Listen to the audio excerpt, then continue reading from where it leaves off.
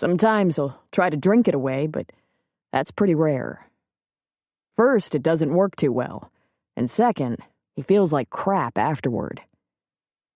But it'll be okay, Mel. He always comes out of it. Jesus, she said. I guess everyone has baggage. Give me a beer. He poured one from the tap and put it before her. So maybe the thing to do is just let him be a while. Is he going to wake up soon? No, he's tanked. I was just about to carry him to bed when you walked in. I'll sleep in the chair in his room, just in case. In case of what? In case he's not just drunk. In case he gets sick or something. He carried me down a road in Iraq, about a mile. I'm not letting anything happen to him now. She drank some of her beer. He's carried me a little too, she said. I don't think he knows it, though. They sat in silence for a while. She drank about half her beer. I'm trying to get a picture of him carrying you, she said. Must have looked like the ant and the rubber tree. He surprised her with a chuckle. How'd he get you to come here, to this little town? He didn't have to talk me into it. I kept in touch with him when he got out, and when I got out, I came up. He said I could stay and help around the bar if I wanted to. I wanted to. A noise behind her made her turn. Jack fell off the chair and crashed to the floor, sprawling there. Nighty-night time, Preacher said, coming around the bar. Preacher, if you'll get him to his room, I'll stay with him. You don't have to do that, Mel. Could be unpleasant, you know? Not a problem, she said. I've held many a bucket, if it comes to that. Sometimes he cries out. Sometimes, so do I. Is it what you want? It is. I want to. You really do care about him, then? He asked. I said so, didn't I? Well, okay, if you're sure. Preacher crouched and pulled Jack upright. Hands under his armpits, he got him to a limp standing position. Then putting a shoulder to his midsection, hoisted him over his shoulder in a fireman's carry. Mel followed him to Jack's bedroom. She'd never been in Jack's quarters. It was set up like a little efficiency apartment with two means of entry, either through the kitchen behind the bar or the back door that led out to the yard.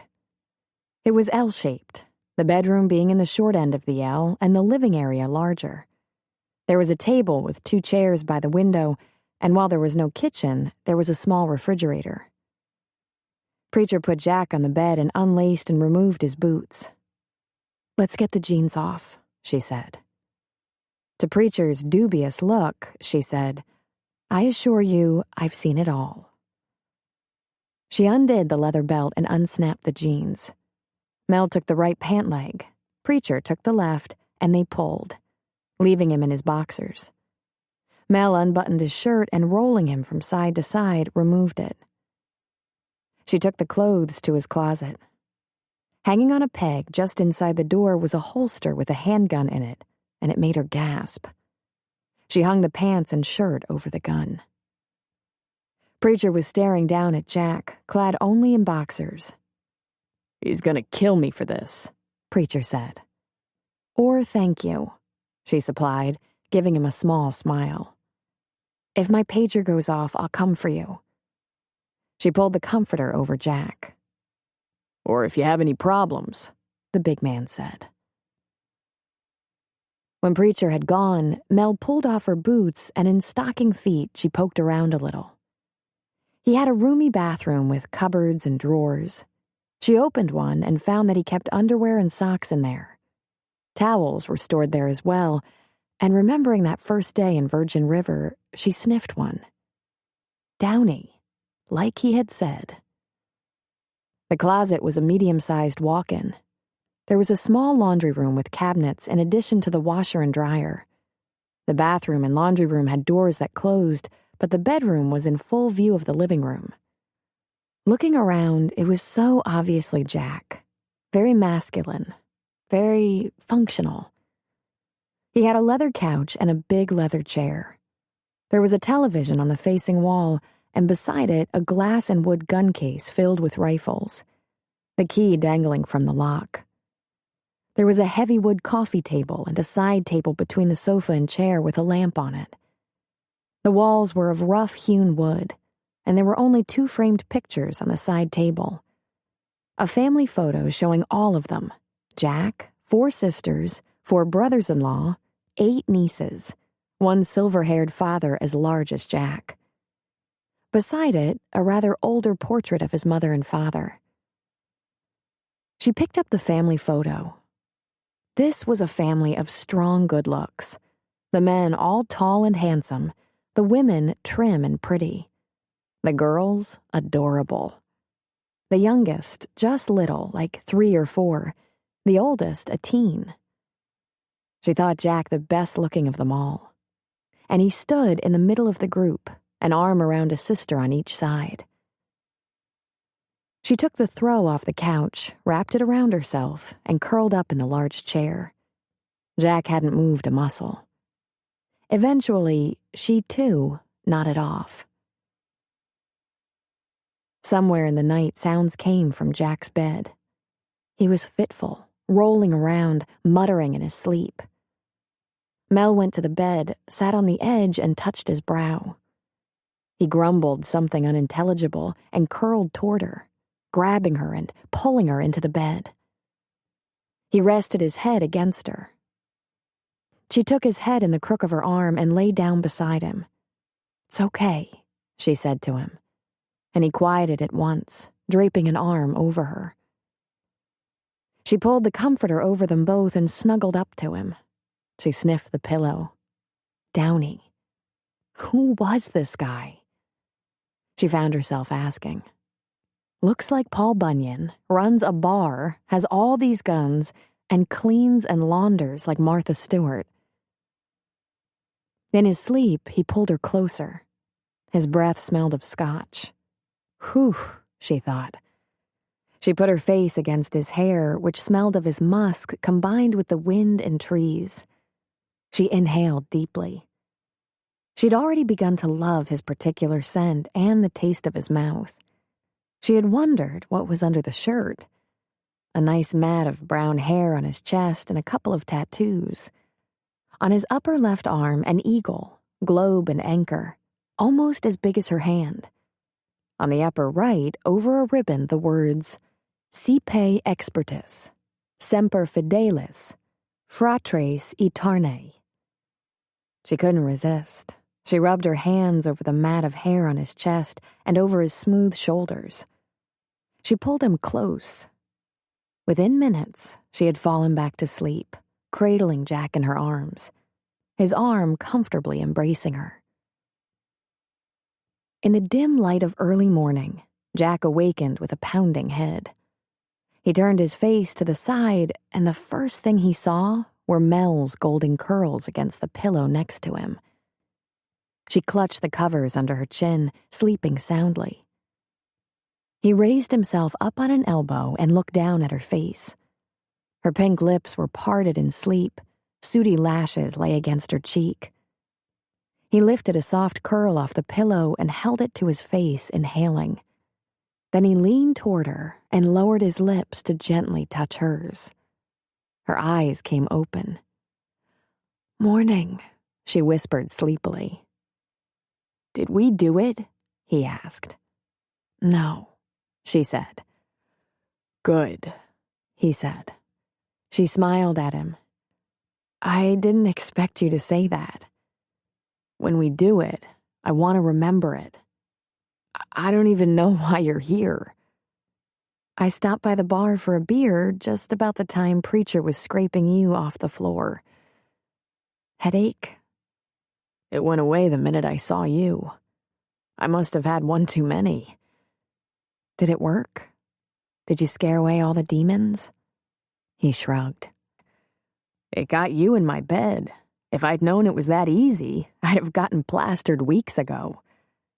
"Lift the covers, Jack," she said.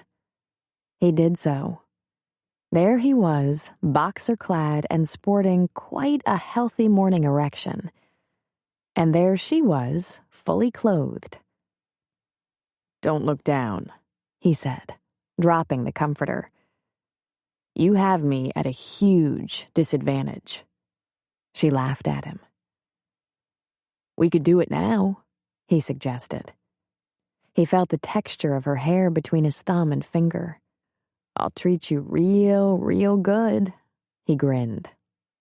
"No, thank you," she declined. "Did I try anything?" he wanted to know. "No," she laughed. "Why?" "I drank enough, so that could have been really humiliating. Assault with a dead weapon." She ran her fingers over the tattoo. "I sort of expected this," she said. "Rite of passage. I bet every young Marine wakes up with a splitting head and a little remembrance of the Corps." "What does this mean?" she asked, running her fingers over the words on the other arm. "Often tested, always faithful, brothers forever." He touched her cheek. "What did Preacher tell you?" he asked her. "That the boys come up here and stir up some of your roughest memories of the wars you've been in. But I suspect that now and then you'd have those memories anyway, whether they came or not." "I love those boys," he said. "And they're devoted to you. So maybe it's worth a little discomfort now and then. Friendships like that don't come cheap." Chapter 10. Jack was back to his old self. It was either the scotch or the fact that he woke up to a pretty blonde in his bed. He bet on the blonde. He never did ask Preacher precisely what he had told Mel, and he didn't ask Mel to be more specific. It didn't really matter. What did matter was that he had bonded with Mel on a new level that night without planning to. That she knew he was tortured over something terrible from his past, and instead of shying away, stayed with him, willing to take it on. It had meant something. She had held him while he tossed and turned against a mean-spirited ghost. After that, she yielded more willingly to those kisses. He was definitely ready to move ahead with her. They were the current talk in Virgin River, which gave Jack a strange satisfaction. For a man who didn't want to be tied down to a woman, a man who tended to keep his woman in the shadows, he found himself wanting everyone to know they were a couple. And he worried that she would make good on her threats to leave before he could convince her to stay forever. Jack took Mel to the coast to whale watch, and they talked all the way there and back. But on the high cliffs above the ocean, they held hands, quiet, while the great fleet of behemoth mammals swam by, jumping out of the water and landing with an enormous splash. Their own guard of dolphins escorted them to the north. She let him kiss her for a long time that day, many times. Then, if his hand wandered, she said, "No, not yet." And that gave him hope. Not yet meant it was on the agenda. He was completely smitten. Jack was 40, and this was the first time that he had a woman in his life. He couldn't imagine giving up. Mel called her sister Joey. She said quietly in almost a whisper, "I think I have a man in my life." "You found a man in that place?" "Uh-huh, I think so." "Why do you sound so strange?" "I have to know something. Is it okay? Because I'm not even close to being over Mark. I still love Mark more than anything, anyone." Joey let out her breath slowly. "Mel, it's all right to get on with your life. Maybe you'll never love anyone as much as you loved Mark, but then maybe there will be someone else. Someone next. You don't have to compare them, honey, because Mark is gone and we can't get him back."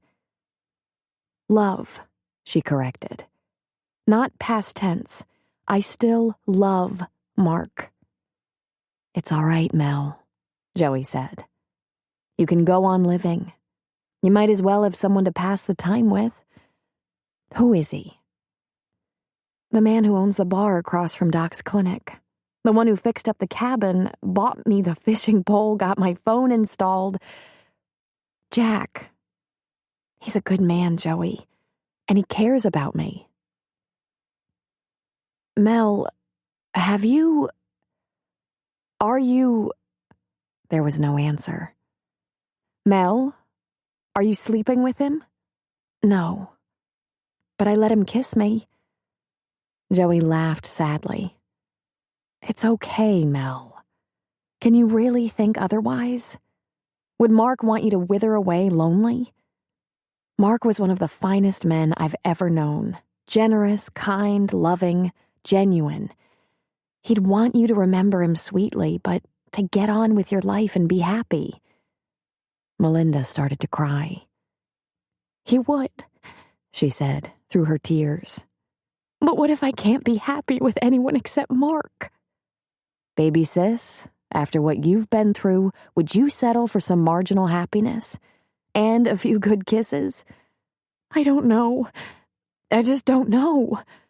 "Give it a go. Worst case, it takes your mind off your loneliness." "Is that wrong? To use someone to take your mind off your dead husband?" "What if you put that another way? What if you enjoyed someone who took your mind off your dead husband? That could pass for happiness, couldn't it?"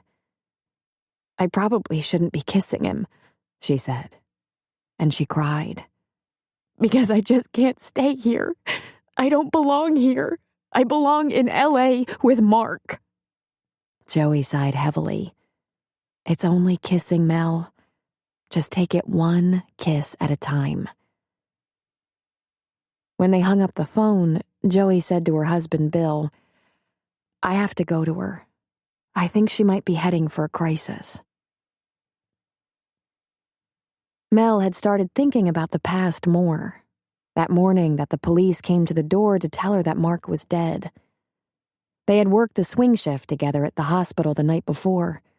They'd taken their lunch hour together in the cafeteria. But Mark was on call and the ER was busy, so he stayed through the night. It happened when he was on his way home. She had gone to the morgue to view him. Left alone with him for a little while, she took his cold, lifeless body into her arms, his chest riddled with 3 perfect holes, and wept until they dragged her away. She had a video in her mind, one that ran from the pictures of Mark lying on the floor at the convenience store, the police at her door at dawn, through the funeral, those nights that she cried literally through the entire night, right up to the long days of packing up his things and the long months of not being able to part with them. She saw the film in her head as if from above, curled into a fetal position in her bed, grabbing herself around the gut as though she'd been run through by a knife, crying hard, loud tears. Cries so loud that she thought the neighbors would hear and call for help. Rather than just telling his picture that she loved him, she began carrying on long, one-sided conversations with his flat, lifeless face. She would tell him everything she's done all day, and it would inevitably end with, "I still love you, damn you." She would exclaim harshly and urgently, "I still love you. I can't stop loving you and missing you and wanting you back." Mel had always thought that Mark was the kind of lover, the kind of husband who would find a way to contact her from beyond, because he was so devoted. But there had never been any evidence that he'd crossed back. When he went all the way. He was so gone, it left her feeling desolate inside. She woke up crying 3 days running. Jack had asked her if anything was wrong, if there was anything she wanted to talk about. "PMS," she told him. "It'll pass." "Mel, have I done anything?" he wanted to know. "Of course not. Hormones, I swear." But she was starting to think that the brief reprieve she seemed to have experienced lately was now officially over, and she was on her way back to the darkness of grief and longing, back to the stark loneliness. Then something happened to jar her out of it. She returned from her short walk to the corner store to watch her soap with Joy and a recovering Connie to see a rented car in front of Doc's. When she went inside, she was face to face with her sister's bright smile. Mel gasped, dropped her bag, and they swooped together, lifting each other off the ground, laughing and crying at once. When the crazy moments had passed, still holding Joey's hand, Mel turned toward Doc to make a formal introduction. But before she could, Doc said, "Kinda scary, there being two of you." Mel ran her hand over Joey's shiny and smooth brown hair. "Why are you here?" she asked. "You know. I thought you might need me." "I'm okay," she lied. "Just in case, then." "That's so sweet. Do you want to see the town? Where I live? Everything?"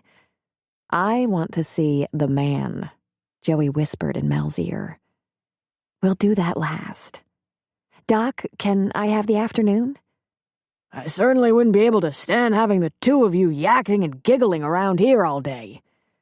Mel rushed on Doc and gave him a kiss on his withered cheek, which the old boy quickly wiped off with a grimace. Mel's spirits were high, and she didn't think about Mark for a little while. She took Joey to all her favorite places, beginning with her cabin in the woods, which Joey thought was charming, if a little in need of her professional decorator's touch. "You should have seen it when I arrived," Mel laughed. "There was a bird's nest in the oven. God!" Then they went to the river where there were at least 10 men in waders and vests angling. A couple of them turned and waved to her. "The first time I was here, Jack brought me and we saw a mama bear and her cub, right downriver, fishing. First and last bear I've ever seen. I think I'd like to keep it that way. The next time I came, I fished. I fly fished. Not as good as what they're doing, but I actually caught a fish. I have my own gear in the trunk." "No way." "Way!" Next to the Anderson Ranch to visit little baby Chloe and see the new lambs. Buck Anderson lifted a couple of little lambs out of the pen and handed one to each woman. Mel stuck her finger in the lamb's mouth, and he closed his little eyes and sucked, making the women say, "Aww." "I raised 6 kids, 3 boys and 3 girls, and each and every one of them smuggled a lamb into their bedroom to sleep in their beds. Keeping the livestock out of the house was a lifetime chore," he told them. Mel drove her sister down Highway 299 through the redwoods and took a great pleasure in her oohs and ahs. They got out and walked through Fern Canyon, one of the filming sites of Spielberg's The Lost World. She showed her the back roads of Virgin River, the green pastures, fields of crops, craggy knolls, towering pines, grazing livestock, vineyards in the valley. "If you're going to stay a while and I can pry myself away from Doc, I'll take you to Grace Valley to meet some of my newer friends. They have a larger clinic there, complete with EKG, a small surgery, and ultrasound." Then, as the dinner hour approached, so did a heavy and cool summer shower, and they ended up at Jack's, where the drop in temperature had prompted the laying of a friendly fire. Word had apparently gotten out because the bar was busier than usual, so untypical of a rainy night. Some of her favorite people were present. There was Doc, of course, and Hope McCrae. Ron brought Connie for a little while, and where Connie went these days, Joy was nearby with her husband Bruce. Daryl Fishburne and his parents stopped by, and she introduced Daryl as the daddy of her first Virgin River baby. Ann Givens and her husband were there, a couple from out on the big orchard. Their first baby was due in August. Preacher treated Joey to his rare smiles. Rick was his usual grinning, adorable self, joking about how the whole family must be gorgeous, and Jack charmed her thoroughly. When he went to the kitchen to get their dinners, Joey leaned close to Mel and said, "Holy crap, is he a hunk or what?" hunk, Mel confirmed. They were served a delicious salmon and dill sauce dinner, which Jack ate with them, and Mel regaled her sister with tales of country doctoring, including the 2 births she had attended on her own. It was a little after 7 when Doc's pager sent him to the phone in Jack's kitchen. Then he dropped by Mel's table. "Patterson's called. The baby seems to be having trouble breathing and is getting a little pale and blue around the gills." "I'm going with you," Mel said. She stood and told Joey, "I delivered that baby and he had a slow start. If I'm late, can you find the cabin?" "Sure. Want to give me a key?" Mel smiled at her sister. She kissed her cheek. "We don't use too many keys around here, sugar. It's open." Mel rode with Doc in his truck, just in case some of the dirt roads had gotten soft from the rain. She didn't want her BMW stuck in the mud. They found Sandra and her husband in a state of panic, for the baby did seem to be wheezing. His respirations were accelerated and shallow, but he had no temperature. After a little oxygen, he cleared right up, which did nothing to tell them what was wrong. Mel rocked him for a good long while. Doc sat at the kitchen table and talked to the Pattersons, drinking coffee. "He's too young for something like asthma.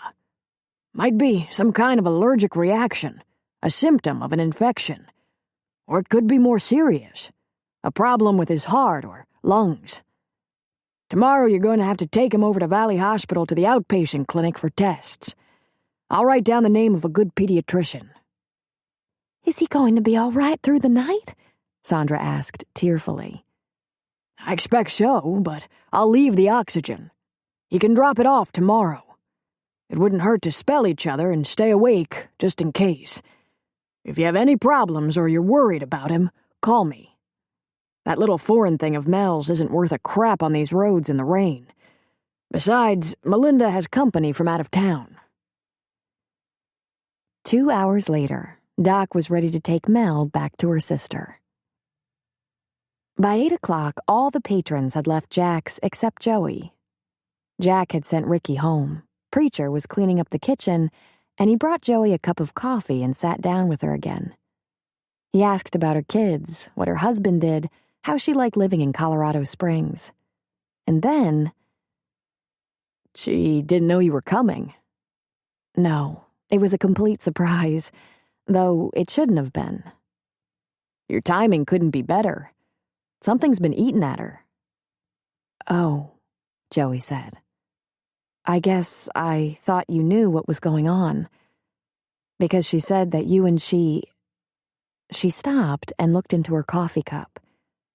"We what?" he asked. Joey raised her eyes and smiled sheepishly. "She said you kiss." "Every time she'll give in a little." "In a place like Virgin River, does that make you a couple?" she asked. He sat back in his chair, willing the bar to stay empty. "Yeah, something like that," he said. "With a big hunk of something missing." "Look, I don't know that I have the right..." "To tell me who ripped her heart out and crushed it under the heel of his boot?" He finished for her. "Her husband," Joey said bravely, lifting her chin. That caused Jack to sit up straighter. Joey hadn't said ex-husband. "What did he do to her?" he asked, a definite angry edge to his voice. Joey sighed. In for a penny, in for a pound, she thought.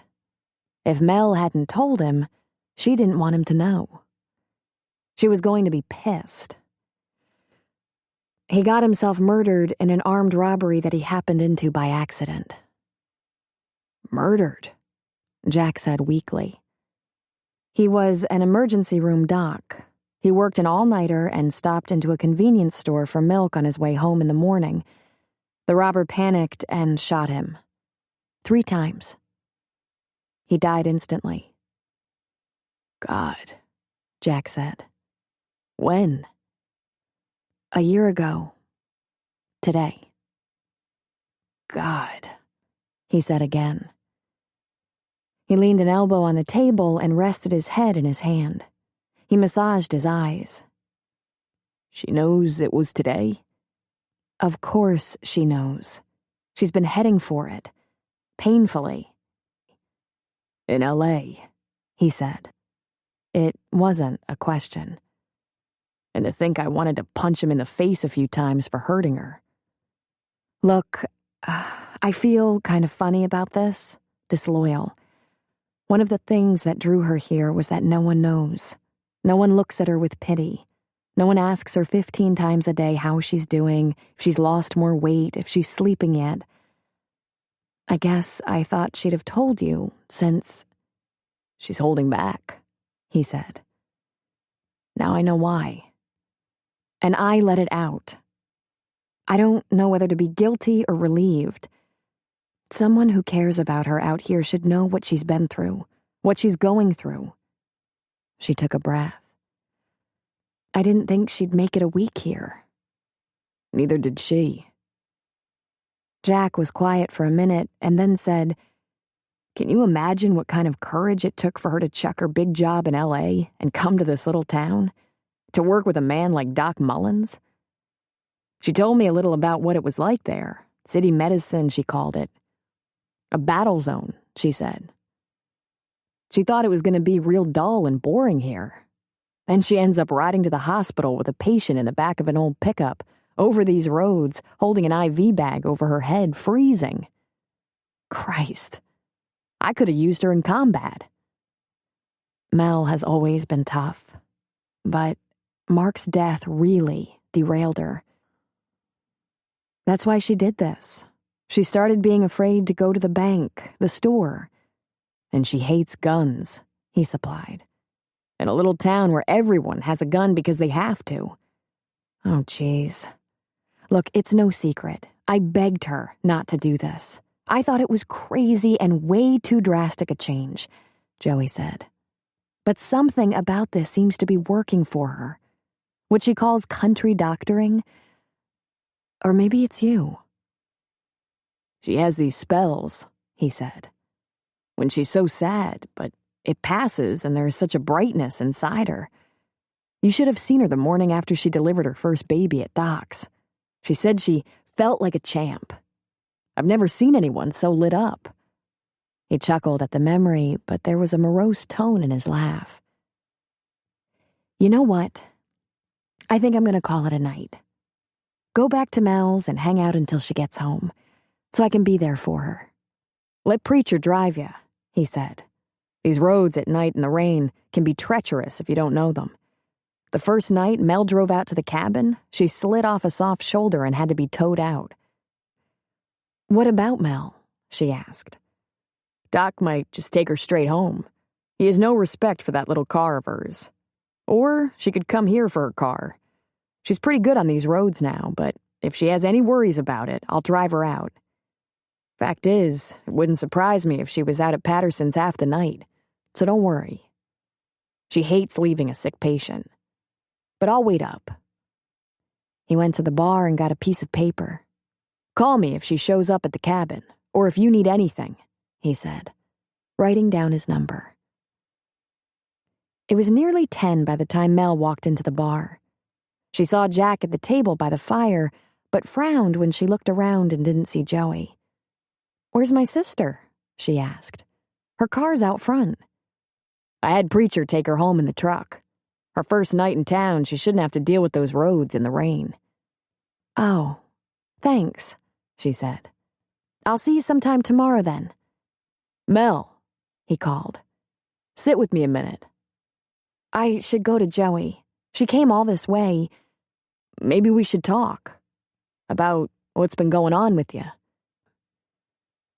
She had been on this precipice for days, teetering on the fine edge of losing it. The only thing that seemed to take her mind off the violent event that changed her life was work. If she had a patient or an emergency, she could lose herself in it. Even the day with her sister, showing Joey the town, the lambs, the beauty, took her away a little bit. But it just kept coming back, haunting her. A picture of him lying on the floor bleeding out could float in front of her eyes, and she'd have to pinch them closed, praying she wouldn't break down. There was no way she could sit down and talk about it. What she needed right now was to get out of here, go home, and have a good, hard cry. With her sister, who understood. "I can't," she said, her words little more than a breath. Jack stood up. "Then let me drive you home," he said. "No," she said, holding up a hand. "Please, I need to just go." "Why don't you just let me hold you? Maybe you shouldn't be alone." So, Mel thought, she told him. She closed her eyes and held up a hand as if to ward him off. Her nose became red, her lips pink around the edges. "I really want to be alone. Please, Jack." He gave his head a nod and watched her leave. Mel went down the porch steps to her car, but she didn't make it. It hit her before she could get there. She was nearly doubled over by the sudden crushing pain of memory, of loss.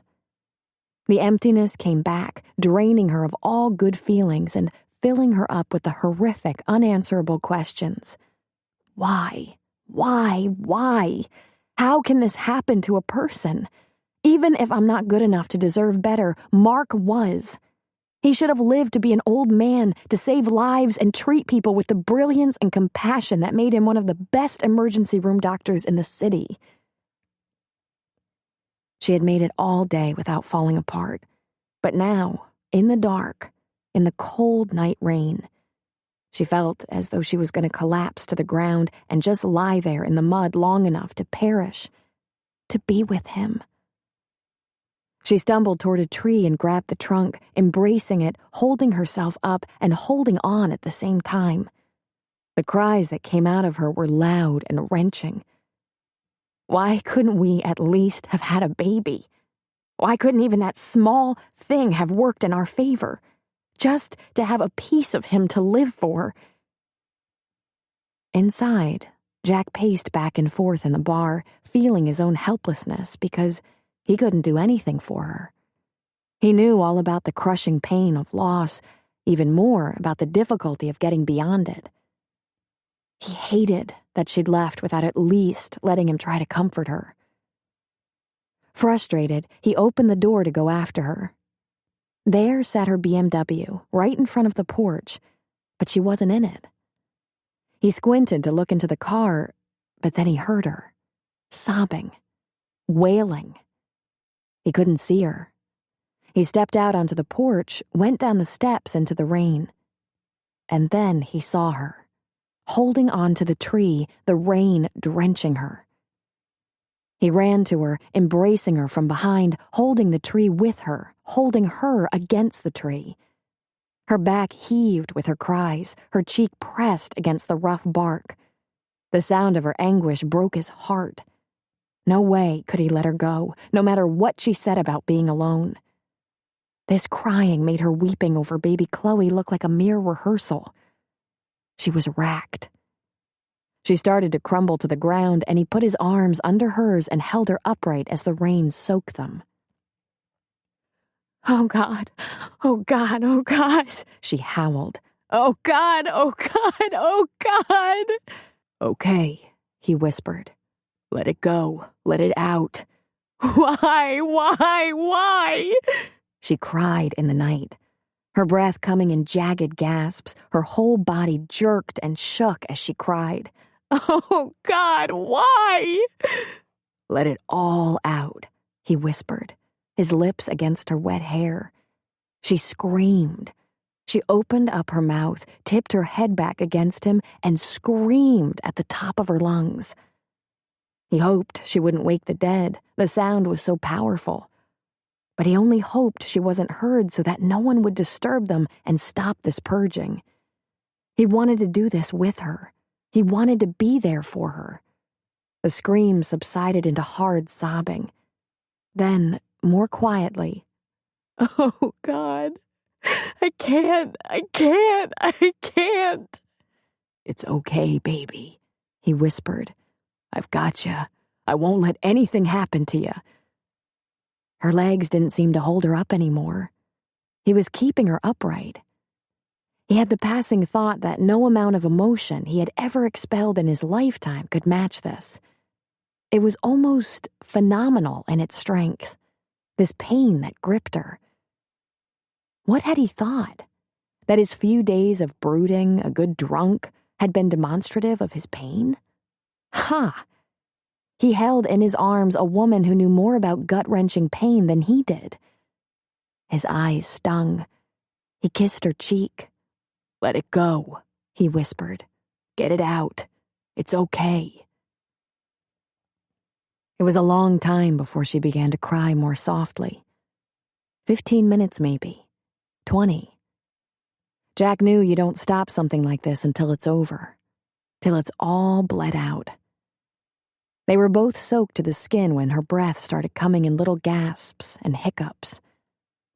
It was a long time before she pushed herself away from the tree and turned toward him. She looked up at his rain-soaked face, hers twisted with pain, and said, "I loved him so much." He touched her wet cheek, unable to tell the tears from the rain. "I know," he said. "It was so unfair." "It was." "How do I live with it?" "I don't know," he answered honestly. She let her head drop against his chest. "God, it hurt so much." "I know," he said again. Then he lifted her in his arms and carried her back into the bar, kicking the door closed behind him. He took her to his room in the back, her arms looped around his neck. He put her down on the big chair in the sitting room. She sat there, shivering, her hands tucked between her knees, her head down, her hair dripping. He went for a clean, dry t-shirt and towels and came back to her, kneeling in front of her. "Come on, Mel. Let's get you dry." She lifted her head and looked at him with eyes that were both terribly sad and exhausted. She was listless, spent, and her lips were blue with cold. He peeled off her jacket, tossing it on the floor, then her blouse. He was undressing her like one might a baby, and she didn't resist. He wrapped a towel around her and, keeping her covered, reached beneath and undid her bra, slipping it off without exposing her. He pulled the t-shirt over her head, holding it for her arms, and once it covered her to her thighs, he yanked out the towel. "Come on," he said, pulling her upright. She stood on shaky legs, and he unbuttoned and pulled down her trousers before sitting her back down. He removed her boots, socks, and pants. He dried her legs and feet with the towel. Though still drenched himself, he used the towel to attempt to dry her curling hair, blotting the locks between folds of the towel. He wrapped the throw from the couch around her shoulders, then went to his bureau and found a pair of clean, warm socks. He rubbed her cold feet vigorously, warming them, and put on the socks. When she looked up at him, some sanity had seeped into her eyes, and this made him smile a small smile. "Better," he said softly. He went to the cupboard in his laundry and brought out a decanter of Remy Martin and 2 glasses. He poured her a small amount of the brandy, neat, and took it to her, kneeling in front of her. She took a sip, and then, in a voice both weak and strained, she said, "You're still wet." "I am," he said. "Be right back." He went to his closet and quickly stripped off his clothes, pulling on only a pair of sweatpants, leaving his chest bare and his wet clothes in a pile on the floor. He poured himself a little brandy and went to her. He sat forward on the sofa at a right angle to her, putting the palm of his hand against her cheek, and was pleased to note that she had already warmed. She turned her face against his hand and kissed the palm. "I've never been taken care of like this," she said. "I've never taken care of anyone like this," he said. "It seemed like you knew exactly what to do." "I guessed," he said. "I crashed," she said. "It was a hell of a crash. If you're gonna go down big." You should be proud." And then he smiled. He held her hand as it lay on her lap while she lifted her brandy to her lips with the other hand, trembling a bit. When it was gone, he said, "Come on, I'm putting you to bed." "What if I cry all night?" "I'll be right there," he said.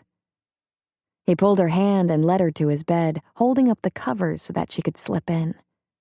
He tucked her in as if she were a little girl. Jack dealt with the wet clothes, spinning the water out of them and putting them in the dryer. When he checked on Mel, she was asleep, so he went back into the little laundry and behind closed doors called Joey. "Hi," he said. "I didn't want you to worry. Mel is with me." "Is she okay?" Joey asked. "She is now. She had a meltdown, out in the rain. It was awful. I don't think she has another tear in her, at least for tonight." "Oh, God," she said. "That's why I came. I should be with her now." "I got her in some clean, dry clothes and put her to bed, Joey. She's asleep and I'll watch over her. If she wakes up and wants to go home, I'll take her, no matter what time it is. But for now, let's let her sleep." He inhaled deeply. "She's had it." "Oh, Jack," Joey said. "Were you with her?" "I was. She wasn't alone. I was able to. I held her, kept her safe." "Thank you," Joey said, her voice small and shaky. "There's nothing more to do right now but let her rest.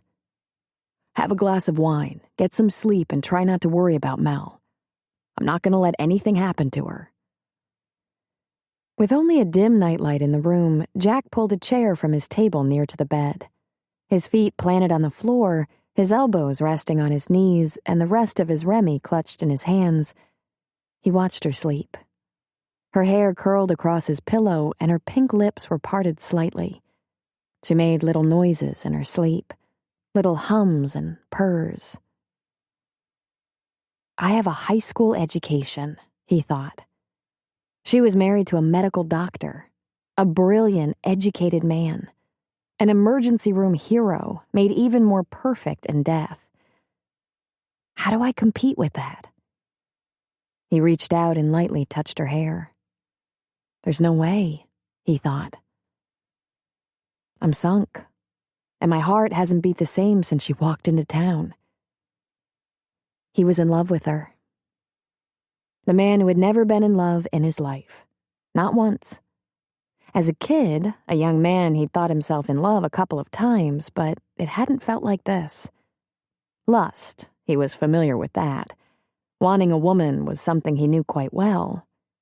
But wanting to take care of a woman so that she would never hurt, never want, never be afraid or lonely, he had no experience with that. There had been beautiful women in his past, intelligent women, clever women, women with wit and courage and passion, but as far as he could remember, never one like Mel. Never before a woman who had everything he'd ever wanted. And it just figures, he thought. I'm stupid in love with a woman who isn't available to me. She's still in a relationship, albeit a relationship that was no longer viable. Didn't matter. He'd held her while she was racked with the pain of losing someone else. She had a lot to get over, to get past. Even if he stood by her and waited for that to happen, it didn't mean she could fall in love with him. Still, he had no choice. He was into her all the way. He finished the brandy, putting aside the glass, but he didn't leave her. He watched her, occasionally succumbing to the temptation to softly, carefully touch the silkiness of her hair. When she sighed contentedly in her sleep, he found himself smiling, pleased that she had found some peace. At some point, he realized that he knew how she felt. Once you know how much you love someone, no one else would do. He looked down at the floor. I'll be here for you, Mel, he thought. It's the only place I want to be. When he raised his head, her eyes were open and she was looking at him. He stole a glance at the bedside clock and was surprised to see that 2 hours had passed. "Jack," she said in a whisper, "you're here." He smoothed her hair back from her face. "Of course I am." "Kiss me, Jack. When you kiss me, I can't think of anything else." He leaned toward her and touched her lips with his for a soft kiss. Then more firmly, moving over her mouth, feeling her lips open and her small tongue enter. Her hand crept around to the back of his neck to pull him closer, and his kiss became hungrier, deeper. "Come in here with me," she whispered. "Hold me. Kiss me." He pulled back slightly, but she wouldn't let go of his neck. "I'd better not." "Why?" He laughed a little. "I can't just kiss you, Mel. I'm not a machine. I won't want to stop." She pulled the covers back for him. "I know," she said in a breath. "I'm ready, Jack. I don't want to hurt anymore."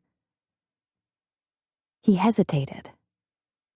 What if she called out another man's name? What if the morning came and she was sorry? He had fantasized about this, but he wanted it to be the beginning of something, not the end. "Then you better make it good for her," he told himself. "You'd better leave her wanting more." He slipped in beside her, pulling her into his arms, devouring her mouth with a kiss so hot and powerful she melted to him with a whimper. Her arms went around him, holding him as she yielded to his lips, his tongue. His sweatpants, so loose and soft, left nothing to the imagination, and he was instantly hard against her. She moved against him, rubbed against him, inviting him. With a large hand on her bum, he held her there. Jack rolled with her, bringing her on top of him. He grabbed the bottom of the t-shirt that covered her and raised it, pulling it over her head.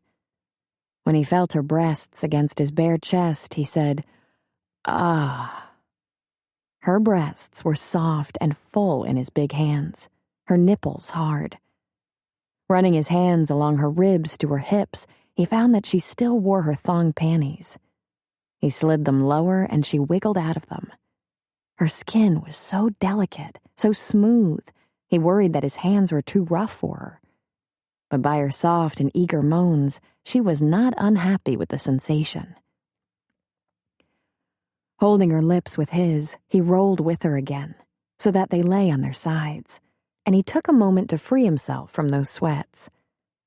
Her hand wrapped around him, causing his breath to catch in his throat, and he thought, "Better not leave your boots on this time, buddy.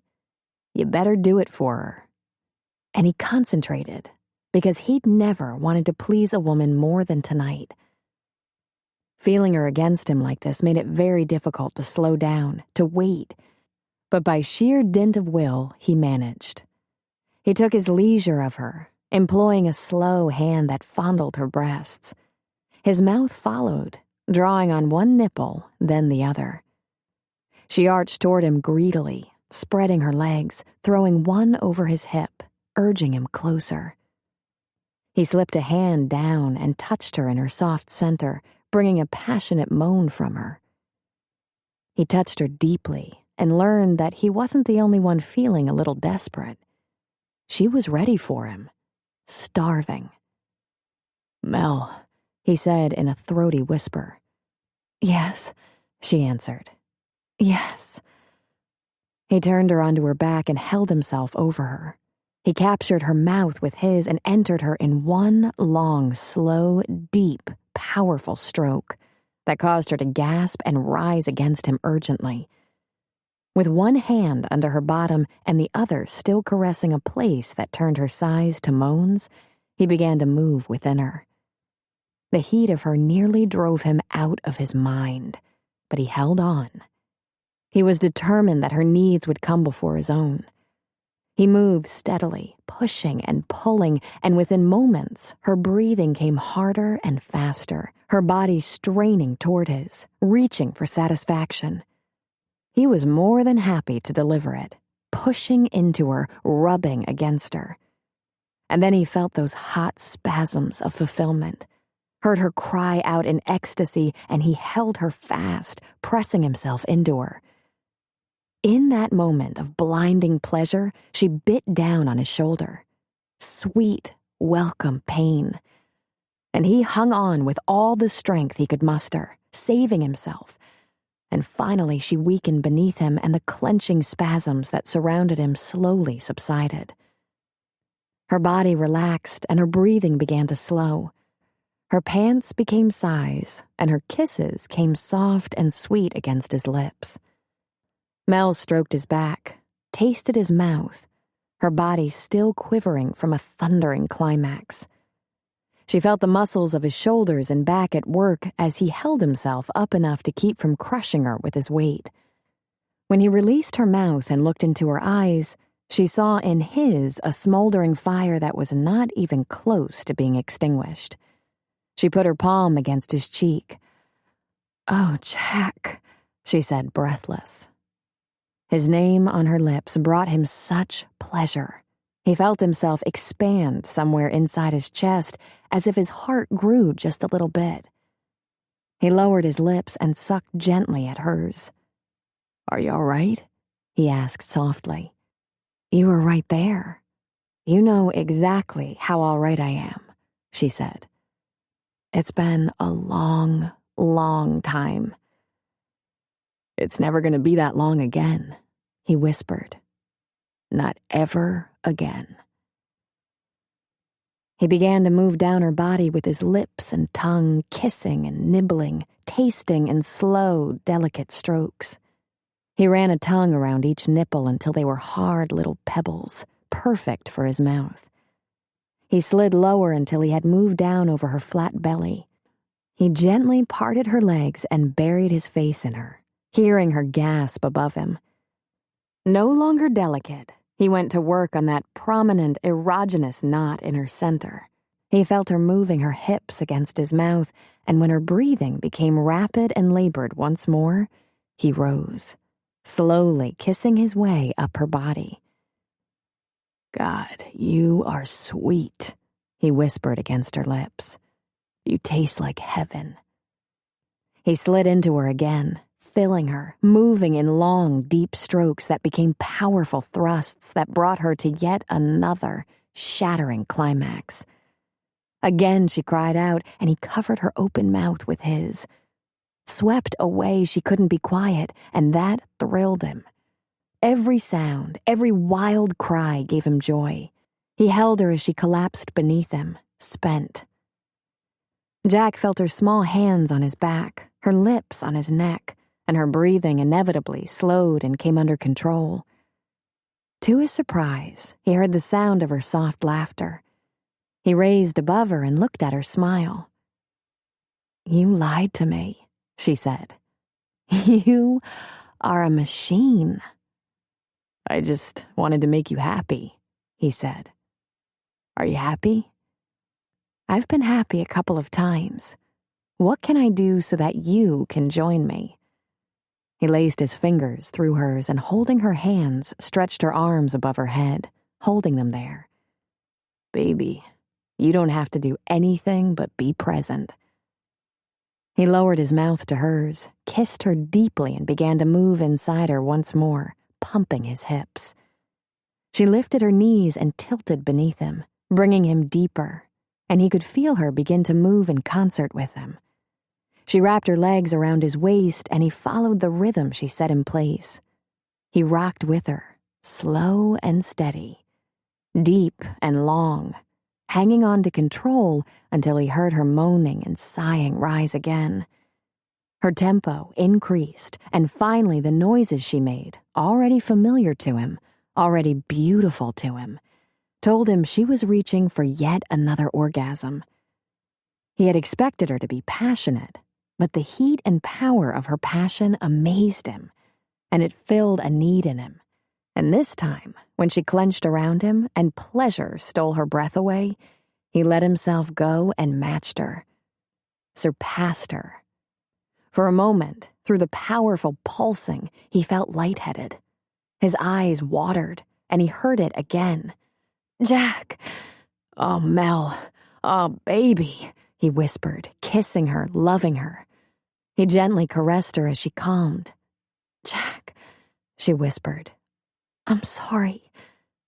"What do you have to be sorry about?" he asked in a whisper. "I think I bit you." He laughed, a deep, throaty sound. "I think you did. Is that a habit of yours?" "I must have been a little out of control." He laughed again. "I take the blame," he said. "That was all part of the plan." "Oh," she said.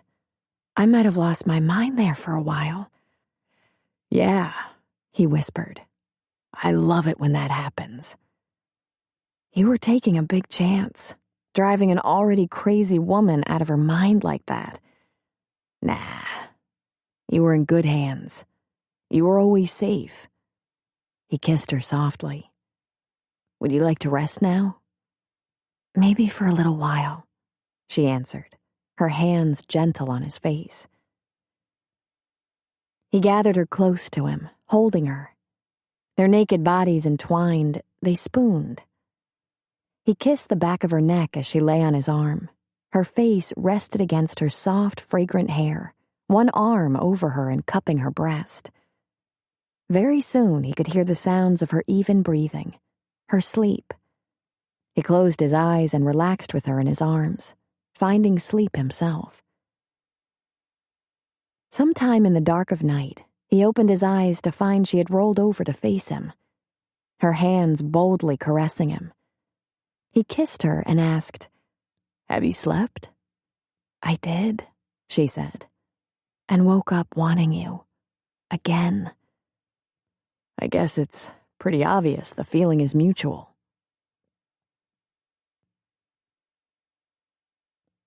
Mel woke in the early morning, and to her surprise, there was a song in her head. She was humming along with Johnny Mathis in her sleep, Deep Purple. Her music was back. She rolled over to find the bed beside her empty. She could hear the sound of Jack splitting logs in the backyard. She rinsed her mouth and rubbed his toothpaste against her teeth. A light blue, long-sleeved denim shirt hung on a hook in his closet, and she put it on, sniffing the collar, smiling at his scent on it. It more than covered her. She was drowning in it. She went to the back door and stood watching him heft the axe and bring it down. Thwack. The air was clear and sharp. The rain was gone and the huge trees were washed clean. She watched him heft the axe again and bring it down. His shirt sleeves were rolled up to the elbows and his biceps rippled under the weight and force of the axe. Then he looked in her direction. She lifted a hand toward him and smiled. He dropped the axe at once and came to her. As he stood before her, she put her hand on his chest. He ran the back of a knuckle against her pink cheek. "I think I roughed you up a little with whiskers." "Yeah, don't worry about it. I like it. It feels right. Natural. Good." "I love the way you look in my shirt," he said. "I love the way you look out of my shirt." "I think we have a little time," she said. He swooped her up into his arms, kicking the door closed behind him, and bore her gently to the bed. Chapter 11. The morning air was cool and foggy as Mel drove to her cabin. The front door was open, letting in the crisp June morning air. She kicked off her muddy boots on the porch and, when she went inside, found Joey sitting on the sofa, a quilt wrapped around her, a steaming cup of freshly brewed coffee on the table beside her. Joey lifted a side of the quilt for Mel, and Mel went to her, cuddling beside her, resting her head on Joey's shoulder. Joey pulled the quilt snugly around them both. "You okay, baby sis?" Joey asked. "I'm okay. I lost it last night." She turned her head and looked up at her older sister. "Why didn't I see that coming? You did." "The anniversary of deaths has a reputation," she said. Even if you don't remember the exact date, it'll sneak up on you, knock the wind out of you. It sure did, she said, lying her head back down on Joey's shoulder. I knew what day it was, I just didn't expect such a dramatic event. Joey stroked Mel's hair. You weren't alone, at least. You just wouldn't have believed it, even if you'd seen it. I was completely out of control, standing in the rain, screaming. I screamed for a long time. He just held me and let me. He kept telling me to let it out.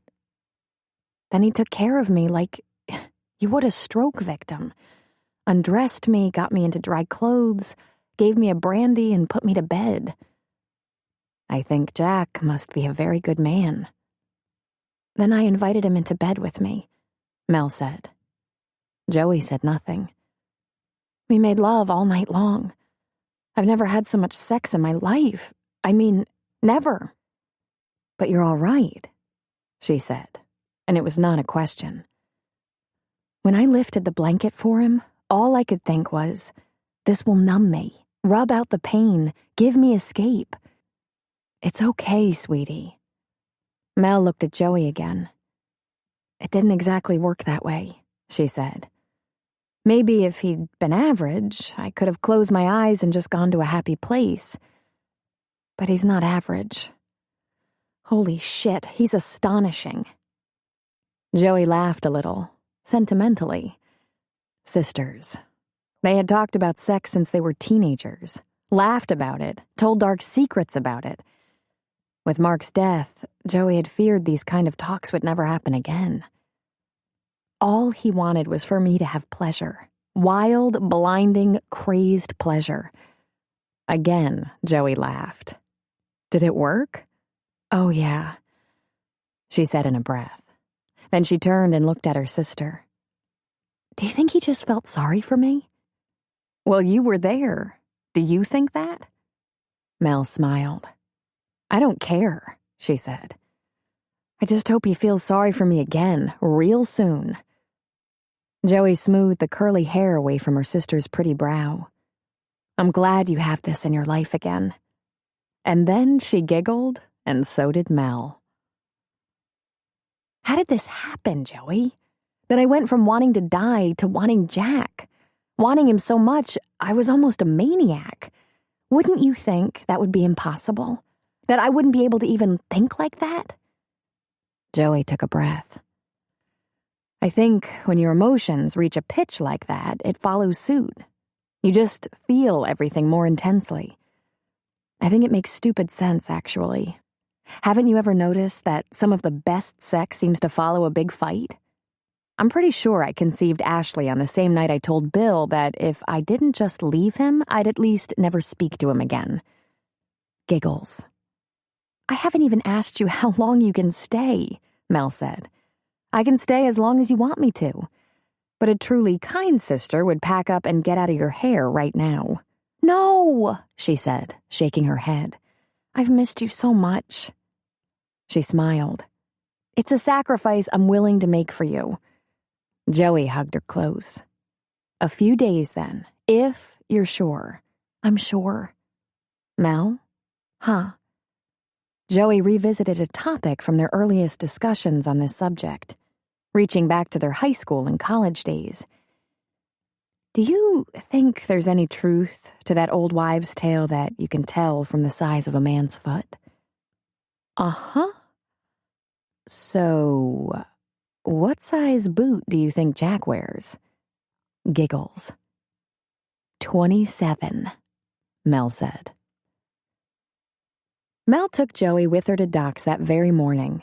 Joey cozied up in the kitchen with a book while Mel and Doc saw a few patients.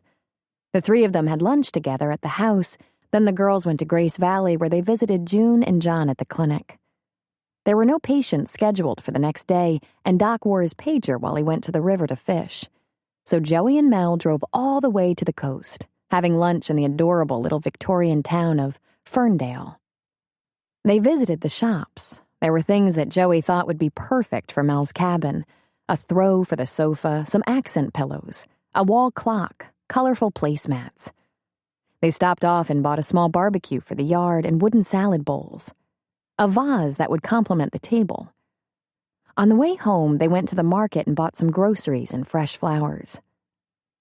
It seemed like a quick beer at Jack's was in order, and they went into the bar arm in arm, laughing because Mel had whispered, "If I catch you looking at his crotch, I will slap you," which almost guaranteed Joey was going to find the temptation irresistible. When they invited him to come out to the cabin for dinner, and he not only eagerly accepted, he brought a six-pack. They told stories from their childhood and teenage years that had him laughing right along with them till almost midnight. When Jack was getting ready to leave, Joey slipped discreetly away so Mel could say goodnight to him in private. Outside on the porch, with only the filtered light from inside the cabin, Jack stepped down a step so that he could be eye to eye with Mel. He draped her arms over his shoulders while he encircled her waist with his large hands. She leaned toward him and teasingly nibbled at his lower lip. "You told her everything," he said. "Nah," she said, shaking her head. "She keeps looking at my crotch," he said. Giggles. "Not everything," she said. "I kept the more delicious stuff to myself." "Have you been all right?" he asked, drawing his brows together in concern. "Any more tears?" "Completely all right." She smiled. "I miss you already, Mel." "It's only been a couple of days." "I missed you after a couple hours." "You're going to be a lot of trouble, aren't you? Demanding, imposing, insatiable."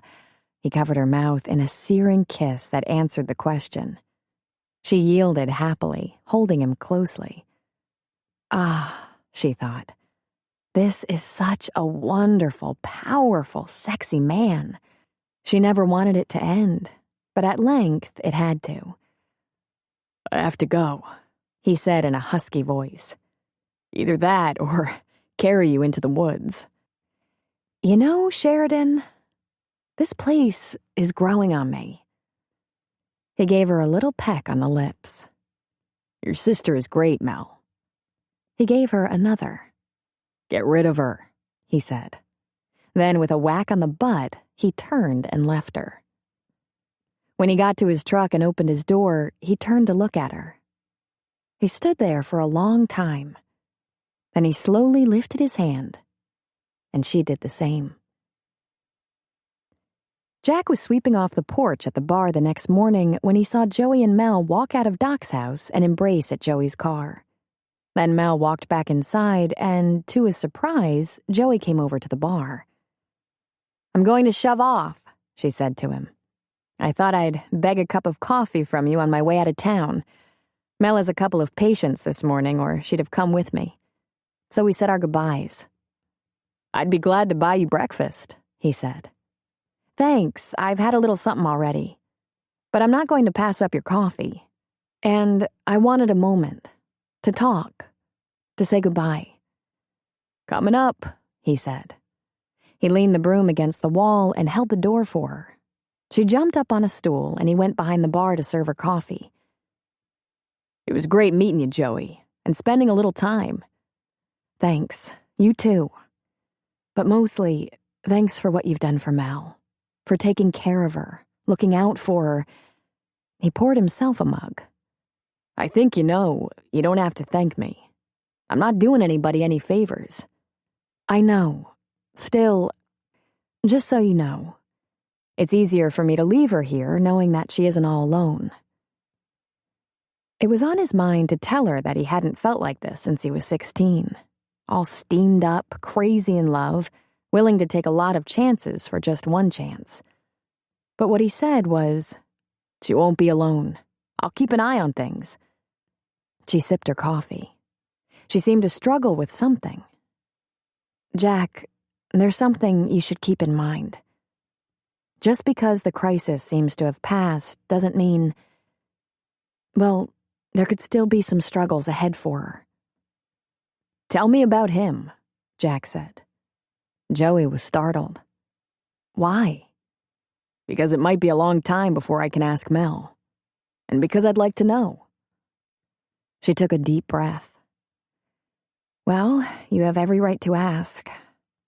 I'll do my best, but the only thing that allows the rest of us to hold it together as well as we do is because Mel has been so fragile. It was like losing a brother. It was losing a brother. We all loved Mark. He must have been one hell of a guy. You have no idea. She sipped more of her coffee. Let's see. Mark was 38 when he died, so that made him 32 when he met Mel. They met at the hospital. He was the senior resident in the emergency room, and she was charge nurse on the swing shift. They fell in love right away, moved in together a year later, married a year after that, and had been married 4 years. I think the most characteristic things about Mark were his compassion and sense of humor. He could make anyone laugh. And he was the one doctor you wanted in emergency when there was a crisis that required the family to be handled with kindness and sensitivity. Our whole family loved him right off. His entire staff adored him. Jack didn't realize that he chewed absently on his lower lip. It's hard to remember that he wasn't perfect, she said. You'd be doing a guy a big favor by telling me one or two things that made him less than perfect, he said. She laughed at him. Well, let's see. He clearly loved Mel very much, and he was a good husband, but she used to say that his first wife was the ER. It's that way with doctors anyway, and I don't think it was much more than an irritation. She was a nurse and knew the score. But they fought about his long hours, about him going into the hospital even when he wasn't on call. There were lots of times they had plans and he didn't show up, or he'd leave early and she'd take a cab home. But that's how it is, Jack said. Marines left their families behind to do the country's work abroad. While a part of him wishing that Mel had hated her husband for frequently abandoning her for work, there was another part that held a grudging respect for a woman who knew the ways of the world and held strong through them. Yeah, I don't think it threatened their marriage, not really. He'd get absorbed in his work and miss entire conversations. She said she sometimes thought she was talking to a wall. But of course, Mark being Mark, he'd apologize and try to make it up to her. I'm sure if he hadn't died, they'd have stayed married for 50 years. Come on, Joey, he said. Didn't he drink too much? Smack her around? Cheat on her? He asked hopefully. So hopefully that it made Joey laugh. She dug around in her purse, pulled out her wallet, and flipped through the pictures until she came to one of Mel and Mark. This was taken about a year before he died, she said. It was a studio portrait, husband and wife. Mark had his arm around her, and they were both smiling, carefree. Her eyes twinkled, so did his. A doctor and a nurse midwife. Brilliant, successful people. They had the world by the balls. Mark's face was familiar to Jack, having seen the picture beside her bed. But he looked at this with new eyes, knowing what he knew. Mark was not bad-looking, and this was the only context under which Jack would allow himself to make such an assessment of another man. Short, neat brown hair, oval face, straight teeth. He would have been 37 in the picture. But he looked much younger. He had a baby face.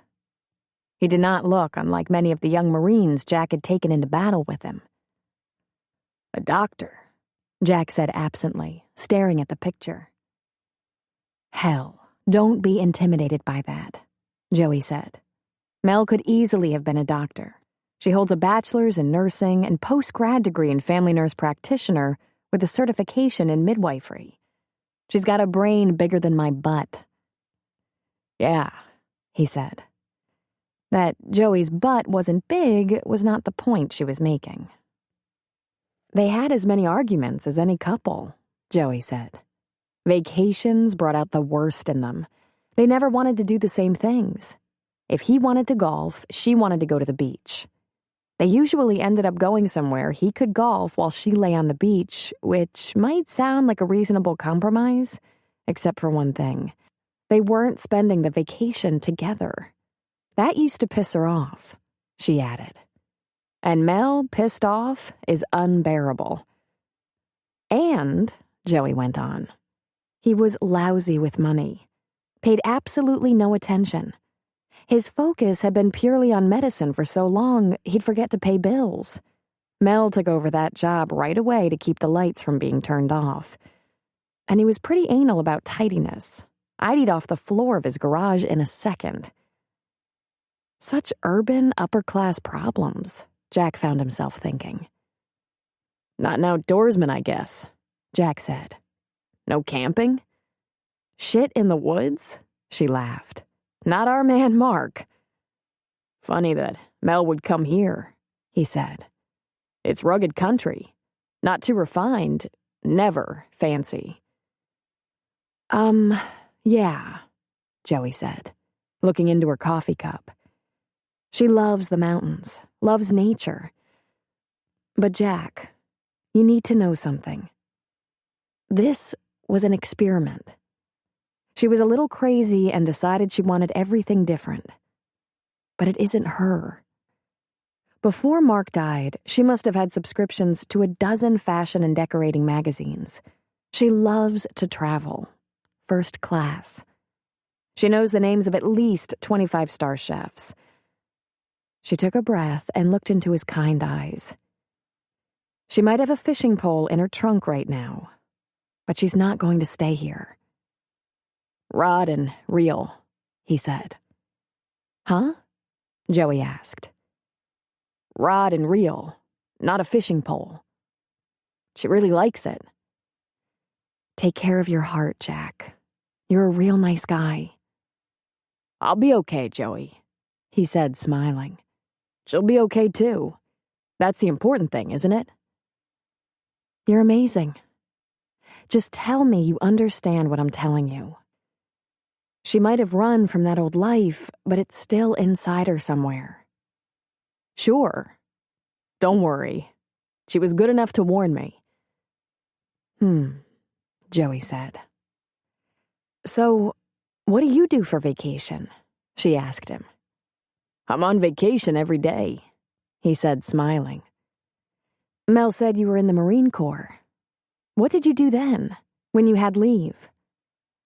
Well, he wanted to say, if I wasn't recovering from some wound and we were in country, I'd get drunk with the boys and find a woman. A far cry from flying first class to the islands to tan on the sandy beach or snorkel in the bay. But he didn't say that. It was another life. One he left behind. People do that, he thought briefly and hopefully. Leave another life behind and move on to something new. Different. If I had a long leave, I'd visit the family. I have 4 married sisters in Sacramento, and they live for the opportunity to boss me around. How nice for you, she said with a grin. Well, you have any more questions? About Mel? Mark? He didn't dare. More information about the sainted Mark might do him in. No, thanks. Well then, I'm gonna get going. I have a long drive and a plane to catch. She jumped off the stool and he came around the bar. He opened his arms to her and she happily gave him a robust hug. Thanks again, she said. Thank you, he returned. And Joey, I'm sorry for your loss. Jack, you don't have to compete with him, you know. He put an arm around her and walked her out onto the porch. I can't, he said simply. You don't have to, she said again. He gave her shoulders a final squeeze and watched as she walked across the street to where her car sat at docks. She gave one last wave as she drove out of town. Jack couldn't help but spend way too much time trying to picture Mel's life as it had been with Mark. He saw an upscale home and expensive cars, diamonds as birthday gifts and country club memberships, trips to Europe, to the Caribbean to unwind and relax from the high stress of city medicine, dinner dances and charity events. The kind of lifestyle that even if Jack could fit into, he wouldn't want to. The upscale life wasn't alien to him. His sisters lived in that world very well. They and their husbands were educated, successful people.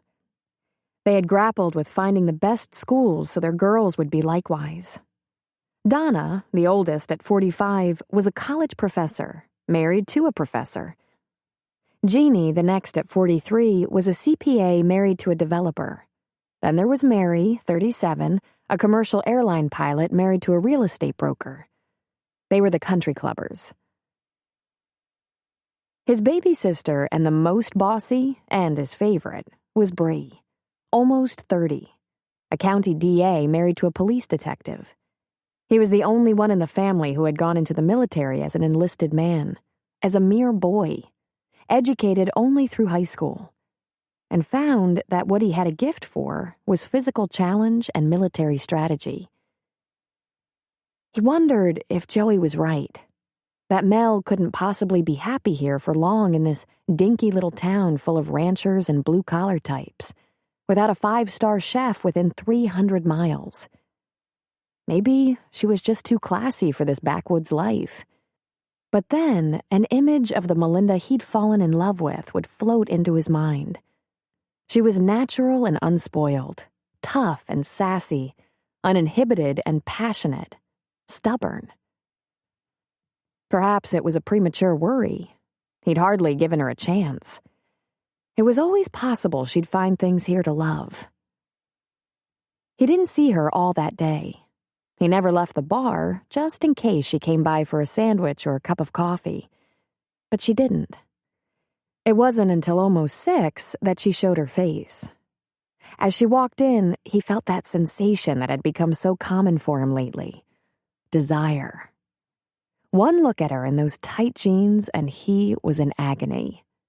It took willpower to keep himself from responding physically. There were people present, the dinner crowd and about 6 fishermen from out of town. So she said hello to everyone she knew on her way to the bar. She jumped up on a stool and, smiling, said, "I wouldn't mind a cold beer." "You got it." He fixed her up a draft. Now this woman, looking like a mere girl, really, asking for a beer and not a champagne cocktail, this did not fit the picture he'd had earlier of the country club set, the diamonds, the charity dinner dances. Still, seeing her in a fitted, strapless black dress, he could manage that. It made him smile. "Something's funny?" she asked. "Just happy to see you, Mel. Gonna have dinner tonight?" "No, thanks. We were busier than I thought we'd be all morning, so I fixed Doc and I something to eat at around 3. I'm not hungry. I'll just enjoy this." The door opened and Doc Mullins came in. A couple of months ago, he'd have sat at the other end of the bar, but no more. He was still as grouchy as he could manage, but he took the stool next to Mel and Jack poured him a short bourbon. "Dinner?" he asked the doctor. "In a minute," he answered. The door opened again and in came Hope. She had finally discarded the rubber boots in favor of tennis shoes, just as muddy. She sat on Mel's other side. "Oh, good. You're not eating," she said, pulling a pack of cigarettes out of her pocket. "Jack?" she asked, requesting her usual Jack Daniels. "Jack coming up neat," he said, pouring. Hope puffed and asked, "So, how'd your sister like our little town?" "She had a good time, thanks. Though she expressed some concern about the state of my roots." "Get that old codger to give you a day off and go over to Garberville or Fortuna and get a due." "You have nothing but days off anymore," Doc grumbled. "That's an interesting statement coming from someone who didn't want any help around here," Mel teased. Then to Hope, she said, "You know big sisters." She just wanted to make sure I hadn't gotten myself into anything that held the potential for disaster. And now that she's convinced I'll live, she can go back to her family with a clear conscience. "What have you been doing with yourself, Hope?" Mel asked. "I haven't seen much of you." "Just the garden from morning till night. I plant and grow, the deer come and eat it. I need to round up Jack's Marines and get 'em all out there to pee a border around the property." Mel sat back. "That works?" "Hell yeah. Better than anything." Well, live and learn, she said. Mel finished her beer. I'm going home, she stated flatly, getting off her stool. Mel was barely out the door when she felt Jack come up behind her. He took her arm and walked with her to her car. Once there, she turned to him and said, "Think you can find your way out to that little cabin?" He leaned down to kiss her and groaned. It was happening to him again. "I'll be right there," he said. "Take your time. Give me a head start so I can wash Hope's cigarette out of my hair. Go finish serving dinner." He lowered his lips to her neck. "I'm going to walk back in there and yell, 'Fire!'" She laughed at him and pulled away.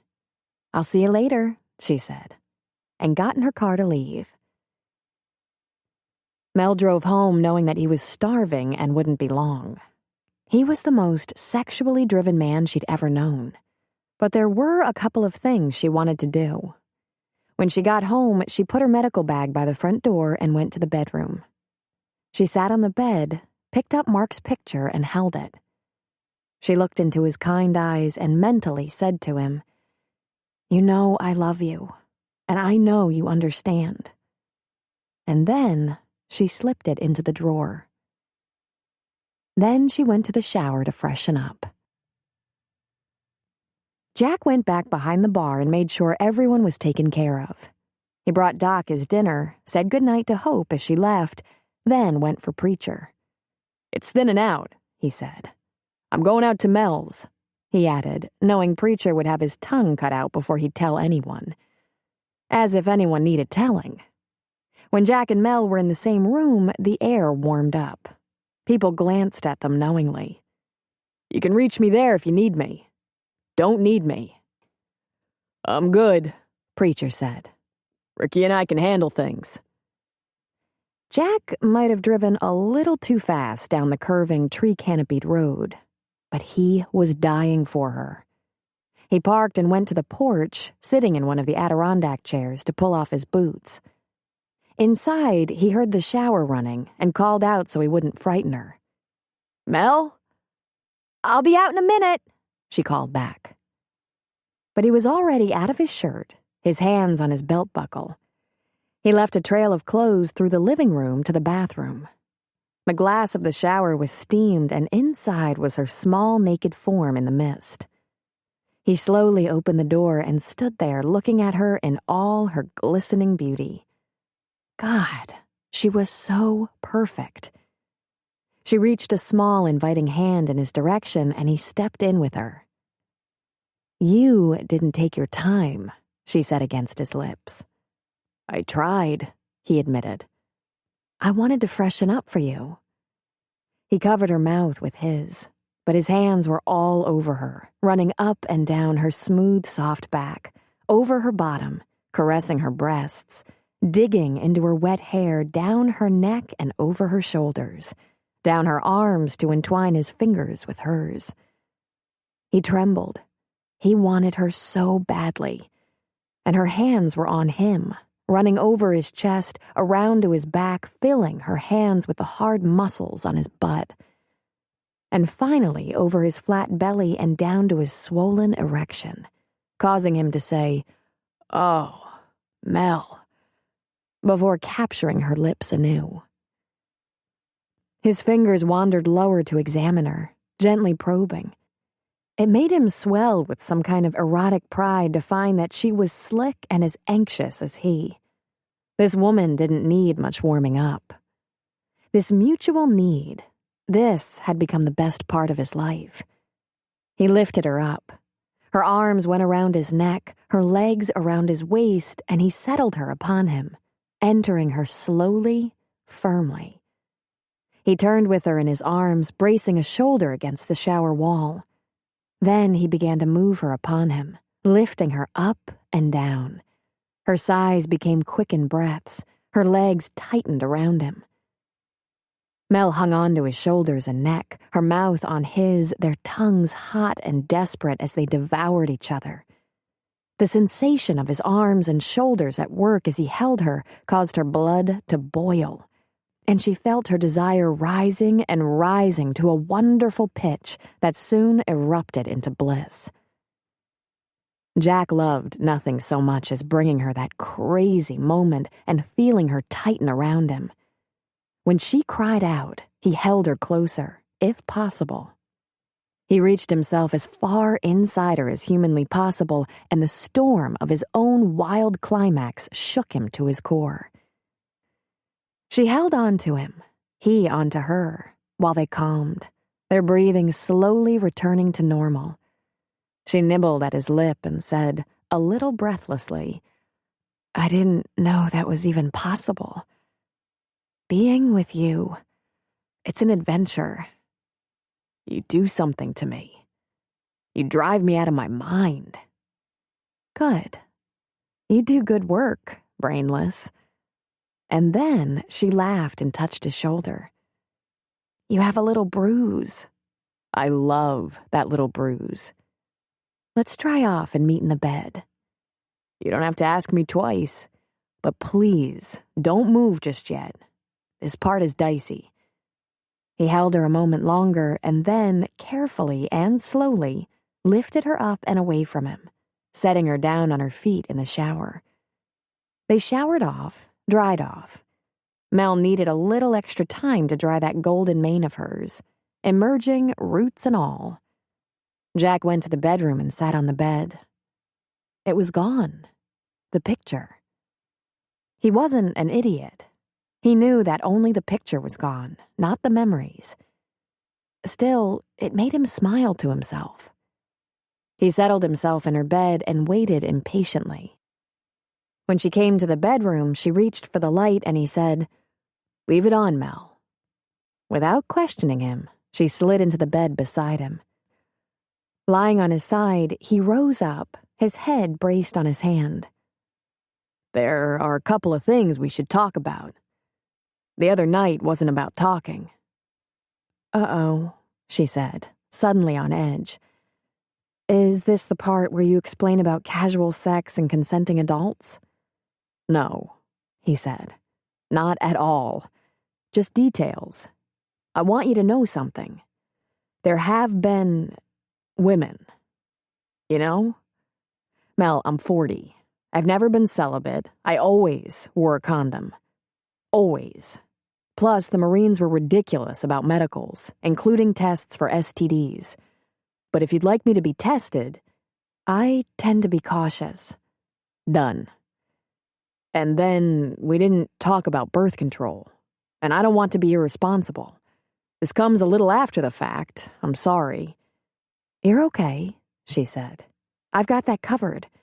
But if you're so used to putting on the condom, what happened the other night?" He shrugged. "I didn't have anything handy, and the only thing on my mind was making sure everything was good. It started out as such a bad night for you, and Jesus, I didn't want you to regret it. I guess I went a little crazy. But I can be prepared in the future. Just say the word." "And tonight?" she asked. "I apologize.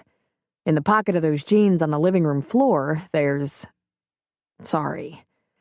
I was so ready to be with you. I was out of my head, Mel. It doesn't have to be like that every..." She put a finger on his lips, smiled, and whispered, "I like it like it is.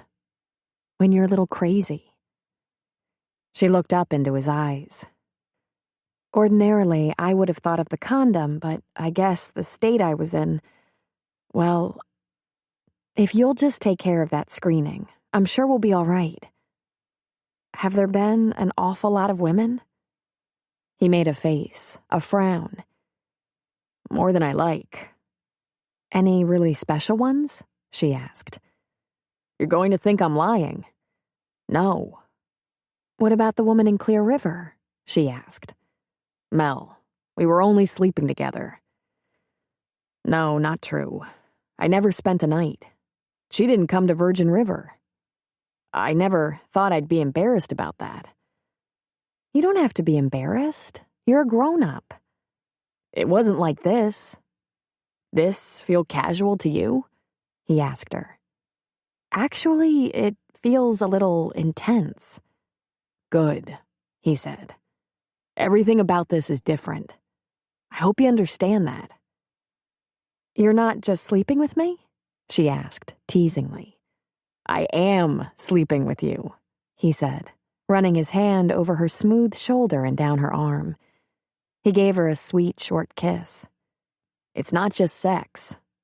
It's everything. It's special. She laughed at him. Are you seeing me? She teased. Yeah, he said. It's a first for me. So, in some ways, you're just a virgin from Virgin River. In this I am. That's very sweet. This is madness. I want you all the time. I feel like a kid. You don't act like a kid, she said. Melinda, I've had more erections in the last week than I've had in the last decade. Every time you walk by, I have to concentrate on something else. This hasn't happened to me since I was 16, when anything from a beer commercial to a geography assignment could put me in agony. It was almost laughable, if it wasn't just so ridiculous. Raging hormones, she said with a laugh. You are an amazing lover. I'm not doing this alone, he said. You're pretty amazing yourself. Damn, baby. We fit together real nice. Jack, does everyone in town know? They'd be guessing.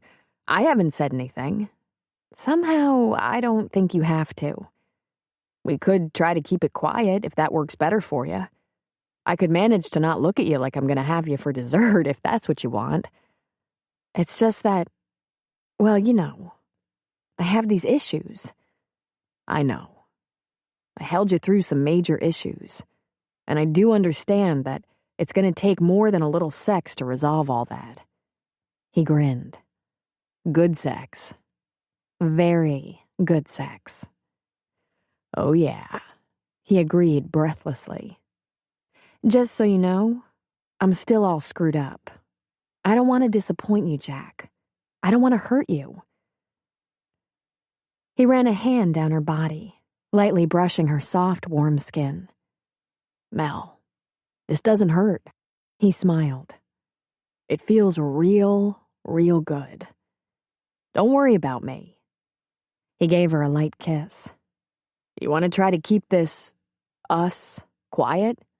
Private? Think it would work? There's probably no point in pretending, he said. It's your call. Oh, what the hell, she said. It isn't against the law, is it? He leaned over her and kissed her more deeply. It probably should be. He kissed her again. In the early morning, as dawn was just beginning to streak through the cabin windows, Jack was stirred awake by the soft sound of slightly off-key humming. He found Mel nestled into the crook of his arm, her breath tickling his chest. She was purring, humming, her lips moving slightly, as though singing. It might have troubled him if her expression had been sad or disturbed, but she was smiling. She snuggled closer, throwing a leg over his. And this sleepy little music, contented, drifted out of her. He could count on one hand the number of times he'd spent the entire night in bed with a woman. And already, he couldn't imagine waking up alone. He pulled her closer, knowing he'd never been happier in his life.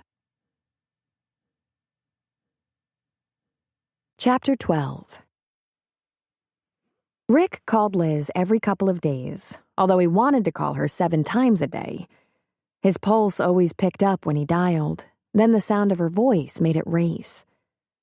"Lizzie, how you doing?" he'd ask. "I miss you," she would always say. "You said you'd come over." "I'm going to. I'm trying. But with school and work. So, how are things?" "I just wish I was there instead of here." Then she'd laugh. "Funny, I hated my mother for making me go to Aunt Connie's, and now I hate her for making me stay here." "Don't hate your mom, Liz. Don't." Then they'd talk for a while about kids, about school, about Virgin River and Eureka, just mundane stuff. She never volunteered any information about the feared pregnancy. Rick was dying a million deaths. He was terrified something had gone wrong and she was caught with a baby on that one and only night. But almost worse than that, he wasn't sure what was happening to him, in his head, in his body. He dreamt about her, wanted to feel his arms around her, wanted to smell her hair and kiss her lips. He wanted her breast in one hand, but he also wanted to have her riding beside him in that little truck on the way to and from school, cracking jokes, laughing, holding hands. This phone call was no different than the others had been. Then she asked, "Why don't you come to Eureka?" He drew a heavy breath. "I'll tell you the truth, Liz. I'm afraid to. You and me, we get pretty worked up." "But you have those rubbers." "I told you before, that's not enough. You have to get something too, pills or something." "How am I going to do that? I don't even drive. You think I should say to my mom, 'Hey, I have to get some birth control. Me and Ricky want to do it'?" "If you were here, you could see Mel. Maybe you can talk your mom into a visit to Virgin River." But even as he said that, he cringed and flushed so hot he thought he might faint. Was he really suggesting to a 14-year-old that she get herself fixed up so they could have sex? In the cab of a truck? "I don't know," she said softly. "I think I would hate that. I don't think I could tell someone who's, grown up. Could you?" He already had. Preacher and Jack both knew. But he said, "I could if it was this important." "I don't know," she said. "I'll think about it." If you couldn't stop dreaming about a girl, if you constantly thought about the way her hair felt against your cheek, if you couldn't get the softness of her skin out of your mind, did that mean you loved her? If you felt a little better after every time you talked to her, heard her laugh, did that mean anything? Or were you just this horny 16-year-old boy? He knew he was that. The thought of getting inside her again almost made steam come out of his ears. But there was other stuff. He could talk to Liz. He could listen to her. Wanted to listen to her. He could almost go into a trance when she told him about something as boring as algebra. If he had one drop of courage, he'd ask Jack, "What is love and what is sex? When are they the same thing?" Finally, he asked, "Any news about being pregnant, Lizzie?" "You mean—" "Yeah, I mean that." Silence answered him. She was going to make him say it once again. Every time he asked, his gut clenched just from forming the words alien to a boy. "Did you get your period?" he asked, grateful she couldn't see the color of his cheeks. "That's all you really care about." "No, but I care about it a lot. Liz, baby, if I got you in trouble, I'm gonna want to die, okay? I just want the scare over, that's all. For both of us." "Not yet, but that's okay. I told you I'm not regular, and I feel fine. I don't feel like anything's different." "I guess that's something," he said. "Ricky, I miss you. Do you miss me?" "Oh, Liz," he said in an exhausted breath. "I miss you so much, it scares the hell out of me." Mel made a few phone calls the following week, then asked Jack if he could pry himself away from the bar for a full day to run some errands with her. She wanted to drive into Eureka, she said, and she didn't want to go alone. Of course, he said he could. He did anything she asked of him. He offered to drive, but she told him she'd like to take her car, put the top down, and enjoy the sunny June weather. When they were underway, she said, "I hope this wasn't too presumptuous of me, Jack. I made myself an appointment at the beauty shop and one for you at the clinic. That testing you offered?" "I was going to run over to the coast to the Naval Air Station there, but this is just as convenient. I meant it when I offered. I want you to feel safe. I'm not worried, really. It's just a precaution. And if anything turns up, I'll get screened. I wouldn't put you at risk, you understand. But the last 7 years, it was only—" She stopped. "Your husband." He finished for her. "You can say it.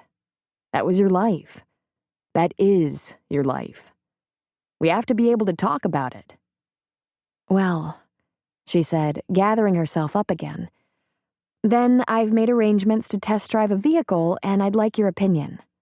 A vehicle that doesn't get stuck in the mud." "Really?" he said, surprised. "What kind of vehicle?"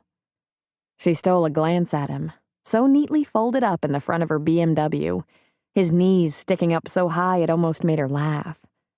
"A Hummer," she said. He was speechless. Finally, he said, "I guess you know what they cost." "I know," she said. "Hope's paying you better than I would have guessed." "Hope's paying me practically nothing, but it also costs me practically nothing to live, especially with that end-of-the-day cold beer on the house every night. No, this is my own investment." He whistled. "I have a little money," she said. There was. He reached across the console and put a hand on her thigh. "It's all right, Mel. I didn't mean to pry." "You didn't pry," she exclaimed. "You don't even ask, which is amazing to me." "Here it is. There were investments. Retirement, insurance. I sold the house at a ridiculous profit. And then there was a wrongful death suit, pending. It'll settle. The little scumbag came from money. Jack, I have plenty of money, more than I really need." She glanced over at him. "I'd appreciate if that went no further." "No one even knows you're widowed," he told her. She took a deep breath. "So, I had a long talk with June Hudson, the doctor in Grace Valley. I asked her what she'd do to turn an all-wheel drive vehicle into a makeshift ambulance. And I have quite a shopping list. If it works out, I'll have a vehicle that can not only get me and Doc all over Valley and into the hills, but get our patients to the hospital when we need to, without me sitting in the back of a pickup holding an IV bag up in the air." "That's a lot to do for a little town like Virgin River," he said. And he said it very quietly. He'd done a lot for the little town, too, she thought. He renovated a cabin into a bar and grill, served meals at low prices all day long. Drinks were cheap, and it served more as a gathering place than a profit-making establishment. He probably didn't need Ricky in there, but clearly he was a surrogate father. And Preacher, there was no question he was looking out for him as well. But then, it probably didn't take much for Jack to get by either. He'd done most of the renovation work himself, collected a retirement from the military, and surely eked out a modest but completely adequate income from the place. And at the same time, enjoyed his life. Mainly what Jack did for the town was sit at the center of it, helping anyone who needed anything. Anyone who served the needs of the town, like Doc or Mel, and lately the occasional sheriff's deputy or highway patrol officer, ate free. He'd do repairs, babysit, deliver meals, and absolutely never went for supplies without phoning up little old ladies like Franny and Maud to ask if they needed anything. He'd done that with her, too, behaved as though it was his mission to serve her needs. "That little town has accidentally done a few things for me, too," she said. "I'm starting to feel like I might live after all. A lot of that is because of you, Jack." Jack couldn't help himself. He said, "You're staying." "For the time being," she said. "Another baby is coming at the end of summer. I live for those babies." "One of these days," he said to himself, "I'm going to tell her. Tell her I love her more than I thought I could love a woman. Tell her that my life started when she walked into town. But not yet." He didn't want to back her into a corner and make her feel she had to either say she loved him too or run. "Well, Mel, as it happens, I've driven a ton of Hummers." She glanced at him with surprise, for she hadn't even thought of that. "Of course you have," she said. "I had forgotten that." "I'm also a passably good mechanic, born of necessity." "Good then," she said. "You'll be a bigger help than I realized." The first items on the agenda were her hair and his blood tests. Mel was very appreciative of the fact that her $75 cut and highlights seemed to be more than adequate. Either she'd been countrified or ripped off in L.A. After that, they went to a used car lot where there was one ridiculously high-priced used Hummer. It was a repo, had only 20,000 miles on it, and seemed to be in good condition. Jack looked at the engine and had them put it up on the lift so he could examine the axle, frame, shocks, brakes, and whatever else he could see. They took it out and it drove well, but the price was out of sight. $60,000 and it wasn't loaded. Except Mel had a sweet little BMW convertible trade-in and cash. It took only a couple of hours to bring that price into range, and Jack was able to pridefully explore another aspect of Mel's character. She was a hard-headed master negotiator. Next, they went to the hospital supply where they had the back of the Hummer outfitted with some emergency equipment, from a defibrillator to an oxygen tank. Some medical supplies had to be ordered and would be delivered to Virgin River within a couple of weeks. Then they drove it back down the highway and up the mountain pass to Virgin River. "You don't want anyone to know where this came from," Jack said to Mel. "How are you going to explain it?" "I'm going to say that I used to work with a lot of rich, bored doctors in L.A. and hit them all up for donations for the town." "Ah," he said. "If you leave?" He just couldn't make himself say, when. "Maybe I'll actually call some of those rich, bored doctors I really do know and hit them up for a donation," she said. "But let's not put the cart before the Hummer." He laughed. "Let's not." Mel and Jack took the Hummer back to the bar where they did a little show and tell with the dinner crowd who would waste no time spreading the word to the rest of the town. Doc Mullins, as if he was annoyed by this unnecessary addition to the town, grumbled that his old truck had worked just fine. But Mel countered his comments by telling him that he would have to get checked out in the new vehicle the very next morning. It soon became apparent that his fit of pique was obviously contrived, and he was even caught smiling once or twice as he looked it over. Ricky talked her out of a spin, and Preacher stood on the porch, arms crossed over his massive chest, grinning like a schoolgirl. When Mel called June Hudson the next morning to tell her about the new vehicle, June suggested they get together at her home the next Sunday for a casual dinner of burgers and hot dogs. "If I bring some potato salad and beer, may I bring a friend?" Mel asked. She told herself she asked because this little picnic was comprised of couples, except for June's dad, old Doc Hudson, and she didn't want to feel oddly alone. But really, it was because she had found that she didn't much like being away from Jack. "So," Jack said, grinning, "are you bringing me out of the closet?" "Just for the day," she answered, "because you've been very good." June had the kind of adorable country house that Mel had fantasized about when planning her escape from the city. Wide porch, bright paint, cozy furnishings, right up on a knoll from which she had a view of the valley. Part of her decor was comprised of needlepoint pillows and quilts. June was a master stitcher. She seemed to have the perfect country doctor life. Her husband Jim to back her up and help with the baby.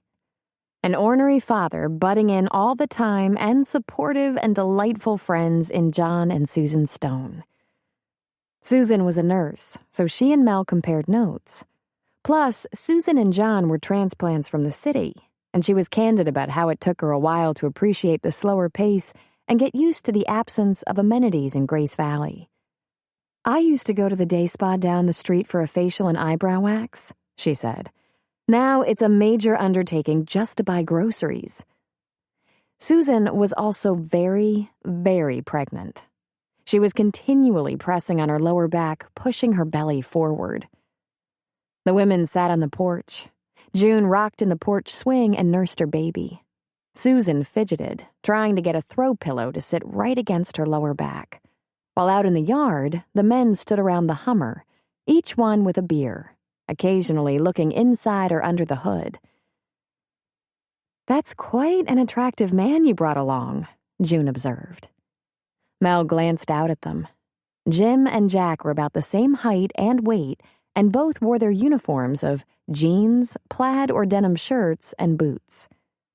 John, just a bit shorter at a very respectable 6 feet, was not quite as casually dressed in his khakis and polo, but a damn fine specimen. "Look at them," Mel said. "They look like an ad for Virility magazine, Mother Nature's best work." "Mother Nature is twisted," Susan said, squirming. "If she had any compassion, we'd have 6-week pregnancies." She winced. "I bet it's really Father Nature, the creep." "Uncomfortable, huh?" Mel asked. "I'm going to have back labor again. I just know it. It's such a nice day to be so pregnant." "This is nice, June. Thank you," Mel said. "It's so relaxing, low stress, for me if not poor Susan. Does everybody in the valley have such simple, uncomplicated lives?" June surprised her by laughing, after which Susan joined in. Sydney, Susan's 7-year-old, burst through the door, blonde curls flying, and ran down the steps with Sadie, June's collie, chasing her into the yard. She ran to her dad and hung on his leg for a minute, then continued racing around the yard with the dog in pursuit, the collie trying to herd her back to the group. "Something's funny?" Mel asked. "Things haven't exactly been uncomplicated around here. A couple of years ago, I was pretty sure I'd never get married, much less have a baby." This caused Mel to scoot to the edge of her chair. "It seems like you and Jim have been together forever. He came into my clinic late at night a little over a year ago, looking for help with a comrade's gunshot wound. Jim's now a retired law enforcement officer. When I met him, though, he was skulking around the countryside, working some case, and in the dark of night he'd sneak into my bedroom. I kept him my little secret for quite a while, until my tummy started to grow." "No way." "Oh, yeah. No one in town knew I even had a man in my life, and then suddenly I'm pregnant. And not a little pregnant. By the time I realized it, I was already pretty far along. We've only been married a few months. We didn't get it done before the baby came."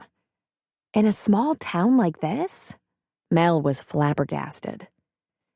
"People were decent about it. I mean, we did have a flood, lost our preacher for a while. There was a huge drug raid out in the woods. One thing after another. And probably because they all took to Jim so quickly. But my dad almost had a stroke. And maybe because Jim moved right into your house and wouldn't let you out of his sight until you agreed to marry him," Susan added. "I had been single a long time," June said. "I was a little nervous about the whole thing. I mean, we hadn't even been together all that long. And my God, not very often. I don't know how it happened," June said. "But it sure happened fast." "No, you know how it happened," Susan said. "This," she said, petting the giant mound that would soon be screaming to be changed, "is the great mystery. We had to try for a long time to get Sydney. We needed a little help, in fact. I just don't get pregnant." Maybe in time, Mel would join in, share her secrets. For now, though, she just wanted to hear theirs. "John and I were having a big fight," Susan said. "We were barely speaking. I had him sleeping on the couch. He was such an ass. By the time I forgave him and let him back in bed with me, he was packing quite a punch." She giggled. Her eyes twinkled. "At least you're married," June put in. "Tell us about your man," Susan said. "Oh, Jack's not my man," she said automatically. "He is the first friend I made in Virgin River, however. He runs a little bar and grill across the street from Doc's. As much a meeting place as a restaurant. They don't even have a menu. His partner, a big, scary-looking guy named Preacher who turns out to be an angel, cooks up one breakfast item, one lunch item, and one dinner item every day. On an ambitious day, they might have 2 items, maybe something left from the day before. They run it on the cheap, fish a lot, and help out around town wherever needed. He fixed up the cabin I was given to stay in while I'm there. The women didn't say anything for a moment. Then Susan said, "Honey, I have a feeling he doesn't think of you as a friend. Have you seen the way he looks at you?" She glanced at him, and as if he could feel her gaze, he turned his eyes on her. Soft and hard all at once. "Yeah," Mel said. "He promised to stop doing that." "Girl, I'd never make a man stop doing that to me. You can't possibly know how much he—" "Susan," June said. "We don't mean to pry, Mel." "June doesn't mean to pry, but I do. You mean to say he hasn't—" Mel felt her cheeks flame. "Well, it isn't what you think," she said. June and Susan burst out laughing, loud enough to cause the men to turn away from their conversation and look up at the porch. Mel laughed in spite of herself. She had missed this. Girlfriends. Talking about the secret stuff, the private stuff, laughing at their weaknesses and strengths. "That's what I thought," Susan said. "He looks like he can't wait to get you alone and do unspeakable things to you." Mel sighed in spite of herself, her cheeks growing hotter. "He can't," she almost said, and, oh. June took the baby off her breast and put him on her shoulder to burp him. The group of men seemed to turn as one and head for the porch, Jim first. "Sounds like trouble up here," he said. He reached for the baby and took over the burping. John lowered his lips to Susan's forehead and gave her a kiss. His other hand ran smoothly over her belly. "How are you doing, honey?" he asked solicitously. "Great. Right after dinner, I want you to get it out of me." He handed her his beer. "Here, have a slug and mellow out." Jack stood behind Mel and put his hand on her shoulder. Without even realizing it, she reached up and stroked his hand. "I'll start the grill," old Doc Hudson said, going through the house. They all sat around a picnic table in the backyard, talking about their towns, their cases. Mel got some tips from John on home births. He explained that he was an OB before doing a second residency in family practice. He'd never done a home birth in Sausalito, but once he'd arrived in Grace Valley, he'd become the local midwife. He liked the hospital, but couldn't convince all the women to leave their homes to deliver. Small-town stories were told, laughter was shared, and too soon it was growing dark. As Jack and Mel were leaving, Mel took an opportunity to speak with June about the baby, Chloe. She expressed her concern that they still hadn't heard anything from social services. June was frowning. "It's true that the county has a lot of ground to cover, but they're usually pretty good. One of my closest friends is a social worker, although she's in Mendocino County. I could run this by her, get her impression." "Maybe you should, especially if you think this is irregular," Mel said. "I'll do it and give you a call. Meanwhile, if you consider the baby your patient, you can assess the situation, see if you can find out anything. Doc Mullins is smarter than he lets on," June said. "He's a crafty old devil. Find out if he's got something up his sleeve." Mel hugged June while Jack waited at the car. "Thank you for everything. It was a perfect day." Driving back to Virgin River, Mel was lost in one of the most serene moods she'd felt in a long time. Her connection to this place had deepened with the new friendships, and no small part of that was their acceptance of Jack. "You're awfully quiet," Jack observed. "I had such a good time," she said dreamily. "Me too. Nice people, your friends." "They liked you too. Did you know that Jim is a former cop?" "I got that, yeah." "And John and Susan came up here from the city a couple of years ago. And Elmer, the old doc, he's a riot. I'm so glad we did that." They drove in companionable silence until they neared Virgin River. Jack said, "What do you want to do tonight? My place?" "Would you be terribly hurt if we took a night off?" "Whatever you need, Mel. Just so long as nothing's wrong." "Nothing's wrong. In fact, I've never felt more right with the world. I just thought I'd go home, shower off the picnic, and get a good night's sleep." "It's up to you." He reached across the front seat and grabbed her hand. "It's always up to you." He drew her hand to his lips and pressed a soft kiss into her palm. He pulled up to the bar and they traded places so she could drive home. After a kiss goodnight, she left him there and went out to the cabin. As she entered the clearing in front of her home, the first thing she noticed was a big dark SUV parked in front of her cabin. The driver, the big nameless man with the ball cap and hair that curled beneath it, was leaning against the passenger door. When she pulled up, he straightened and slipped his thumbs in his front pockets. She recognized him and the vehicle at once. This was the big guy who'd stopped by Doc several weeks ago, and what flashed through her mind was, someone's pregnant. Then she took note of his sidearm, a big gun with straps holding the holster to his thigh. But his hands stayed away from it. In a place like this, she was never sure how to feel about a person toting weapons. If she'd seen this in the city, she'd have ducked for cover. But out here, it didn't necessarily mean anything. She could play it safe and make a run for it, though she didn't handle the Hummer so well yet. Besides, the man had already approached her in the clear light of day to ask about a delivery. She pulled up, keeping her headlights on him, and he seemed to straighten expectantly, stepping away from the SUV. She opened her door and stepped out. "What are you doing out here?" "That baby's coming," he said. No matter what the circumstances, the same thing seemed to happen to her when she heard that. She stopped thinking of herself and began to concentrate on the work at hand, the mother and child. "That was pretty quick," she said. "No, I was pretty slow," he said. "She kept it to herself for a long time and I didn't realize she was this ready. Look, I need you to come, to help." "But why are you here? Why didn't you go into town to the doctor's office? I almost didn't come home tonight." "Lucky for me you did.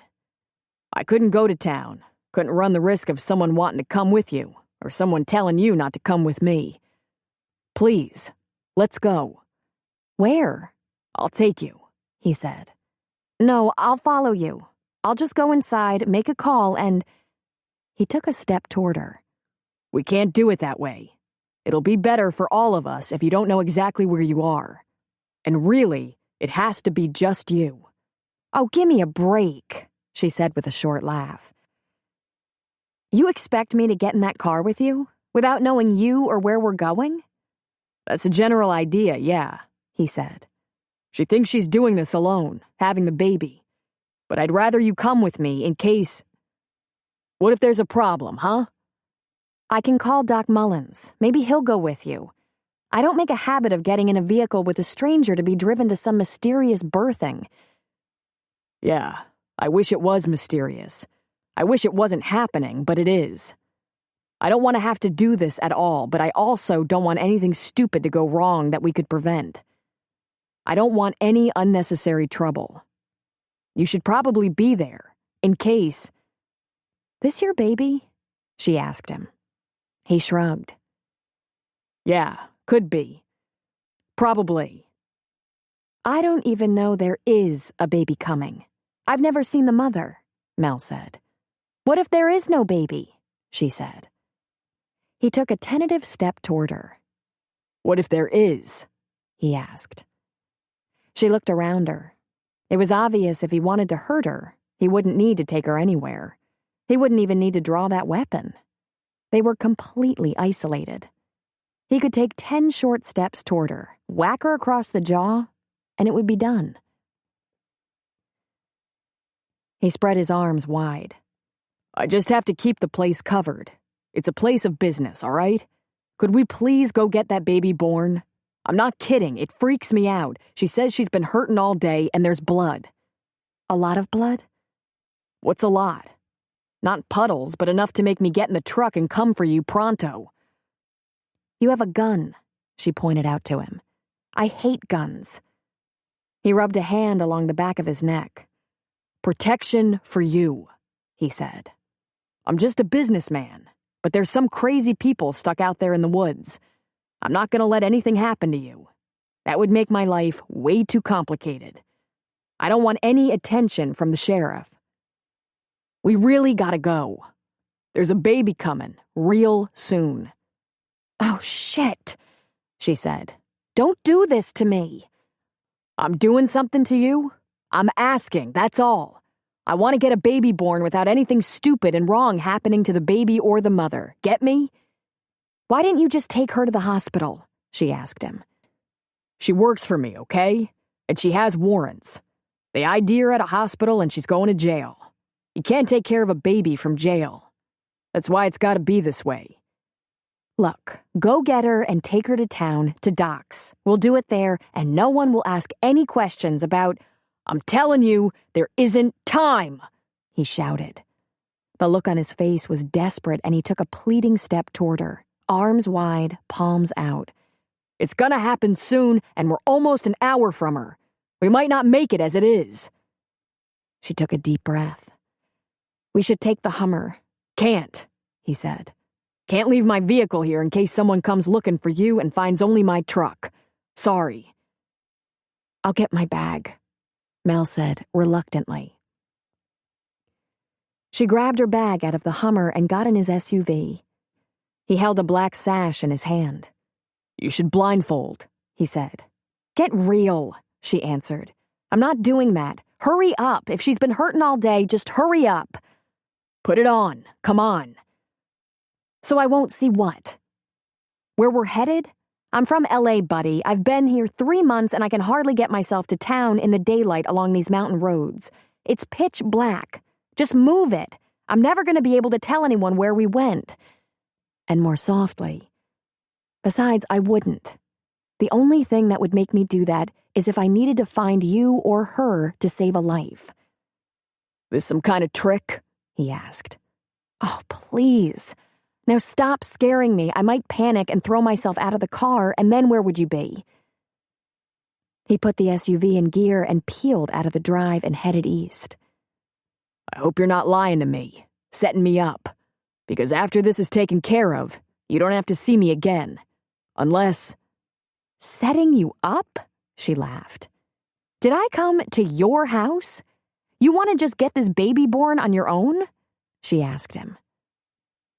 I never did anything like this before, he said, his voice solemn and serious. If I'd known there was a baby coming, I would have taken her somewhere out of this county. But I didn't know. Just do your thing, I'll pay you, and we'll be done, okay? We'll be done, she asked. These babies that no one expects? Sometimes they last about 90 years. After labor and delivery, there's stuff to do, children to raise. Yeah, he said tiredly. Focused on the road, he whirled the SUV around the tight turns, gunned the engine when the road was straight, but the straightaways were short, always followed by more tight turns. Most of the time, the speedometer read about 20 miles per hour. He used not only his headlights, but the lights mounted on his roof. It was a long, silent spell before he said, I'll take care of what they need. After the baby's here, when she's up to it, there's a sister she can go to in Nevada. Why's this all so secret? Mel asked. She looked at his profile and saw him grin largely. He had a slight bump in his nose. Under the bill of his ball cap, his eyes crinkled when he smiled like that. And she noted that, while he was rugged and scruffy, he was not unattractive. Jesus, you're something, you know that? Just go with it, little girl. How'd you know where I live? She asked him. He laughed. I hope you don't think you're hiding out there, miss, because everyone knows where the new midwife lives. Oh, great, she said under her breath.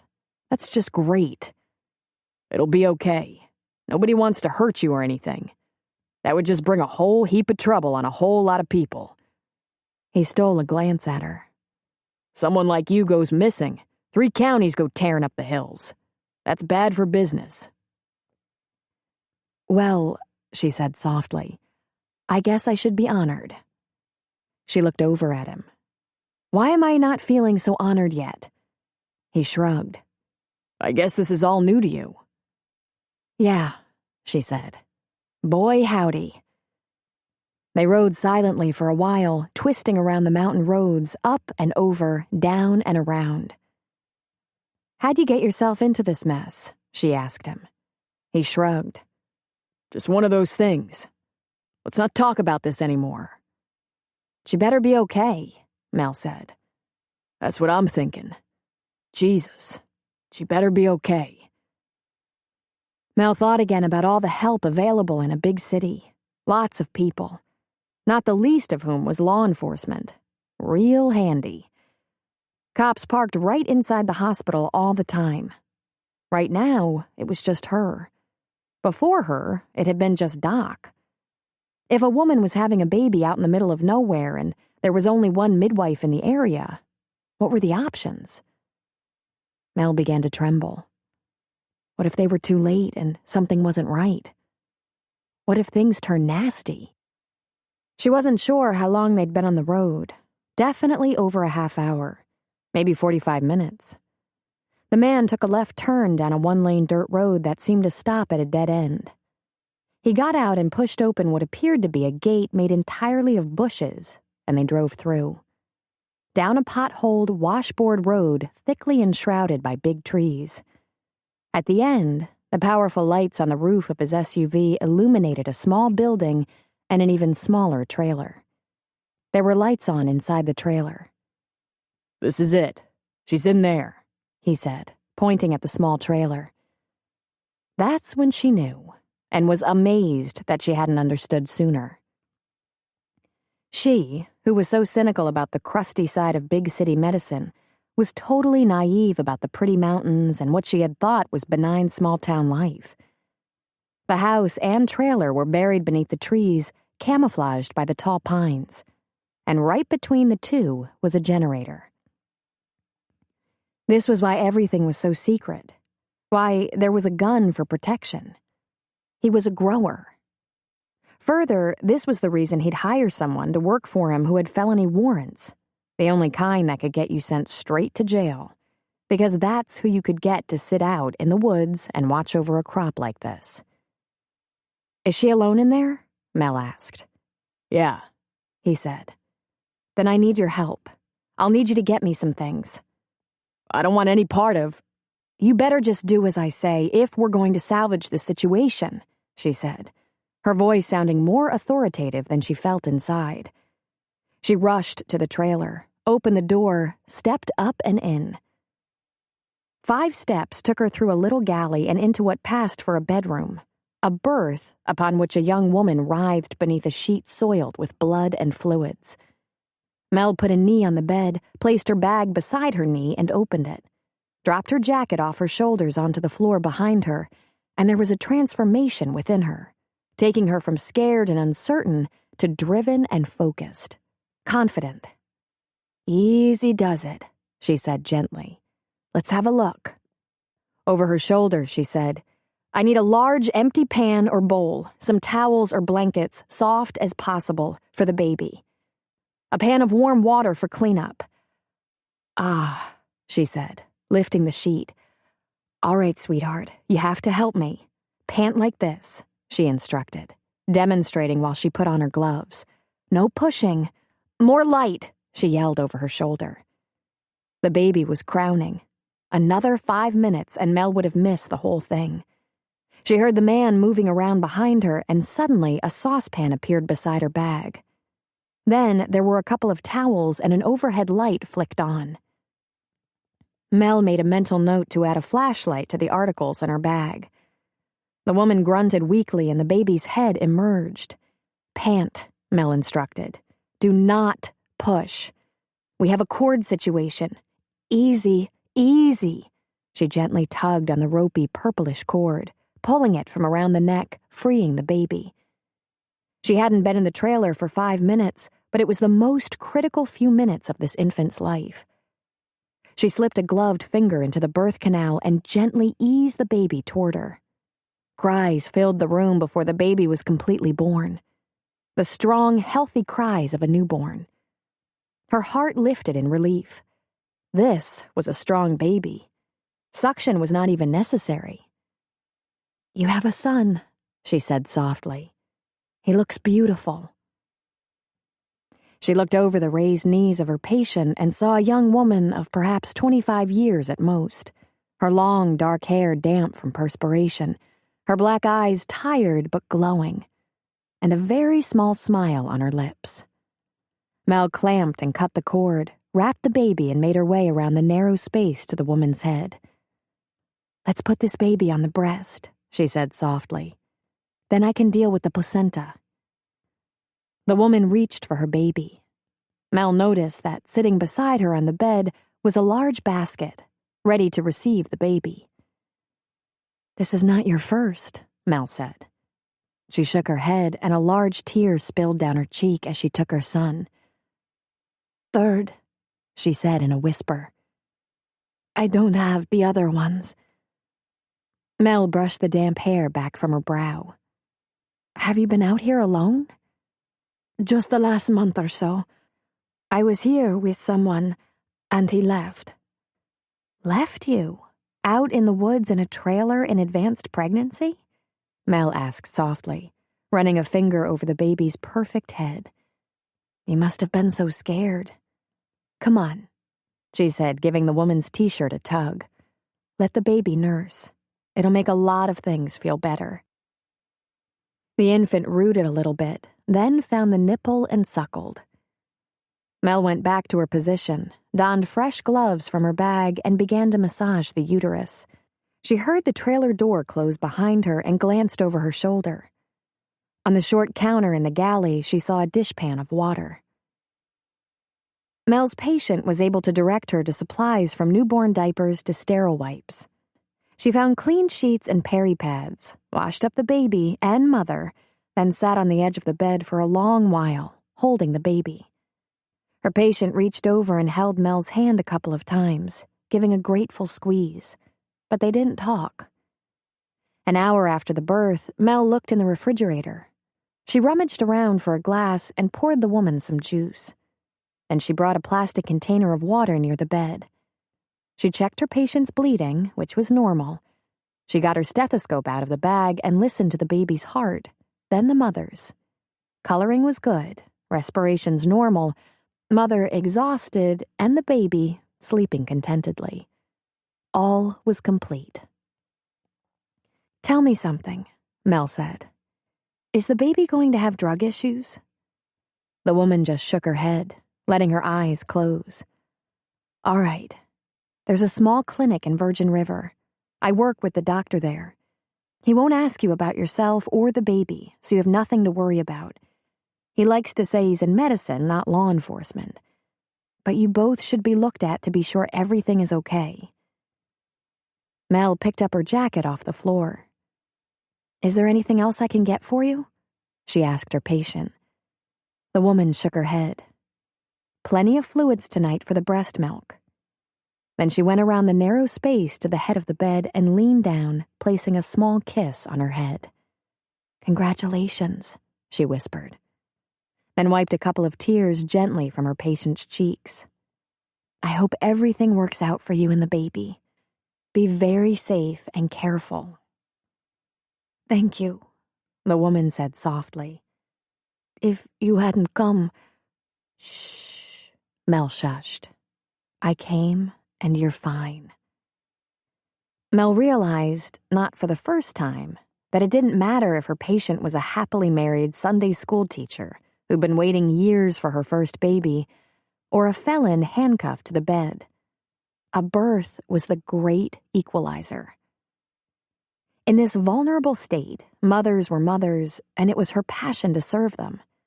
Helping a baby safely into the world, its mother accomplishing the experience with health and dignity, was the only thing that mattered. Even if it meant putting herself at some risk, she was bound to do what she could.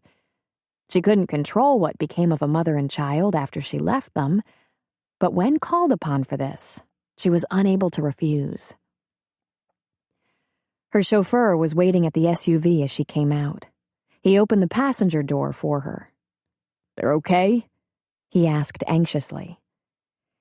"They seem to have come through very well, considering. I guess you don't live there with them." He shook his head. "That's why I didn't see she was pregnant. I only come around sometimes, and I dealt mostly with her man. I guess he left her when he realized you dealt with her a little too," Mel finished for him. She shook her head and got into the car. When he was in beside her, she said, "I want 2 things from you, and the way I see it, you owe me. I want you to go back there tonight, stay with them, so you can get them to the hospital if anything goes south in the night. If there's any real heavy bleeding, or if the baby has problems, don't panic. They seem good. But if you don't want to take any unnecessary chances, that's what you do. Then, in a couple of days, 2 to 4 days, bring them to the clinic to be checked over. Dr. Mullins in Virgin River won't ask any questions. And all I care about right now is that they stay healthy." She looked over at him. "You'll do that?" "I'll get it done," he said. She leaned her head back against the seat and let her eyes close. The hard and fast beating of her heart now was not from fear, but from the rapid decompression of adrenaline that always followed an emergency. It left her feeling weak, a little shaky, slightly nauseous. If the conditions had been different, she might have felt even more alive than before the birth. This one, however, had been rife with complications. When he pulled up in front of her cabin, he held out a wad of bills toward her. "I don't want your money," she said. "It's drug money." "Suit yourself," he said, putting it in the front pocket of his jacket. She stared at him for a second. "If you'd left her to deliver herself, if I hadn't gone with you, that baby wouldn't have... You understand about the cord, right? Wrapped around his neck?" "Yeah, I get that. Thanks." "I almost didn't go with you. Really, there's no reason I should have trusted you." "Yeah, you're a brave little girl. Try to forget my face, for your own sake." "Listen, I'm in medicine. I'm not a cop," she said. Then she gave a weak huff of laughter. She'd been used to having the backup of LAPD, but tonight it had been down to her. There was no backup. And if she hadn't been there, it could have been down to Doc, who was 70. What was going to happen 5 years from now? To her chauffeur, she said, "Now keep it in your pants or use protection. I don't really feel like doing business with you again."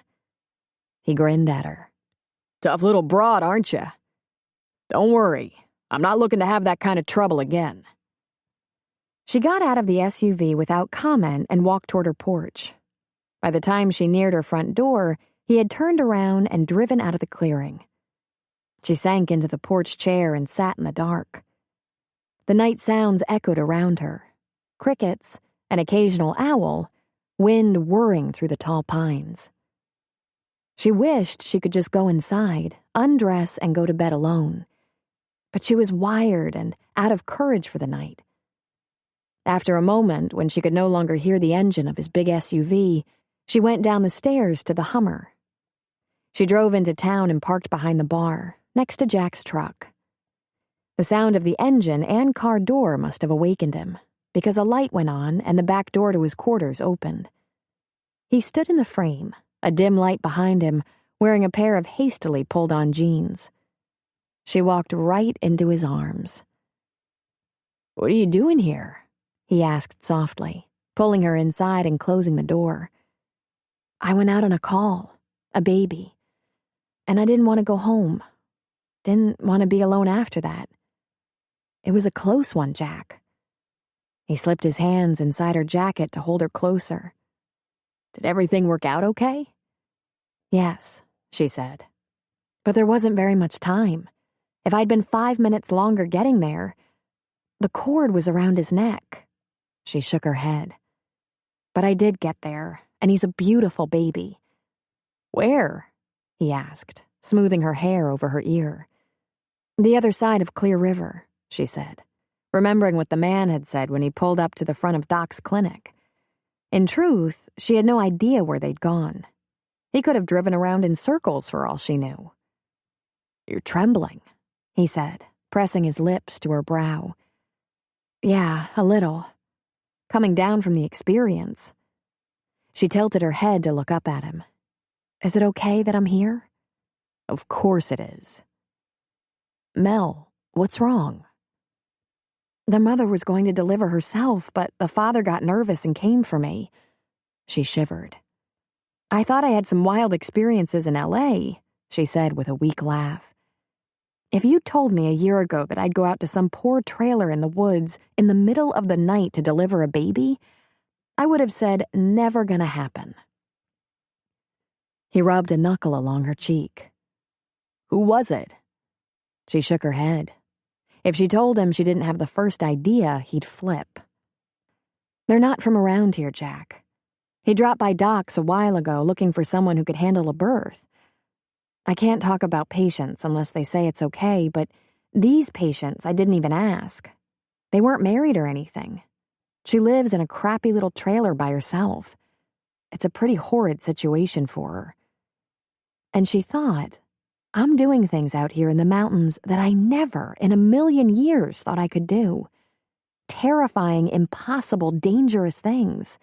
Exhilarating things that no one else would do. And if no one had, there'd be a dead baby, possibly a critical mother. She leaned her head against Jack's chest and took a deep, steadying breath. He called you? Jack asked. Damn. Bold-faced lies to straight questions were so hard for her. He was waiting at the cabin. If I'd stayed the night here with you, I'd have missed him, and that baby wouldn't have made it. Did you tell him where to find you after hours? She shook her head before she thought about her answer. He must have asked someone, she said. Everyone in Virgin River knows where I live, and probably half the people in Clear River. God, he said, tightening his arms around her. Did it ever occur to you that you could have been at risk? He asked her. For a minute or two, she said. She looked up at him and smiled. I don't expect you to understand this, but there was a baby coming, and I'm glad I went. Besides, I wasn't in trouble. The mother was. He let out a slow, relieved breath. Jesus, I'm gonna have to keep a much closer eye on you. He kissed her brow. Something happened tonight. Something you're not telling me. Whatever it was, never let that happen again. Could we get in bed, please? I really need you to hold me. Jack was sitting on the porch of the bar, tying off flies, when a familiar black Range Rover pulled slowly into town and parked right in front of Doc's. He sat forward on the porch chair and watched as the driver got out, went around to the passenger door and opened it. A woman carrying a small bundle got out of the car, walked up the porch steps to enter the clinic, and Jack's heart began to pound. When the woman entered Doc's, the man went back to his SUV and leaned against the hood, his back to Jack. He took out a small penknife and began to idly clean under his nails. Because of the kind of guy this was, Jack knew he had seen him sitting there, on the porch. He would have observed everything worth seeing when he came into town. He'd know every escape route, any threat. Today, coming into town with a woman and new baby, Jack would bet there wouldn't be contraband of any kind in that vehicle, and if he had weapons, they'd be registered. And his license plate was splattered with mud, so it couldn't be read. Lame trick. But Jack remembered it. He'd memorized it the first time this guy had come to town. So, he hadn't come to Virgin River for a couple of drinks a while back. He'd come to see if there was medical assistance here. Mel had said that the delivery that shook her up had occurred on the other side of Clear River, and there was no doctor or clinic in that town. Grace Valley and Garberville were just a little farther away, but there were more people around. It was a little over a half hour before the woman came out, Mel walking behind her. The woman turned and shook Mel's hand. Mel squeezed her upper arm.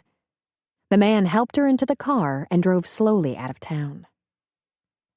Jack stood and Mel met his eyes across the street. They were on their respective porches and, even from the distance, she could see the deepening frown gather on his face. Then he walked over to her. She slipped her hands into the pockets of her jeans as he approached. When he was near, he put one foot up on the porch steps and leaned his forearms on his bent knee, looking up at her. The frown was not angry, but definitely unhappy. "Doc know what you did?" he asked her. She gave a nod. "He knows I delivered a baby, if that's what you mean. It's what I do, Jack." "You have to promise me you're not going to do that again. Not for someone like him." "You know him?" she asked. "No, but he's been in the bar and I know what he is. The problem isn't him bringing a woman to the doctor, you know. It's you being on his turf. It's you going with him in the middle of the night, alone. Just because he says, 'I wasn't threatened,'" she said. "I was asked. And he had been by the clinic before, looking for a doctor, so he wasn't a complete stranger." "Listen to me," Jack said firmly. "People like that aren't going to threaten you in your clinic or my bar. They like to keep a real low profile. They don't want their crops raided. But out there," he said, giving his chin a jerk toward the mountains to their east, "things can happen. He could have decided you were a threat to his business and—" "No," she said, shaking her head. "He wouldn't let anything happen to me. That would be a threat to his business." "Is that what he told you? Because I wouldn't take his word for that." He shook his head. "You can't do that, Melinda. You can't go alone to some illegal grower's camp." "I doubt there will be a situation like that again," she answered. "Promise you won't," he said. She shook her head. "I have a job to do, Jack. If I hadn't gone—" "Mel, do you understand what I'm telling you? I'm not going to lose you because you're willing to take stupid chances. Promise me." She pursed her lips and merely lifted her chin defiantly. Never suggest I'm stupid." "I wouldn't do that. But you have to understand, it was down to me. There was a baby coming. There really was, and I had to go because if I hadn't, it could have been disastrous. There wasn't time to think about it." "Have you always been this stubborn?" he asked. "There was a baby coming, and it doesn't matter to me who the woman is or what she does for a living." "Would you have done something like that in L.A.?" he asked, lifting an eyebrow. She thought for just a moment about how life had changed since leaving L.A. After being picked up by a gun-carrying illegal grower and delivering a baby back in the woods, shouldn't she be packing? Running for her life? Unwilling to ever be put in a position like that again? Instead, she was doing a mental inventory of what was in Doc's refrigerator, wondering if it wasn't about time to take a few things out to Paulus's camp. It had been a couple of weeks since she'd last done that. Although she really didn't want a repeat of the scenario with the grower, something about the experience got her attention. When she'd left L.A., they didn't have any trouble filling her job. There were 10 people who could do what she did, and do it just as well. In Virgin River and the surrounding area, it was her and Doc.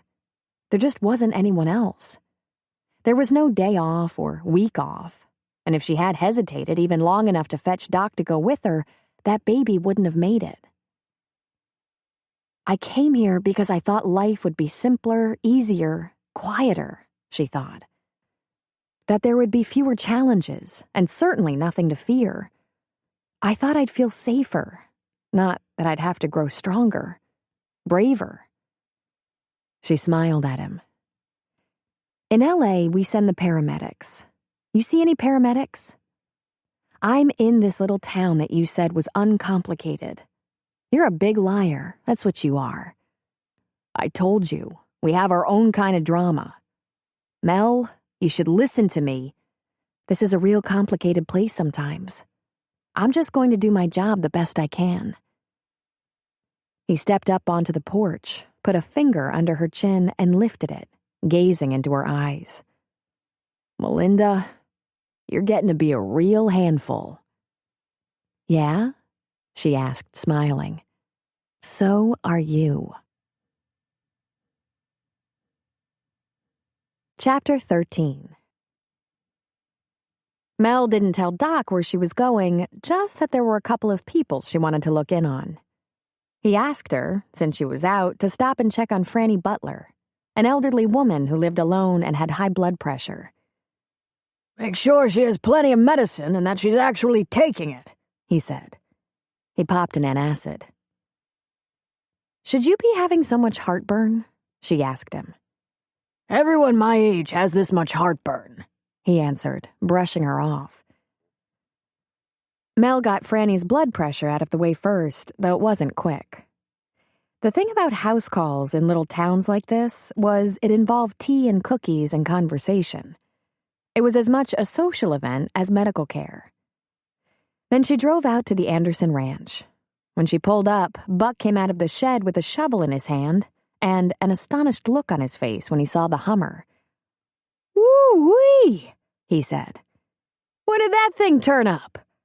"Just last week," she said. "Better for getting around the back roads than my little foreign job, as Doc calls it." "Mind if I have a look?" he asked, peering into the window. "Help yourself. I'd like to check on Chloe. Lily inside?" "Yep, in the kitchen. Go on in. Door's open." And he immediately stuck his head in the driver's door, taken with the vehicle. Mel went around back.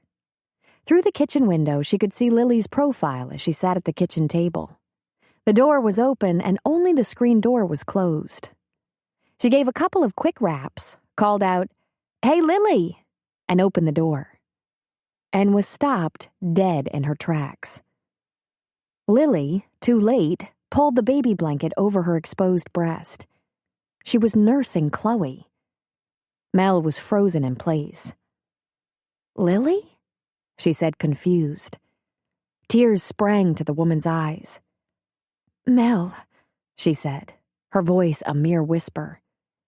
The baby immediately started to whimper, and Lily tried to comfort her, but Chloe wasn't done nursing. Lily's cheeks were instantly red and damp. The hands that fussed with her shirt and held the baby were shaking. "How is this possible?" Mel asked, completely confused. Lily's youngest child was grown. She couldn't possibly have breast milk. But then she realized what had happened. "Oh my God!" Chloe was Lily's baby. Mel walked slowly to the kitchen table and pulled out a chair to sit down because her knees were shaking. "Does everyone in the family know?" Lily shook her head, her eyes pinched closed. "Just me and Buck," she finally said. "I wasn't in my right mind." Mel shook her head, baffled. "Lily, what in the world happened?" "I thought they'd come for her, the county, and that someone would want her right off. Some nice young couple who couldn't have a baby. Then she'd have young parents, and she shook her head pitifully.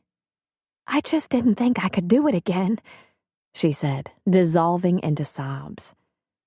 Mel got out of her chair and went to her, taking the fussing baby, trying to comfort her.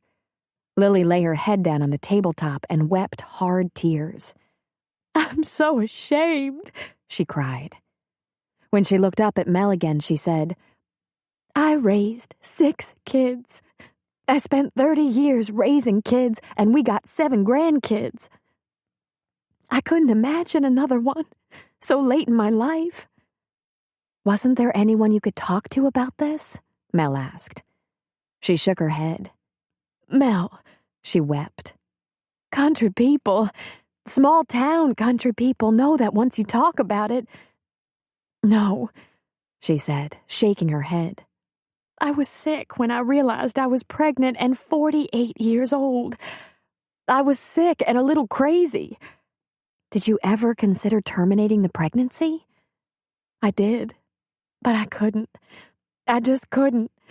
I make no judgment, but it isn't in me. What about arranging an adoption? Mel asked. No one in this family, in this town for that matter, would ever understand that. They'd have looked at me like I killed her. Even my friends, good women my age who would understand how I felt, could never accept if I said I didn't want to raise another child. My own child. I didn't know what else to do. And now what do you intend to do? Mel asked. I don't know, she wailed. I just don't know. What if they come now? Social services. Lily, can you give her up? She was shaking her head. I don't know. I don't think so. Oh, God, I wish I had a chance to do it over. Lily, how did you conceal your pregnancy? How did you give birth alone? No one pays much attention. I'm overweight. Buck helped. Poor Buck. He didn't even know till it was almost time. I kept it from him, too. Maybe we can adopt her now. Mel sat down again, still jiggling the baby. She looked down at Chloe, who was burying her fist in her mouth, squirming and fussing. You don't have to adopt her. You gave birth to her. But I'm awful worried about you. You abandoned her. That must have almost killed you. I watched the whole time, till you and Jack came to the porch. I wouldn't let anything happen to her. It was terrible hard, but I felt like I had to. I just didn't know what else to do. Oh, Lily, Mel said. I'm not sure you're okay yet. This is just too crazy. She passed the baby back to Lily. Here, nurse your baby. She's hungry. I don't know that I can, she said. But she took the baby. I might be too upset. Just hook her up. She'll do the work, Mel said. When the baby was again at the breast, Mel put her arms around Lily and just held them both for a few minutes. What are you going to do? Lily asked, her voice a quivering mess. God, Lily, I don't know. Do you understand that doctors and midwives protect your confidentiality? If I'd been here when you discovered your pregnancy, you could have trusted me with your secret. You could have trusted Doc or Dr. Stone in Grace Valley. The people in the family planning clinic keep confidential records. They would have helped. But, she took a breath, we're also bound by laws. I just didn't know where to turn. Mel shook her head sadly. You must have been so scared. I haven't ever been through anything as difficult in my life, Mel. And me and Buck, we've had some real hard times holding this family and ranch together. How did you keep the breastfeeding from your kids? I assume they're around quite a bit. And don't your boys work the ranch with Buck? I give her a bottle if anyone's around, and I nurse her when we're alone. Even though you planned to let her go, you nursed her. You didn't have to do that. Lily shrugged. It seemed like the least I could give her, after what I did. I'm sorry. I'm so sorry. You just don't understand what it's like, spending your whole life raising kids and then having another one on the way when you're a grandmother. Me and Buck, we've struggled with money our entire marriage. You just don't understand. Oh, Lily, I know you were terrified and desperate. I can imagine. But I'm not going to kid you. This is complicated. But will you help us? Will you help Chloe? I'll do what I can. But those laws, she sighed. I'll do whatever I can, she said gently. We'll find a way to sort this out. Just let me think. Not long after, when Mel was sure that Lily was calmed down and safe, Mel left her. She'd been with her about 40 minutes, but Buck was still combing the Hummer with envious eyes. Hell of a ride, Mel. he said, grinning. Buck, go in the house and comfort your wife. I just walked in on her nursing your daughter. Oh boy, he said. It was on the ride back to town that Mel realized Doc Mullins was onto this. In fact, he might have given birth to it, so to speak. He'd always said the mother would turn up, and she had. Weeks ago, when Mel had told him that Lily had offered to take in the baby, his eyebrows had shot up in surprise. He hadn't expected it to be Lily. He had never called social services. And yet, he never brought her into the conspiracy. By the time she got back to his house, it was after 4, and she was steamed up pretty good. Doc was seeing a patient who was coughing and hacking like a dying man. She had to wait. And while she waited, she began to seethe. When the man finally left with a butt full of penicillin and a pocket full of pills, she faced him down. Your office, she said flatly, preceding him in that direction. What's got your dander up? He asked. I went to the Andersons. I walked in on Lily nursing the baby. Ah, he said simply, limping around her to sit behind his desk, his arthritis obviously kicking up again. She leaned her hands on the desk and got in his face. You never called social services. Couldn't see the need. Her mother came for her. What do you plan to do about the birth certificate? Well, when we get this straightened out a little better, I'll sign and date it. Doc, you can't pull this shit. That baby was abandoned. Even though her mother came back for her, it might still be considered a crime. Settle down. Lily was a little overwrought is all. She's fine now. I've been keeping an eye on it. At the very least, you could have told me. And have you go off half-cocked like this? Snatch up that baby and turn her in? That woman was at the end of her rope, and turned out all she needed was a little time to cool down, come to her senses. She should have seen a doctor. Ah, Lily had all her kids at home. She'd have come in if she was sick. Fact is, if Lily had turned up any sooner, I'd have insisted on examining her, just to be safe. By the time she came around, it was obvious she was in good health. Mel fumed. I can't work like this, she said. I'm here to give good, sound medical care, not run around in circles trying to guess what you're dreaming up. Who asked you?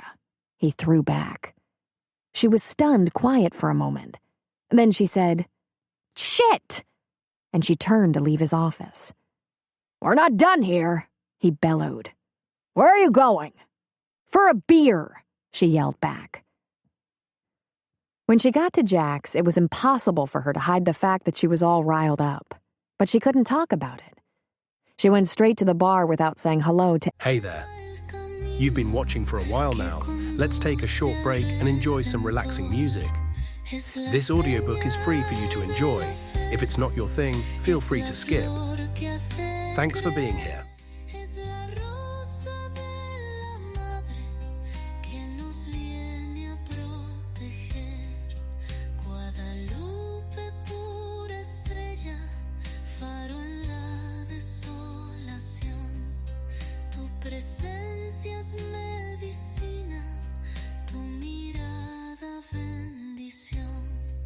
Y aunque el mundo me lo niegue, yo no dejo de confiar, porque en ti, Madre bendita, mi alma quiere descansar.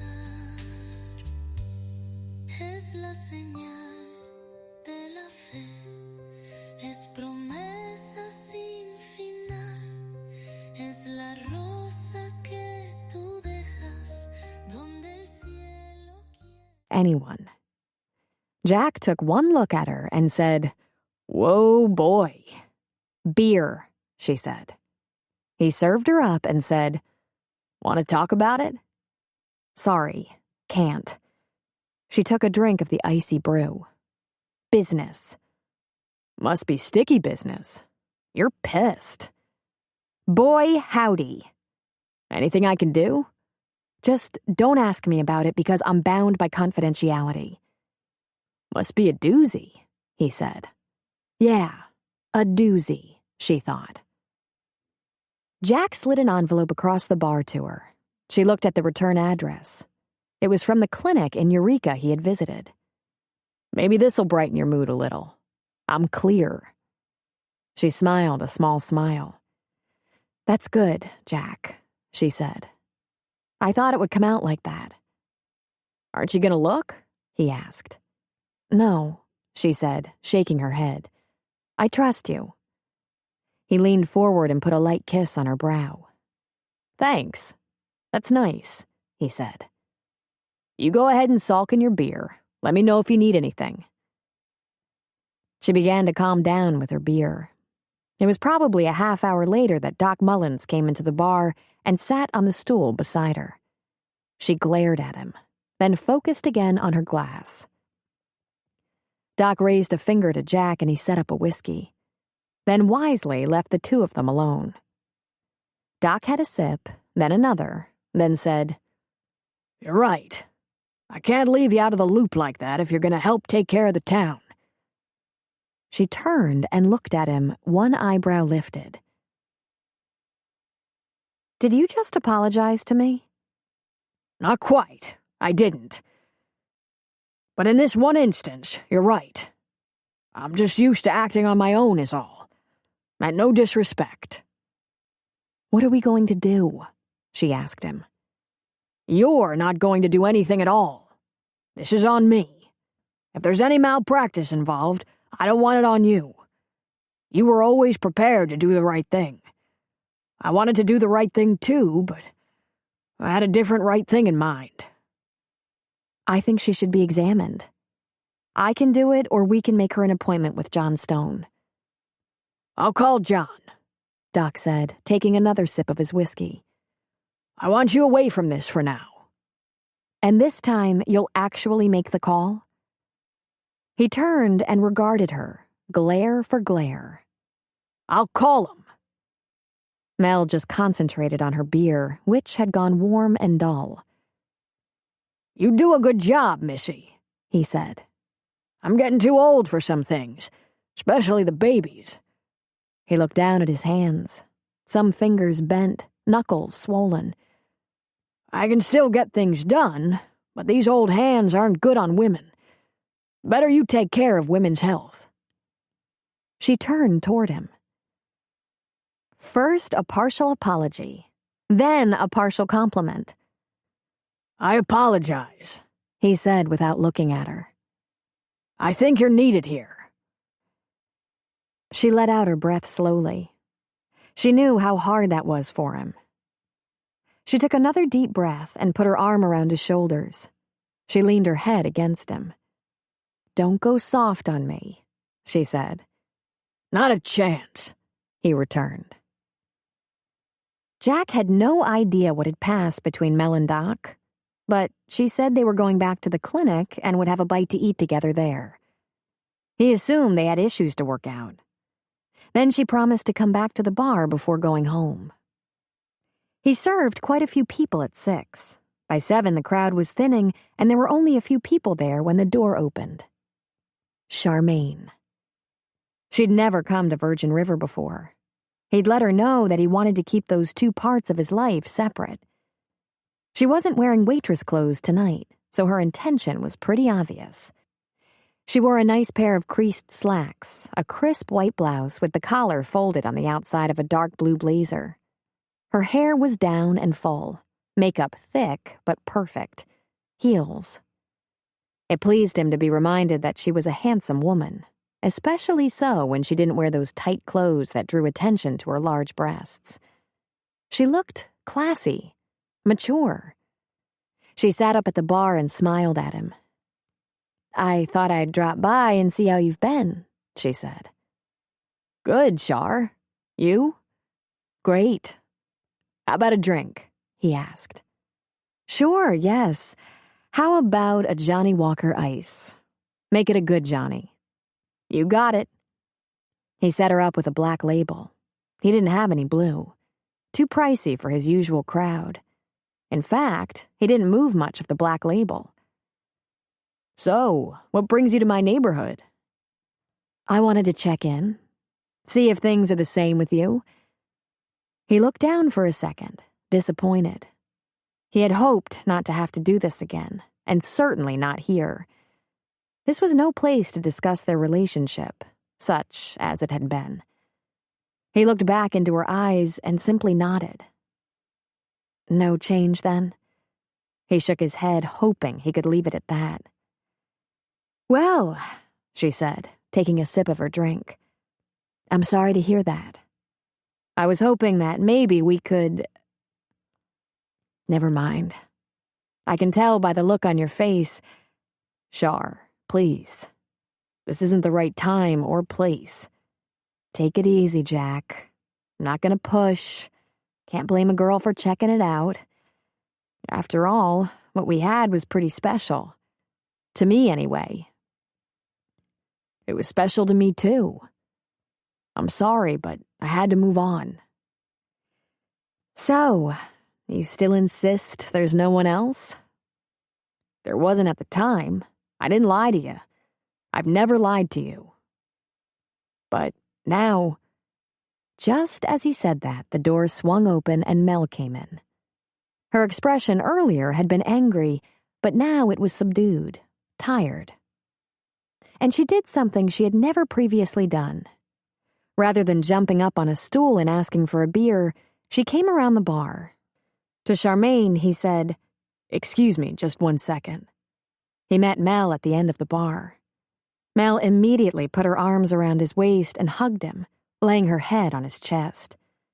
His arms went around her as well, returning the gesture, painfully aware that Charmaine was burning a hole in his back with her eyes.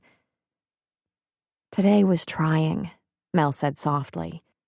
Doc and I had a come-to-Jesus meeting about how we're going to work together if we're going to work together. It was harder than I thought, emotionally draining. Are you all right? He asked. I'm fine.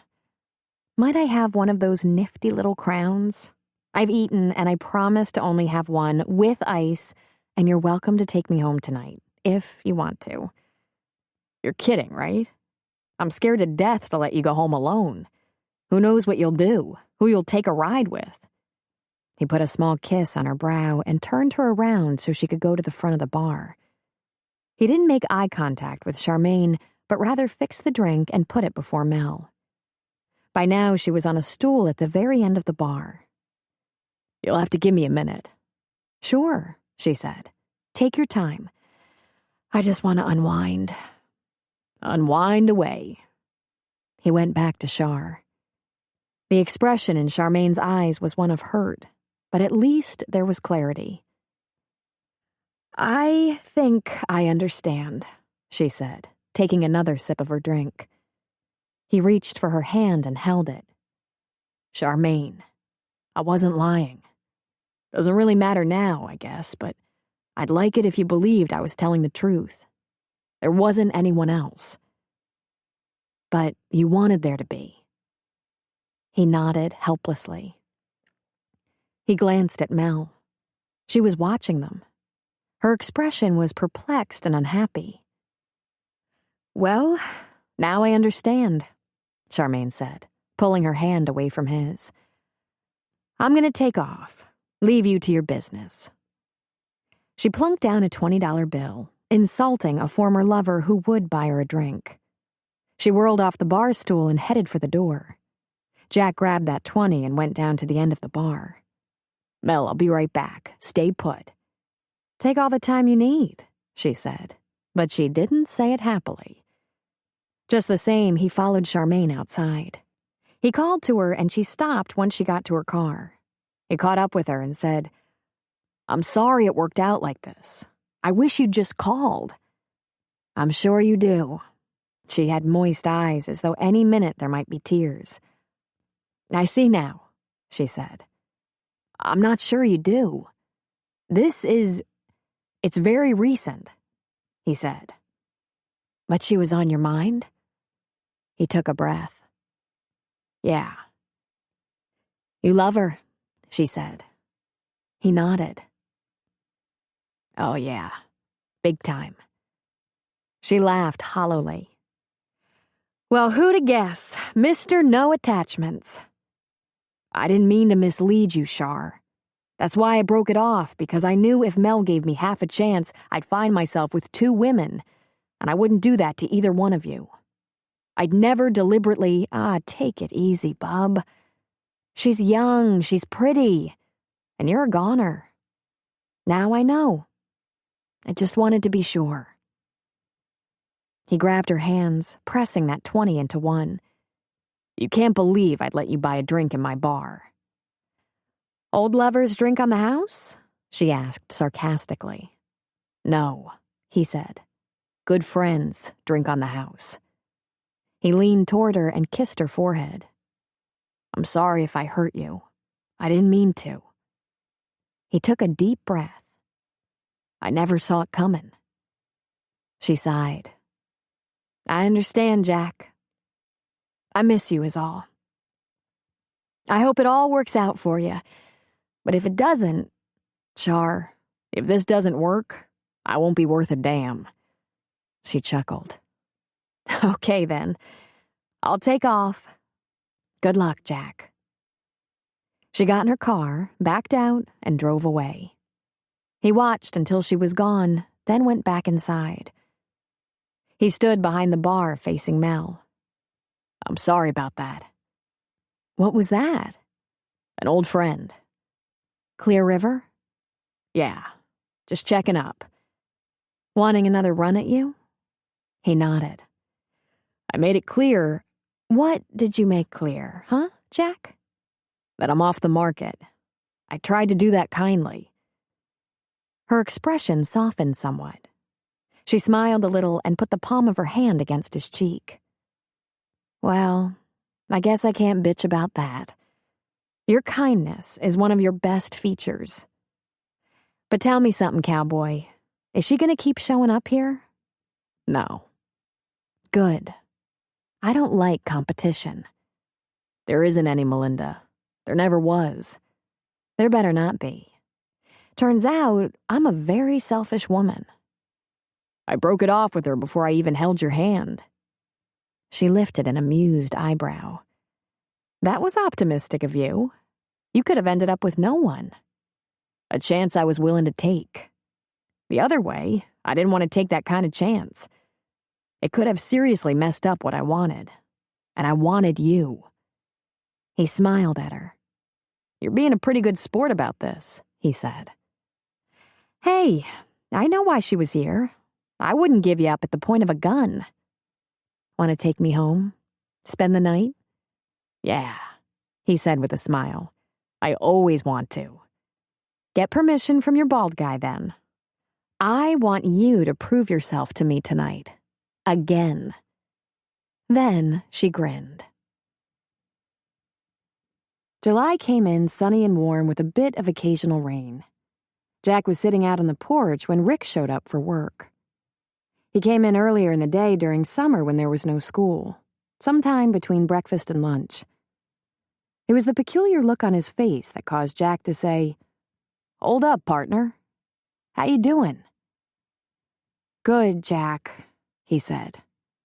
Pull up a chair. I haven't wanted to ask, but it's been on my mind. You and Liz? Yeah, Ricky said, leaning against the porch rail rather than sitting. Must show all over me, huh? Something's showing. Everything okay? Yeah, I guess. He took a breath.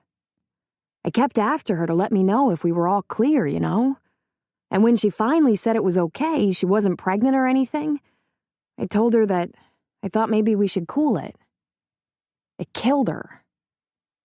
Whoa, Jack said. Rough. I feel like the biggest dog. I guess you had your reasons. I tried to explain. It's not that I don't like her. A lot. I really like her a lot. I'm not just saying that, and it's not just because of what we did. You know? I get that, yeah, Jack said. Can I tell you something? It's all up to you, bud. I really like the girl a lot. I maybe even love her, if that doesn't sound too stupid. But it turns out it's a little too hot for me to handle, and I don't want to screw up my life and her life because of that. That one time, Jack, I did not see that coming. I think it's best for her and me to put some miles between us. Does that make me a wimp? Jack felt a slow smile spread across his lips. Nah, that makes you a person with a brain. I feel like a damn dog. But Jack, that girl, she just does it to me. Holy God. I get close to that girl and I have no brain at all. Jack sat forward in his chair, leaning toward Rick. There will be times when too hot to handle will work right into your plans, Rick. But you won't be 16 anymore. You need to be smart. Sounds like you're being smart. I'm sorry you and the girl are having a hard time with this. I hope you're right about this, because I feel like shit. Plus, I miss her like mad. And not just that, I miss her. Ricky, buddy, you are too young to be a daddy. I'm sorry this hurts, but sometimes you have to do the difficult thing. And she's just too frickin' young to be put in that position. Someone has to be a grown-up. You're doing the right thing. If she's the right girl, it'll keep. I don't know, he said, shaking his head sadly. Let the girl get a little older, pal. Maybe you can check back with her later. Or maybe not, Jack. I think I hurt her real bad. I might not get another shot. Do yourself a favor. Don't keep going back to the scene of the crime. It'll just buy you trouble.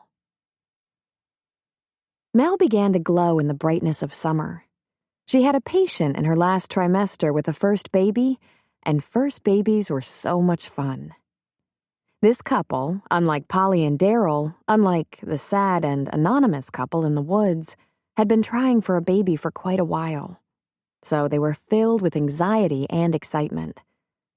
Anne and Jeremy Givens were in their late 20s and had been married 8 years. Jeremy's dad owned a large orchard, and Jeremy and Anne lived on the land with the extended family. The baby would come before the apple crop. Jack and Mel had solidified a couple's friendship with June and Jim and John and Susan. They spent more time in Grace Valley, and the other couples came to Virgin River twice. Once to Mel's little cabin for dinner, once to Jack's bar. On the last visit, Susan announced that she wouldn't be leaving town again, unless she could use the twisting, bumpy 30-minute drive to start labor. She was about to pop. Jack invited Jim, Elmer Hudson, and a friend of Elmer's, Judge Forrest, to fish with him and Preacher in the Virgin, and their catch was good. It made her almost as happy that the men were friends as it did that she had these women friends in her life. Given the time she was spending with her girlfriends, Mel had opened up a little, but just a little. She admitted she was in a relationship with Jack and that he was the best thing that had happened to her in Virgin River. It looks like you were made for each other, Susan said. Kind of like June and Jim, barely acquainted and like old soulmates. To Joey, she reported, I never sleep by myself anymore. It feels more natural to have him near. And Joey, it's so nice not to be alone anymore. She didn't dare tell her sister that after going out to a marijuana grow to deliver a baby, Jack would hardly let her out of his sight. She smiled secretly. There was always a bright spot to everything. Do you get any sleep? Joey asked. Mel laughed. I sleep very well every night. But Joey, she said, shivering, I've never known anything like this. Every time I look at him, I just want to get undressed. You deserve it, Mel. He asked me to do something that has me a little tense. He's going to Sacramento for his youngest sister's birthday, a gathering of the whole family. And he wants me to go. Why would that make you tense? You sprung me on him and it went very well. He's crazy about me, she added with a laugh. I'm not worried that they won't like me. I'm worried they might make more of this than there is. Ah, Joey said. Holding back a little? Not on purpose, she answered. For some reason, I just can't stop feeling that I'm married to someone else. Oh, Mel, go. That other guy, the one you still feel married to, he's not going to get in the way of this. In fact, if he's watching, he's probably glad you have someone special to warm up your nights. If he's watching, she said, I'm blushing. Jack convinced her. All the way to Sacramento, she was nervous as a cat. I just don't want your family to think we're in a serious relationship. Aren't we? He asked her. Aren't you? You know there's no one else in my life, she said. I'm completely monogamous. I just need time, you know? Man, he said, laughing. This figures. What? All those years, I made sure the woman I was seeing at the time knew I couldn't be tied down. There are women out there, Mel, who would think I'm getting just what I deserve right now. You know what I mean. It's just my issues. I'm waiting out the issues, and I'm serious about that. You're very patient with me, Jack, and I appreciate it. I just don't want them to get the wrong idea. And we will sleep in separate bedrooms at your dad's. No, he said firmly. I'm over 40 years old. I sleep with you every night. I told my dad that one bedroom would be just fine. She sighed heavily, nervously. Okay then, but we're not doing it at your dad's. And he laughed at her. It was so much hotter in Sacramento in July than in Virgin River. Hotter even than LA in July.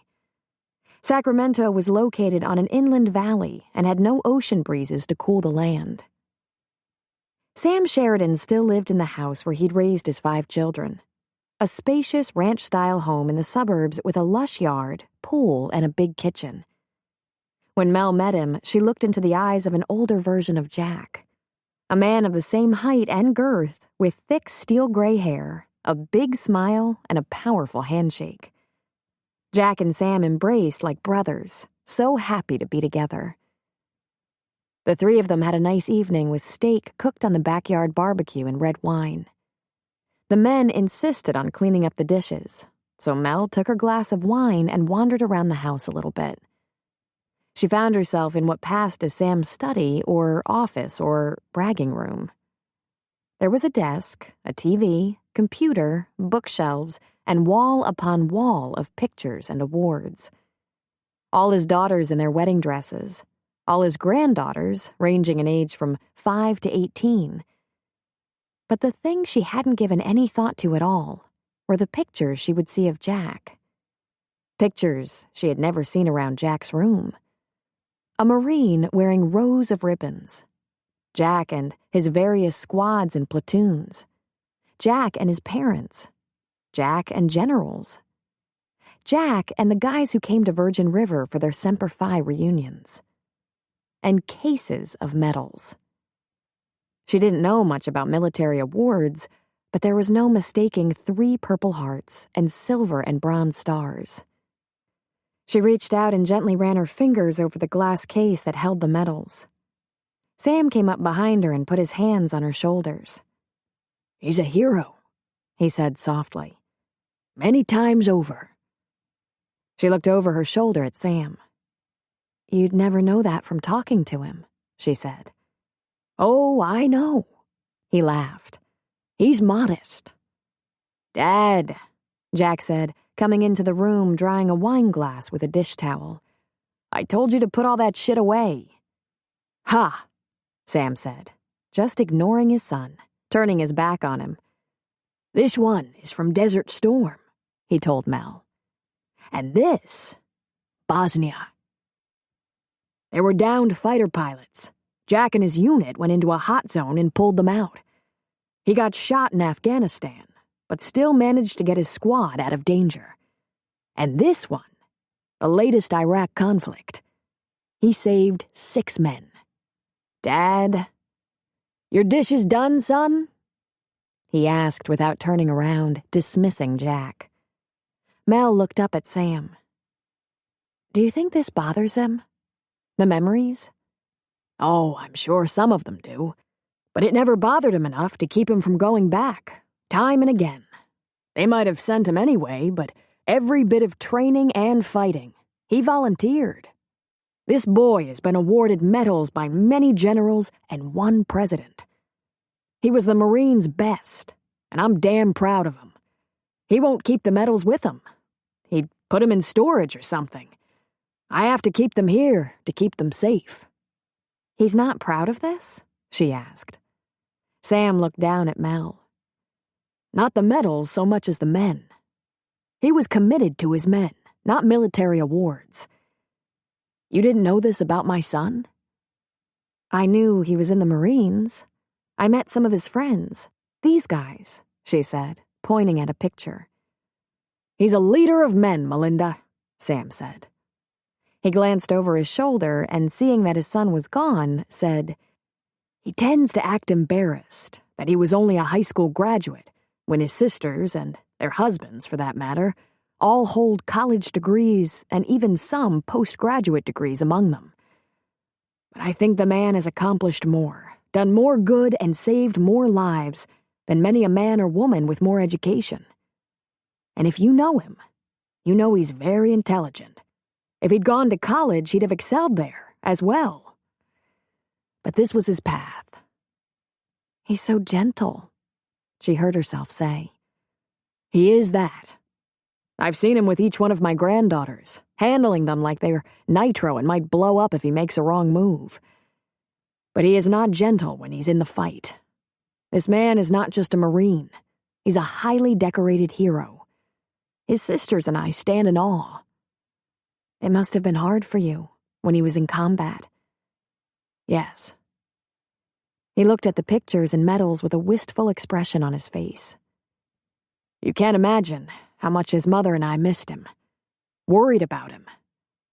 But he did what he was driven to do, and he did it well." Sam smiled. "We'd better get back to the kitchen. He gets surly when I brag."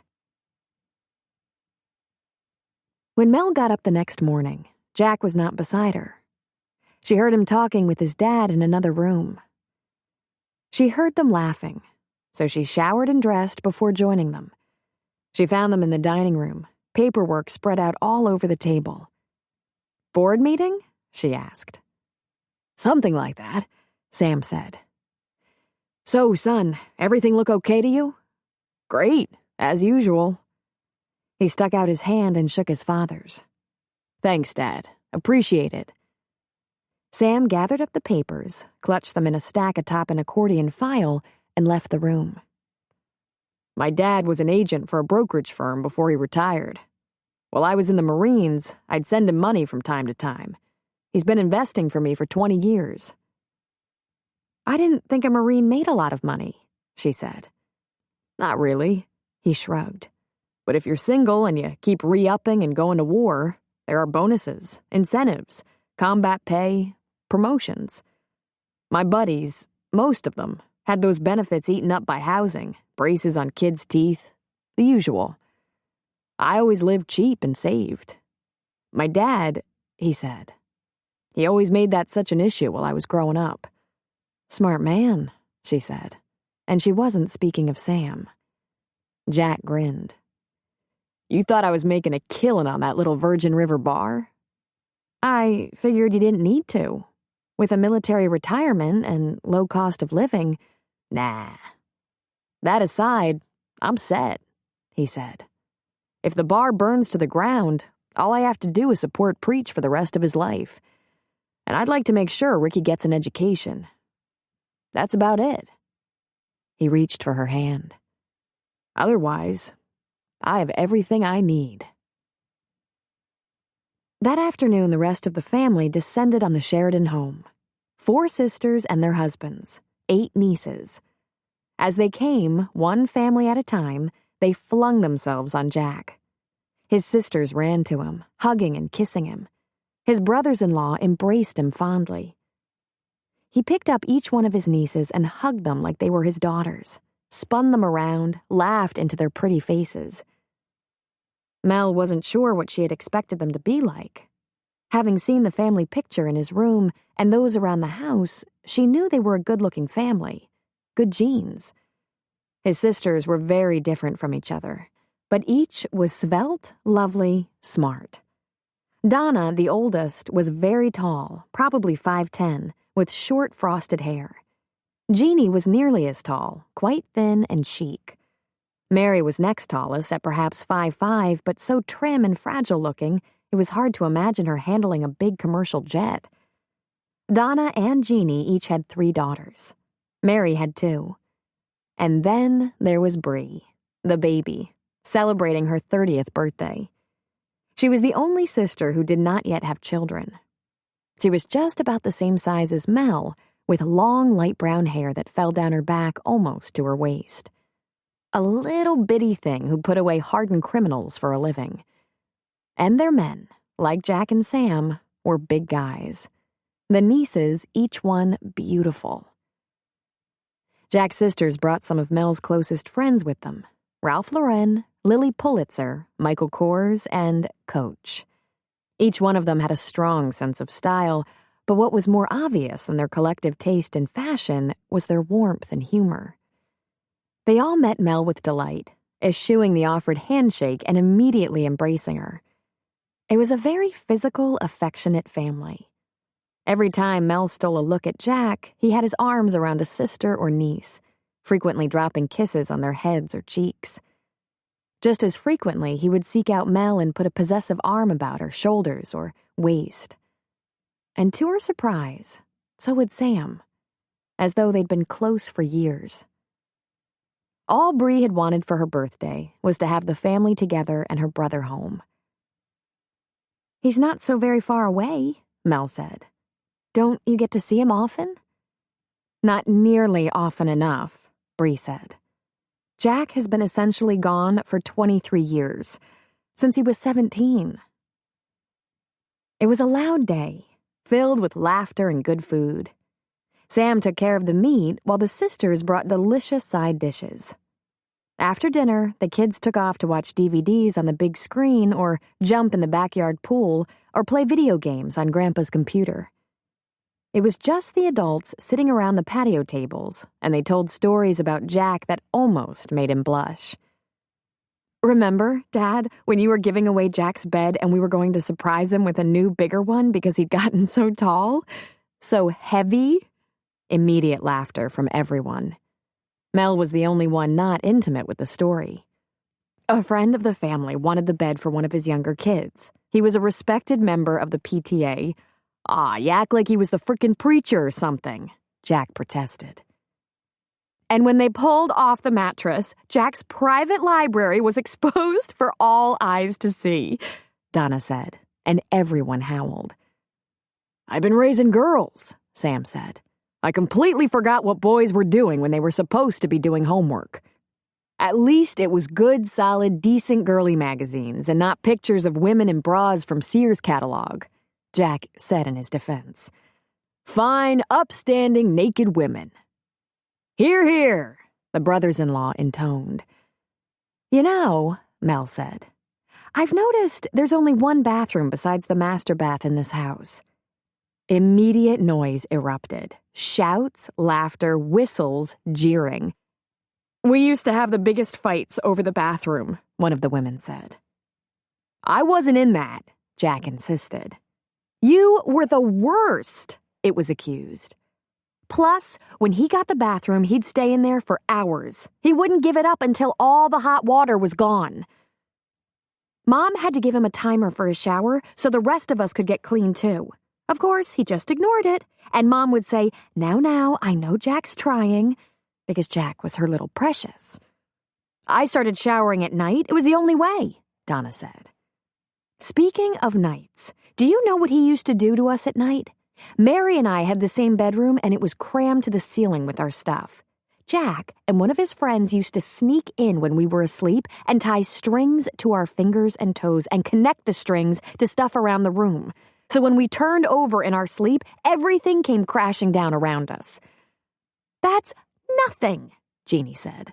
I used to come home from school and find all my stuffed animals with nooses around their necks hanging from my bed canopy. They act like they never did anything to me, Jack said. Do you remember the time we were all in the family room, all 5 of us, and Mom came into the room with a bunch of condoms in her hand and said, "Guess what I found floating in the washer? Jack, I imagine these must belong to you." Wild laughter erupted, and Jack got all stirred up. Yeah, but they weren't mine, were they? Because mine were right where I'd left them. I suspect Donna. I was a feminist, Donna declared. Mom would never have believed it. Donna was her pride and joy. Donna was screwing around. I can't take these stories, Sam said, standing up and going for a beer, making them all laugh. It's okay, Dad, Donna yelled. I don't need birth control anymore. When it was time to clean up and the sun had set, the men went off somewhere and 3 of the sisters insisted that the birthday girl and the guest relax while they did the work. Mel was left with Bree. They sat at the patio table by candlelight. My brother has never brought a woman home before, Bree said. After watching him with his family, all these females, it's so hard to imagine. He's completely comfortable with women. He should have been married years ago. He should have a big family of his own, Mel said. It just never happened, Bree put in. I blame it on the Marines. When I first met him, I asked him if he'd ever been married, and he said, I was married to the Marines and she was a real bitch. Bree laughed. Have you visited him in Virgin River? Mel asked. Not en masse, she said. But we've all gotten up there at one time or another. The guys like to fish with Jack and Preacher. Dad will go up there for as long as a couple of weeks at a time. He loves that little bar of Jack's. Jack seems to have found his niche, his happy place, Mel said. I've only been there a little over 4 months, and my adjustment hasn't been that easy. I'm used to big city medicine where you can get anything you want and fast. This is a whole new game. And I had to drive for 2 hours to get a decent haircut and frost job. What made you choose Virgin River? Bree asked her.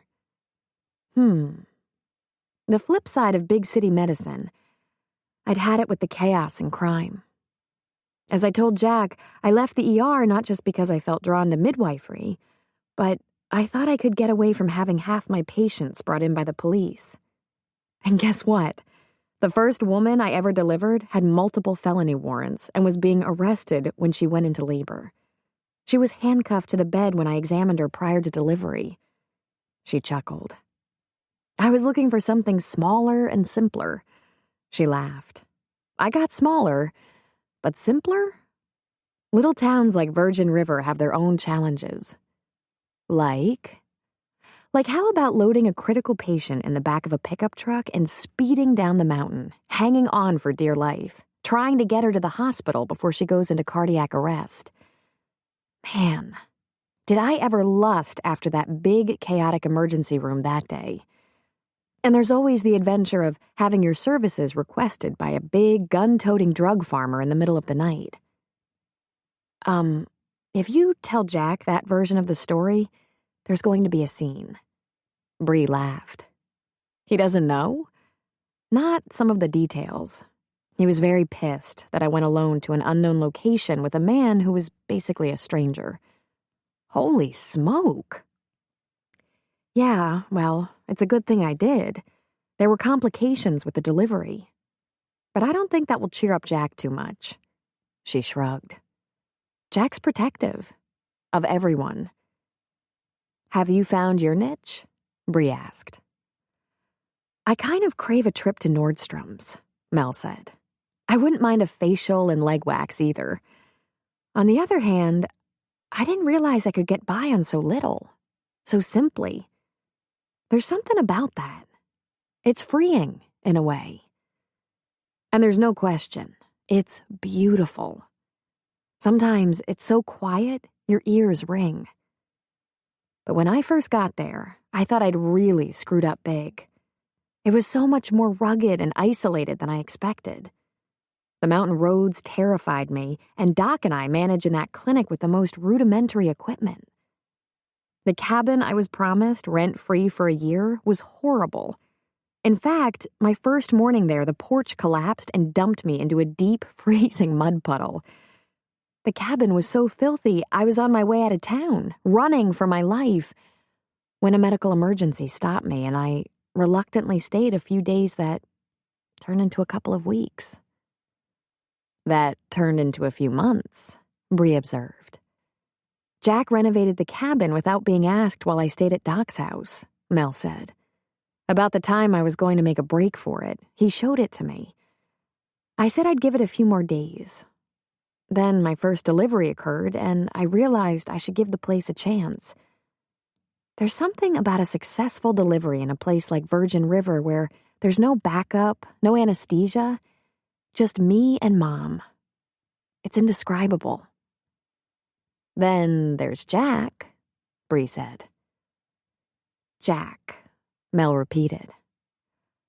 I don't know when I've met a kinder, stronger, more generous man. Your brother is wonderful, Bree. He's amazing. Everyone in Virgin River loves him. My brother is in love with you, Bree said. Mel shouldn't have been shocked. Although he hadn't said the words, she already knew it. Felt it.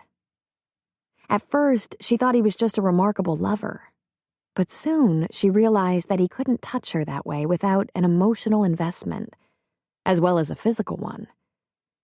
He gave her everything he had, and not just in the bedroom. It was in her mind to tell Bree, I'm a recent widow. I need time to digest this. I don't feel free yet, free to accept another man's love. Her cheeks grew warm, and she said nothing.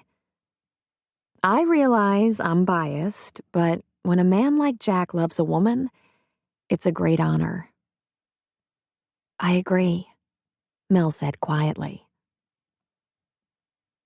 Late in the dark of night, as he held her in his arms in the bed in his father's house, she said, You have the most wonderful family. They love you too. It was such fun watching you all together. They're ruthless.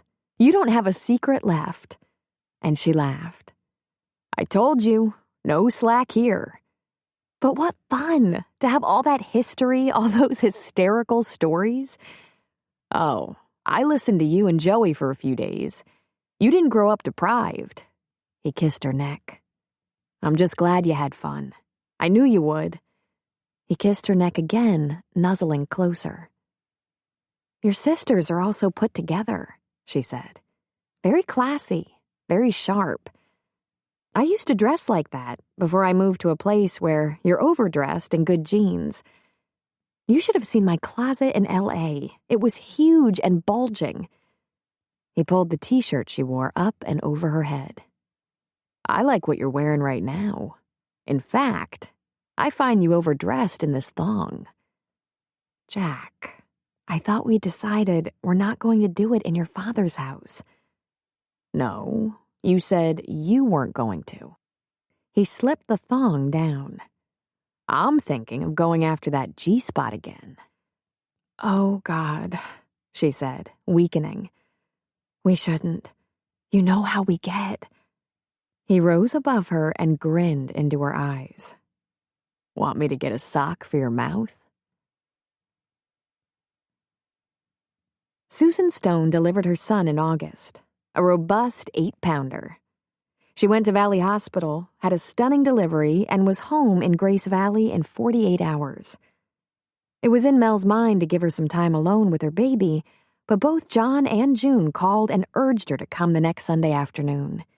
The baby, not yet a week old. Jack would not be left behind. He brought the beer and cigars. Susan was very fit for a woman who had just delivered, but still she stayed on the couch, bassinet nearby, and let her friends fuss over her. In typical country fashion, women brought food so that the new parents wouldn't have to be bothered with cooking. Mel was surprised to see such an air of celebration an atmosphere of an open house so soon after bringing a baby home. There was another couple present, a very pregnant Juliana Dickinson and her husband Mike. John dropped an arm around Juliana's shoulders and said to Mel, "This one is legendary. She could never seem to wait for the doctor. June and I finally got to attend one of her births. It was the last baby, and it was sheer luck. She delivers with about 15 minutes' notice. This is number 6. We're going to admit her tomorrow and induce." "Don't let the baby hear you say that," Juliana said. "You know what always happens." "Maybe we should go over there right now." "Maybe you should strap yourself to me and keep one hand on my stomach." The women gathered in the living room around Susan with cups of coffee and cake. John plucked the baby out of his bassinet to show him off. As Jim already had baby Jamie in his arms, John offered the baby to Jack, and he willingly, happily took him into his arms. He cooed at the little bundle. Mel's eyes warmed as she watched him. "You're pretty good at that for a bachelor," John said appreciatively. "Nieces," he said. 8 of them, Mel added. Jack jiggled and the baby sent up a loud wail. "I guess you're not that good," John said. "Jack did fine. He's hungry," Susan said, reaching for the baby. "Okay, there's going to be breastfeeding," John said. "We should find something to do." Jack pulled cigars out of his breast pocket, and immediately a very grateful hum of approval sounded. Jim handed Jamie off to June and left the women and babies in the house to go outside and indulge. "They're going to stink," Juliana said. "To high heaven," June agreed. "At least they're out of our hair." Susan settled the newborn onto her breast, and Mel watched with longing. "Mel," she said, "how'd it go in Sacramento with Jack's family?" "Oh, they're fantastic," she said, coming back to herself again. 4 sisters who tell every secret he'd ever dream of keeping, and 8 nieces, all beautiful, all in love with their Uncle Jack. It was delightful. "So, Susan, how was your labor? Back labor like you predicted?" "Epidural," she said with a grin. "Piece of cake." "I've never had time for one of those," Juliana said, somewhat wistfully, smoothing a hand over her round tummy. "You and Juliana are awful close to the same due date," Mel observed. They all laughed. "I might have neglected to mention the big fight John and I had before this little conception. It happened at a night of cards with Juliana and Mike. We were both so furious with our husbands. They had both been banished. Apparently, we let them both into bed about the same time." More laughter. Juliana rubbed her swollen tummy. "I meant to stop doing this." "What in the world happened?" Mel wanted to know. Long story short, they had a couple of beers and started in on working women. I wanted to work alongside John and June in the clinic, but John wanted me to stay home, mind my own business and clean house, and make sure he had one of those solid country meals in front of him when he got home. Now, I come from the part of the world where a salad with some chicken strips is a dining delight. Mike, on the other hand, thought it was wonderful that I didn't work. With 5 kids and a farmhouse to run, Juliana said. "Oh, brother," Mel said. "They were made to suffer very appropriately," June put in. "No conversation, no sex. Perfect discipline for idiots." "How'd it turn out?" Mel asked. "Well, when I'm not 9 months pregnant or postpartum and nursing, I run the clinic. And very well at that. But a side effect was, well, as you can plainly see, we had been knocked up. You might not want to drink the water around here," Susan advised.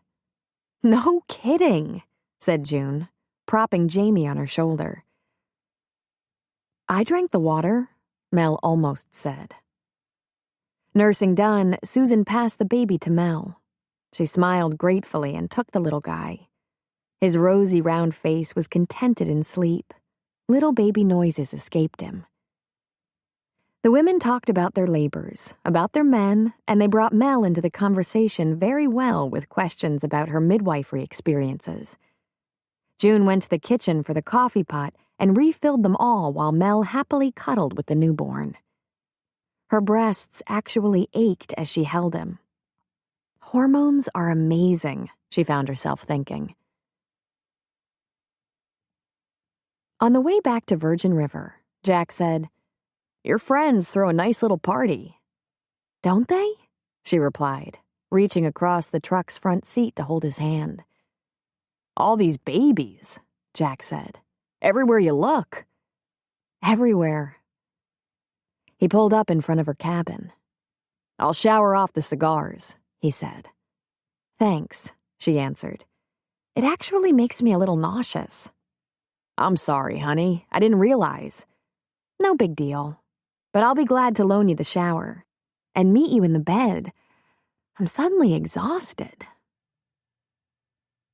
Mel was just pulling up to the clinic in the morning when beside her an old pickup was pulling into the next parking spot. She recognized the man at once. Calvin. She hadn't seen him since that first time when she treated his facial wounds. He jumped out of the truck as she got out of the Hummer. His hands were plunged into his pockets, and he seemed to nearly vibrate with the jitters. She suddenly realized something. The man who took her to deliver his baby in the backwoods, also a grower, didn't seem to be on anything. This guy was wired, high. She'd never have gotten in a truck in the middle of the night with Calvin, baby or no baby. She further realized that without a plan of any kind, she could get hurt if she refused such a request from Calvin. He was pretty scary and clearly unstable. Before she could even address him, he said, "I need something. Back pain." "What do you need?" she asked calmly, very practiced in handling his type back in the city. "Pain medication. I need something for the pain. Fentanyl, maybe. Oxycontin. Morphine. Something." "Did you hurt your back?" she asked, trying to avoid his eyes as she proceeded to Doc's front porch. He was jerking and tweaking, and upright rather than sitting on a low stool. She became aware of his size. He was almost 6 feet and broad-shouldered. It was clear he'd gotten his hands on something not depressive. Maybe methamphetamine, as Doc had earlier suspected. He wanted a narcotic to bring him down. The pot from his garden must not be doing it for him. "Fell off a ledge out there. Might have broken it. It'll be okay, but I need a little medicine." "Fine. You'll have to see Doc," she said. His feet moved nervously. He pulled a hand out of his pocket and grabbed at her sleeve, and she jerked out of his reach. Jack, coming from her cabin, arrived behind her and was just pulling into town as Calvin made that move, and for a split second, she almost felt sorry for him. Jack accelerated, screeched to a stop within inches of Doc's porch, and was out of the truck in 1 second. "Get away from her," he shouted. The guy backed away, but just a little bit. He looked at Mel. "I just need something for the pain in my back," he said. Jack reached into his truck and had his hand on his rifle. The look in his eyes was frightening. "I'm okay," she said to Jack. Then to the twitchy young man, "I don't prescribe the kind of drugs you're looking for.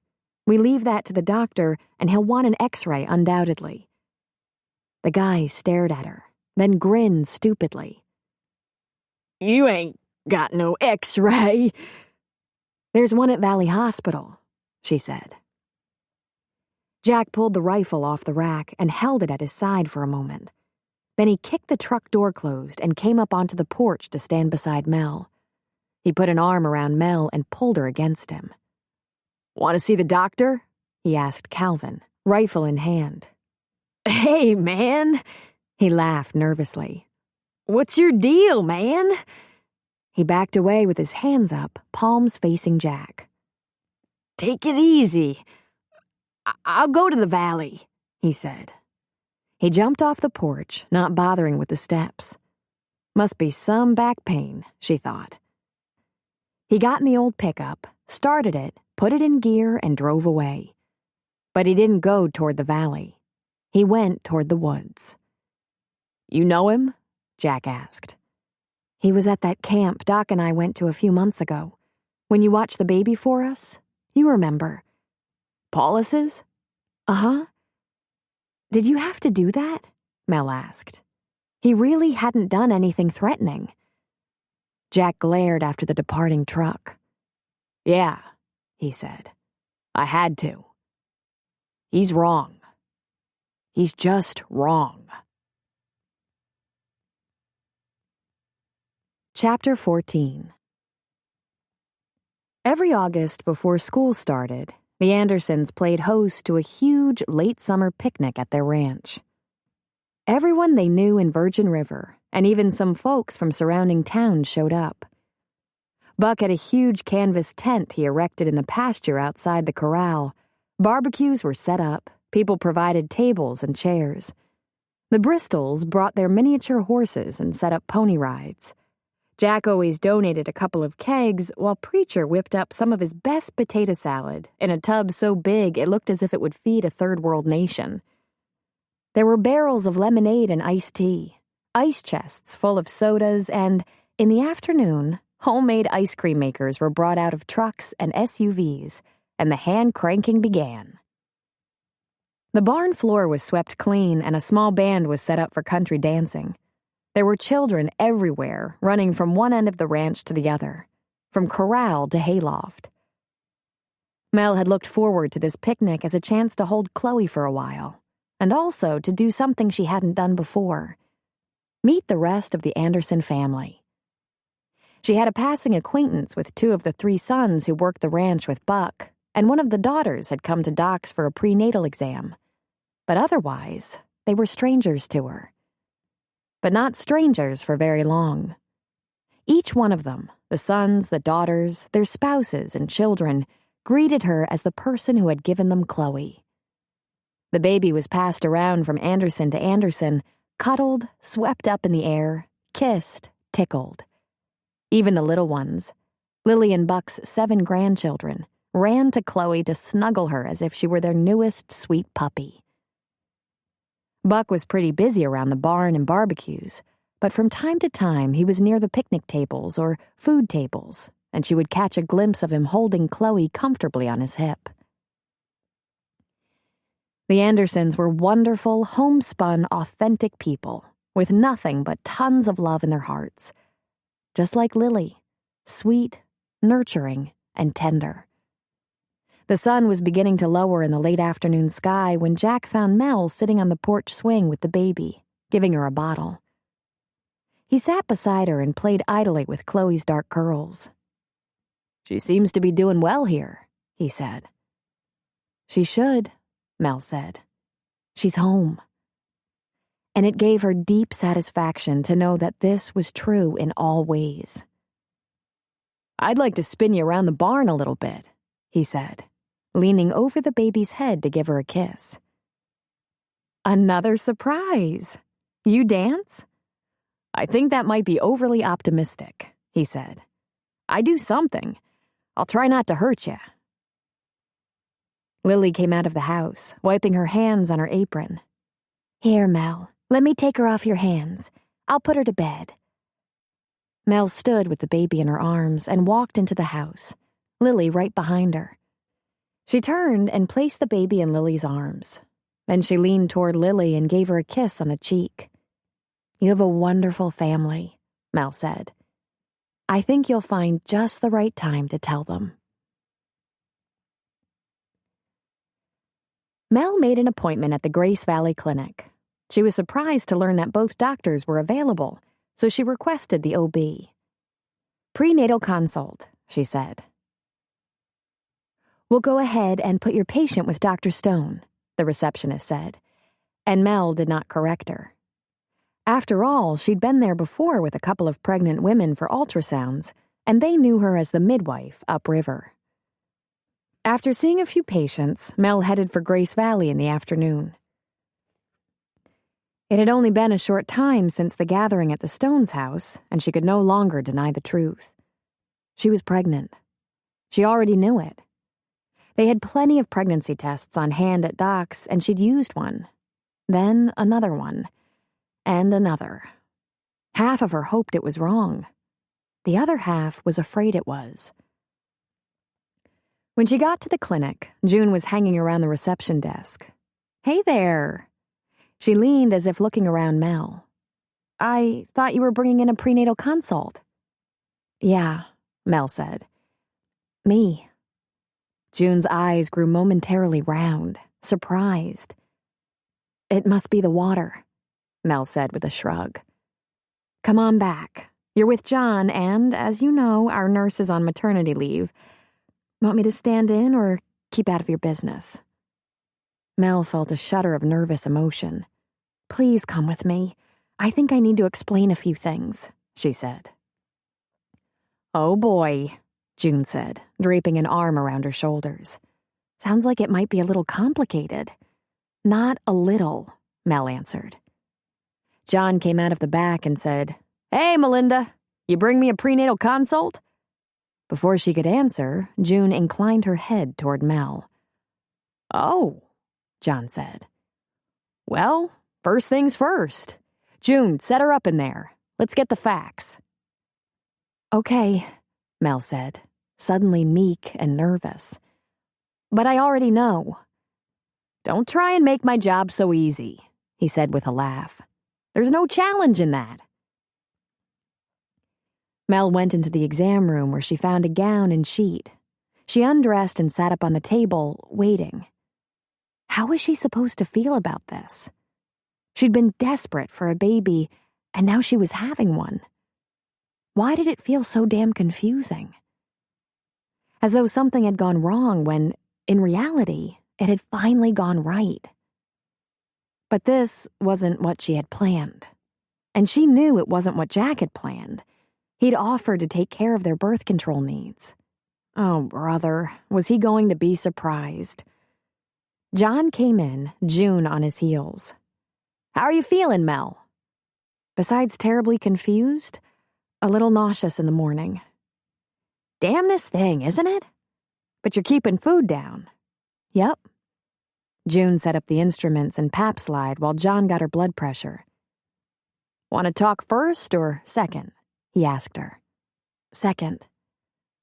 "Okay. June, can you fire up the ultrasound?" "Thanks. Mel, lie back and slide down for me, okay?" He guided her feet into the stirrups and kept hands on her legs in case she slid too far and accidentally fell. When her position was solid, he took his place on his stool and snapped on the rubber gloves. He inserted the speculum. "You know how far along?" 3 months, she said, her voice quieter than usual. "Approximately." "Congratulations," he said. Beside her, the ultrasound bleeped as it warmed up. He pulled out the speculum after the pap slide was complete and gently palpated the uterus, measuring for size. "You're almost as good at this as I am, Mel," he said. "You have reached the right approximate diagnosis. Good. Everything's good." He pulled the wand from the ultrasound. Because this was an early pregnancy, he would do an internal probe for a better reading, as opposed to running the probe over her still flat belly. "Turn your head, Mel," he said. "Beautiful," he added. She looked at the monitor. Tears slid out of her eyes and into the hair at her temples. There it was, a small mass, limbs just visible to the practiced eye, moving around inside of her. They watched the new life for a little while, and she gave a hiccup of emotion, moving a trembling hand to cover her mouth. "Just about 12 weeks, John said. "Out of the miscarriage woods. We'll print you out a picture, though the view is going to be lots better in another few weeks." He removed the probe and helped her to sit up. June leaned a hip on the counter, and John returned to his stool. "You're in perfect health," her doctor said. June handed Mel a tissue. "I've been there, Mel," June said. "Believe me." Finally, John said, "What's the matter, Mel? How can we help?" She blotted her eyes. I'm sorry to do this to you, but it's just so complicated. John reached out to her and gave her knee a squeeze.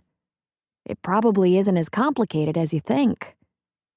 Oh, wait, she said with a weak, embarrassed laugh. How about I start by telling you I'm hopelessly infertile? He gave a little laugh. Let's see. You have a uterus, ovaries, fallopian tubes, and I've heard this business of not being able to get pregnant from pregnant women before. And I went through 3 years of infertility treatment, including surgery, without success. We even had one very expensive, very failed attempt at in vitro. Well, that puts an interesting spin on things. Maybe you should back up a little. You don't have to talk to us, Mel. It's up to you. No, I want to. I need advice. I'm a mess. See, before moving up here from LA, I was married. My husband was a doctor. We often worked together. We tried desperately to have a baby. He was killed when he happened into a robbery in progress. That was 1 year and 3 months ago. Almost exactly. I came up here looking for a simpler life, a safer life. I just wanted to start over. John shrugged. Kinda looks like you found what you were looking for. She laughed. Virgin River isn't all that simple. But yes, in some important ways, I found what I was looking for. She agreed. Of course, this wasn't planned. I didn't think it was possible for me to get pregnant. Is the problem Jack? June asked. Yes, but he doesn't know it. He's so wonderful, but he knew from the beginning that I wasn't quite over my husband. I adore Jack. You can't imagine. But I still haven't gotten to that point where I feel free to move on to... She took a breath. To another man. They gave her a moment and another tissue. This is supposed to be my baby with my husband. The one we tried so hard to have. She blew her nose. June stepped forward and took her hand. It seems apparent that Jack loves you, and that he's a good man.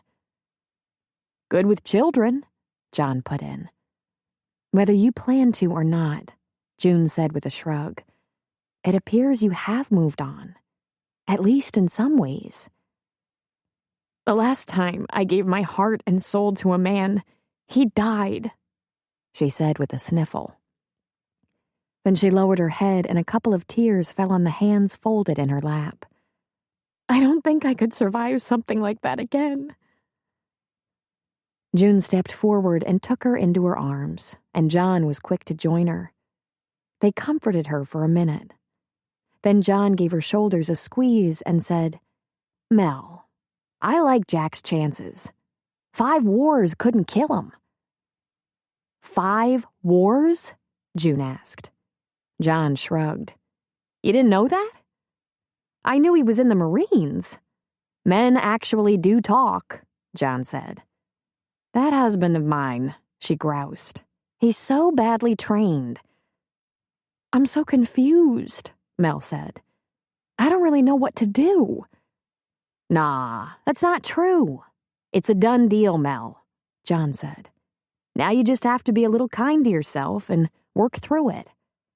You wanted a baby real bad, and you're having one. Jack? He doesn't know? No. He knows I'm widowed. He's the only one who knows in Virgin River. But he doesn't know how hard I tried for a baby. He's been so supportive of me in my grieving moments. He hasn't said a word to anyone, because I asked him not to. It's easier, you know, when people don't look at you that way, like you might be in constant pain. But, she said, he also offered to take care of our birth control concerns, and of course I told him I had it covered. I was absolutely sure I couldn't get pregnant. God, I'd never do this to a man. He's a good man, Jack. He's gonna understand. He's going to think I tricked him, isn't he? I mean, he's 40. Yeah, a lot of that going around, too, June said. I remember dealing with some of these same issues when I found out I was pregnant. Jim was over 40 when I broke it to him that he was going to be a father. I was afraid he'd bolt. I had surgery to remove endometriosis, had my tubes blown out, took hormones, took my temperature every day for 2 years. She hiccuped. We tried everything. Mark wanted a baby as badly as I did. I'm telling you, I'm completely sterile. Well, they both said. It's the funniest thing, John said. Nature suffers to fill a void. I can't believe how many miraculous pregnancies I've seen. What if Jack is furious? Who would blame him? I mean, he hasn't even been in a serious relationship, and here I come, bouncing into town, telling him I have the birth control issue covered. What if he just says, no thank you? Something tells me he's not going to say that, John said. But there's only one way to find out. And at 3 months, I'd recommend you not wait much longer. I'm afraid, she said quietly. Of Jack? June asked, shocked. Jesus, of everything! I'm not even sure I should be here. From the beginning, I thought it was a mistake, making such a big change. I'm a city girl. You'd never know it, June said. You seem to fit in just fine. Some days, I think this place was just what I needed. Other days, I ask myself what I'm doing here. Not only that, do you know how scary it is to think of being committed again and opening myself up to the pain that follows when something goes terribly, terribly wrong? I'm afraid to move on, even though you're right. I already have. I still cry sometimes over my dead husband. How can I ask another man to put up with that? She drew in a jagged breath. At the very least, we should have been able to plan for a possible baby before... June held her hand. Hardly any of us manages to work things out that neatly, she said. June lifted Mel's chin with a finger and looked into her eyes. I think you should try to remember 2 things. You have a baby inside you now, a baby you longed for, and a good man back in Virgin River. Go with it, Mel. You'll know what to do. Mel knew John and June were right. It was important to face this head-on and tell Jack as soon as possible. Let him have time to react, respond. When she got back to Virgin River, she intended to go straight to the bar. But there, in front of Doc's, was a car she recognized. Anne and Jeremy Givens. It was her time. When she got inside, she found the Givenses with Doc, waiting in the kitchen with a cup of tea. So this is it? Mel asked. I think so, Anne said. I've been in labor all day, and now I'm having contractions less than 5 minutes apart, and some spotting. That's when you said to call, right? That's what we decided. Would you like to come upstairs, settle in, and let me check you? I'm scared, Anne said. I didn't think I would be. Darling, there is nothing in the world to be afraid of. You're going to sail through this. Jeremy, why don't you let me get Anne comfortable, and then you can come upstairs. But I want to be there for everything, he said. Mel laughed in amusement. She's just going to get undressed, Jeremy. I bet you've been there for that about 1,000,000 times. She took Anne's suitcase and her arm. Come on, sweetheart, let's go have a baby. Once settled in, Anne proved to be only 4 centimeters dilated. Back at the hospital in L.A., they would call that the price of admission. Anything less than 4 centimeters and you were sent home to labor a little longer. Mel observed a couple of contractions and they were coming strong and long. That business about sailing through was perhaps overly optimistic. Jeremy was at his wife's side as soon as he was invited and, unlike Daryl, he was completely prepared for the rigors of labor. This couple actually had had some birthing training. Mel told Jeremy to walk his wife up and down the upstairs hallway and left Anne in his able hands to go downstairs to use the phone to call Jack. Hi, she said. I have a delivery, so I'm not coming to the bar. You think it'll be long? He asked. There's no telling. She hasn't progressed very far yet. Can I bring you anything? Something to eat? No, Jack, not for me. Doc can walk across the street if he wants to. But listen, my instinct tells me maybe he shouldn't have a whiskey tonight. Don't worry about Doc. His instincts are pretty good, too. Mel? My door will be unlocked. Thank you, she said. If we finish up before morning, I'll sneak into your room. Would that be all right? He laughed his low, sexy laugh. It's always all right, Melinda. I might not be able to sleep for hoping. I'll hope too, but for Anne's sake, not yours or mine. Anne's blood pressure was stable and her labor was difficult. 3 hours later, in spite of walking, squatting, and laboring, she was still only at 4 centimeters. At midnight, she was at a possible 5.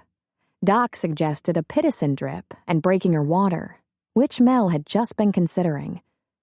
Her contractions were coming every 2 minutes.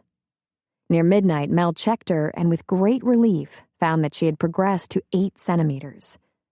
But then, just 30 minutes later, she was back at 5. Mel had been down this road before. The cervix had swollen and appeared as though it was shrinking. That indicated they might not be able to have a vaginal birth. She examined Anne during a contraction when her cervix widened and literally tried to hold her cervix open to the great discomfort of the patient. But it just wasn't working. Anne was wet with sweat and growing more exhausted by the minute. It was 3:30 in the morning when Mel made the call to John Stone. God, I'm sorry to do this to you, she said. I have a delivery that might be going south. I've got a patient who's been laboring for hours, stuck at 5. Her cervix advanced to 8 and swelled back to 5. She's not progressing. We could ride this out, but Mother is wilting and I have no indication that... I think it's very possible the baby's not going to fit. I suspect I'm going to need a cesarean. Did you pit her? Yeah, pitocin running and I broke her water. Okay, stop the pit, turn her on her left side. How long has she been laboring? Stuck at 4 or 5? 10 hours with me. She labored at home for about 8. Have you tried stretching the cervix? Unsuccessfully, she said. Our ultrasound at your clinic showed a competent pelvis and average-sized baby. Things change, he said. Any fetal distress? Not yet. The Doptone shows a strong, regular, even heart rate, but Mother's pressure is up a bit. You could ride this out a while, but if she's exhausted, I vote for not waiting. I'll meet you at Valley. Can you make the drive or do you need a helicopter transport? We've got some real good shocks on that Hummer, she said. Either way, she's an hour or more from the hospital. I'll wake Jack, get his help. Mel checked Anne once more. She had finally made 6 centimeters, but she was weakening. Anne's heart rate was increasing and the baby's had dropped just slightly. Jeremy was growing nervous and pale despite the number of times Mel reassured him that this wasn't unusual. It was starting to look like even if the baby was going to fit, Anne might not have the energy to push him out. It was 4 a.m. when Mel called Jack. He didn't sound as though he'd been asleep. Jack, I'm going to have to transport my patient to Valley Hospital for a cesarean. John's going to meet us there. I could use some help. Be right there, he said. I'll try to get her downstairs, and then if you'll... No, Mel, Jack said. Leave her where she is. I'll get her downstairs. I wouldn't want both of you to fall. Okay, sure. Thanks. Then she went back to her patient. Although Doc was standing by, this was Mel's case, and a decision like this was entirely hers. Anne, she said, gently brushing the hair away from her soaking brow. We're going to transport you to Valley Hospital for a C-section. No, she cried. I want to have the baby normally. Nothing abnormal about a C-section, she said. It's a good operation, and it keeps you and the baby out of distress. Fortunately, we have the time so you're not at major risk. But with the distance to the hospital, we shouldn't wait until you are. It's going to be fine, Anne. Oh, God, she cried. Then she was gripped by another hard contraction, and fear gave way to pain. Her husband tried the breathing with her, but after all these hours of hard labor, it was futile. She had very little space between contractions and some residual pain that made it feel, to her, as if her contractions were continual, back to back. Mel had had tough deliveries before, but it was different in the hospital when you could just wheel your patient down the hall to surgery and let the surgeons and anesthesiologists take over. In a hospital, she would give the mother every chance to make it through, if she wanted to try. It was different for her here.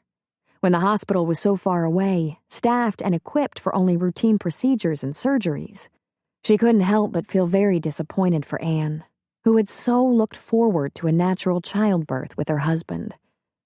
Anne, it's just one of those things. Sometimes a C-section is the best answer, Mel said.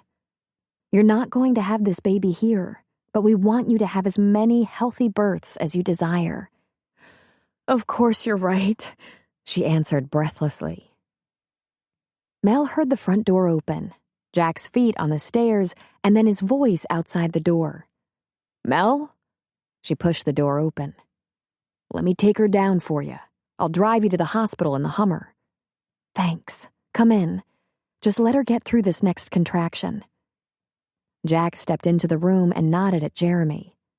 How you doing, man? He asked. I'm gonna carry your wife downstairs for you. You look pretty exhausted. You and Mel can ride in the back with her and I'll drive. As soon as Anne seemed to relax a bit, Jack bent over the bed and lifted her easily into his arms. Hang on, kiddo, he said. I'll get you down before the next one hits. How's that? Mel grabbed her bag and said, Jeremy, please get Anne's suitcase. She followed Jack downstairs, grabbed her coat, and while Jack held Anne, she opened up the back of the Hummer and slid out the gurney. Anne, I want you on your left side, please. Once she was situated, Mel and Jeremy climbed in on either side of her, kneeling, while Jack got behind the wheel and took off in the direction of Valley Hospital. Mel kept the fetoscope handy and blood pressure cuff on Anne's upper arm. She checked her pressure and the fetal heartbeat every few minutes. They were nearly halfway when she reached forward and put a thankful hand on Jack's shoulder. His hand automatically came up to cover hers. You were still awake, she said softly. In case you needed anything, he answered. She gently squeezed his shoulder, but what she really wanted to do was throw her arms around him. She so appreciated the way he instinctively supported her in her work. When they got to the hospital, they entered the emergency room, and once inside, Mel handed Jack her coat and said, You should move the SUV. Jeremy and I will take her up to labor and delivery. John's meeting us. I hate to ask you, but of course I'll wait. I'll be right here. Don't worry about me. Am I going to be allowed in? Jeremy asked while they were in the elevator. That's going to be up to Dr. Stone, she said. If it were up to me, I wouldn't have a problem with it. Mel pushed the gurney through the swinging doors and was very happy to see John standing at the sink finishing his scrub. Hands held up, he turned toward her and gave a nod and a smile. Number 2 is set up, Mel. The anesthesiologist is here. Beside him at the adjoining sink, pumping the faucet pedal with her foot, was a nurse in scrubs, her mask tied around her neck. She looked over at Mel and with a sarcastic twist of her lips said, Another botched home birth? Mel's mouth dropped open and her eyes widened as if slapped. John whirled on the nurse, glaring at her. Then John turned back to Mel and said, Can you scrub in with me, Mel? I'm prepared to assist, Dr. Stone, the nurse said from behind him. Thank you, Juliet, but I'm leaning towards someone more professional. You and I will talk later. And to Mel, you have less than 15 minutes. Certainly. Jeremy wants to be there, she said. Of course. Juliet, find the father some scrubs. Mel, you'll find some in the locker room. Shake a leg. Mel pushed the gurney to operating room number 2 and let the circulating nurse pull Anne into the room. She donned green scrubs in the locker room and joined Jeremy at the sink, saying, If you scrub in, the doctor might be inclined to let you hold your son when he's born. Just like this, she said, demonstrating the scrubbing technique. No guarantees on that, so no pouting. And you'll have to stay at Anne's head. Have you done this before? He asked her. Assisted in a C-section? Many times, she said. Mel? He asked. It wasn't botched, was it? Of course not. What Anne experienced wasn't all that unusual. You were there, Jeremy. You see anything happen that bothered you? I trust you would have said something or at least asked a question or two. She smiled at him. You have one stubborn little boy to raise. Fortunately, we have a very good surgeon at our disposal. By the time they entered the operating room, Anne had received her spinal from the anesthesiologist and was much more comfortable. John was ready to begin, and Mel took her place next to him, her instruments lying out on the Mayo stand. Scalpel, he said. She slapped it into his hand. Thank you, she said, for what you did out there. She's a good nurse, but I never figured her for jealous. I apologize for her. We're ready to retract, he said. He chuckled. You do a damn fine job, Mel. I'd let you deliver my wife in a second. The ride back to Virgin River wasn't exactly quiet. Jeremy was a literal motor mouth. Jack heard the details of the surgery several times. While Jeremy's wife was in recovery and his son in the nursery, he needed a lift home to fetch his own vehicle so he could go back. He chattered while Jack drove, and Mel's head lolled on the seat beside him. Exhausted, baby? He asked her. I'll be fine after a nap, she said. Mel assisted Dr. Stone, Jeremy sounded from the back. He asked her to. It was incredible. The things she knows how to do.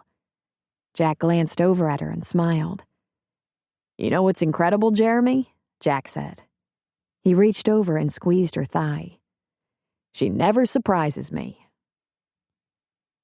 It was 9 a.m. before they got back to Virgin River. Mel checked in with Doc. Mother and baby came through very well. John Stone is a wonderful fast surgeon. Good call, he said. For a city girl. And then he treated her to a rare smile. She found there were only 3 people scheduled for morning appointments, and Doc was more than capable. She had asked Jack to give her a call in 5 or 6 hours. She didn't want to sleep all day, or she wouldn't sleep that night. But the labor and delivery had been taxing, and she was spent. Jack helped Preacher serve lunch. Then he went to the river to fish for a couple of hours. He had a lot on his mind. It hadn't escaped him that Mel had been moody lately. He'd seen suspicious evidence of tears. And she wasn't drinking that end-of-the-day beer. She played with it for a little while before pushing it aside and asking for ice water. At about 3 in the afternoon, while Preacher worked on preparing the evening meal, he went out to the cabin. He took off his boots on the front porch and tiptoed into the house. He stripped down to his boxers and slipped into the bed beside her, gently kissing her neck. She stirred slightly, turned her head, and smiled at him. Now this is a good way to wake up, she murmured, closing her eyes again and snuggling closer to him. He held her for a long while. Then his hands began to move, softly and sweetly. Before even seconds passed, her hands began to move as well, and she pressed herself against him. When she began to strain against him, he got rid of the t-shirt she slept in and the boxers he still wore. He made gentle love to her, careful to keep her comfortable and safe, even as she picked up that eager pace, that frenetic yearning that drove him wild. He knew her body as well as she did herself by now, and he knew exactly what gave her the most pleasure. She settled back to earth slowly. I thought you were going to call, she said. Isn't this better? You always know what to do, she said. Not always, he said, holding her close. Right now, for example, I'm not sure what to do. Why? She asked, her eyes still closed, her face buried in his chest. When are you going to tell me? She lifted her head. Tell you? About the baby. But Jack, you know the baby and mother are The baby inside of you, he said, placing a large hand over her flat tummy. A startled look crossed her features. She pushed him away a little bit. Did someone say something to you? She asked. No one had to say anything. Please tell me I'm not the last to know. I just saw John yesterday. And how in the world would you know? Mel, he said, running the back of one knuckle along her cheek. Your body's changing. You haven't had a period. For a while, I thought maybe you'd had a hysterectomy or something because I haven't noticed a period since the first time we made love. But there's a blue box under the bathroom sink. You don't drink your beer, and you get nauseous from time to time. Not to mention being more tired than usual. Lord, she said. You never think a man will notice. Not things like that. Well, she sighed. I went to see John yesterday to confirm what I already suspected. I'm pregnant. 3 months. You're a midwife. How could you not know at 3 weeks? Because I assumed I was sterile, infertile. Mark and I did everything to try to get a baby, even in vitro fertilization. To no avail. This was the last thing I ever expected. Ah, he said, finally clear on why she might keep it from him. So here we are, he said. I'm sorry, Jack. You must think I'm an idiot. He kissed her. Of course not, Mel. I'm in love with you. She was frozen for a second. Oh, God, she finally said, plummeted into tears. Oh, God, Jack. She buried her face in his chest and wept. Hey, no reason to cry, baby. You a little surprised? No more than me, he laughed. I never thought this could happen to me. It hit me so hard I damn near fell down. But I love you. She continued to softly cry. It's okay, honey. It'll be okay. He stroked her hair. You want to have a baby, obviously. She lifted her head. I wanted a baby so badly. I ached. But do you? She asked. I mean, you're 40. I want everything with you. Everything. Besides, I like babies, and I'm wild about pregnant women. When did you decide you knew for sure? She asked him. At least a month ago. He put a hand over her breast. Sore? Haven't you noticed the changes? Your nipples have darkened. I was in denial, she said, wiping at her tears. I was so desperate for a baby, but I'd accepted that it couldn't happen. I wouldn't have done it this way. And how would you have done it exactly? If I thought it even remotely possible I could get pregnant, I would have at least been sure you wanted a family so that we could make a decision like this together, fully informed. So if it happened, it would be okay. I hate that you've had this thrust on you with no warning. That wasn't going to happen, not under the circumstances. It never would have occurred to you to try for a baby, convinced it was impossible. So, maybe it's a good thing it just happened like this. And what if it had gone the other way? What if I told you the thing I wanted most in the world was a baby, asked you to try for one with me? He pulled her a little closer. I'd have been happy to help out. Then he smiled into her eyes. I don't know what to say. You just accept everything. You're amazing. I thought you might be very pissed. Nah. The only thing that disappoints me is that it took me this long to find you. Even with all my baggage? She asked. I don't consider this baggage. He leaned over and kissed her belly. I consider this the grand prize. You want it? She asked. I told you, he said. I want it. It makes me happy. God, she said in a breath. I was afraid. Of? Of you saying, holy shit, I'm 40. What do I want with a baby? He laughed at her. I didn't say that, did I? Nah, I'm ready. A family sounds good. Jack, she said. I'm still afraid. Of? Of believing in us. My last stab at something like this ended so badly. I thought I'd never get over it. I'm not sure I am yet.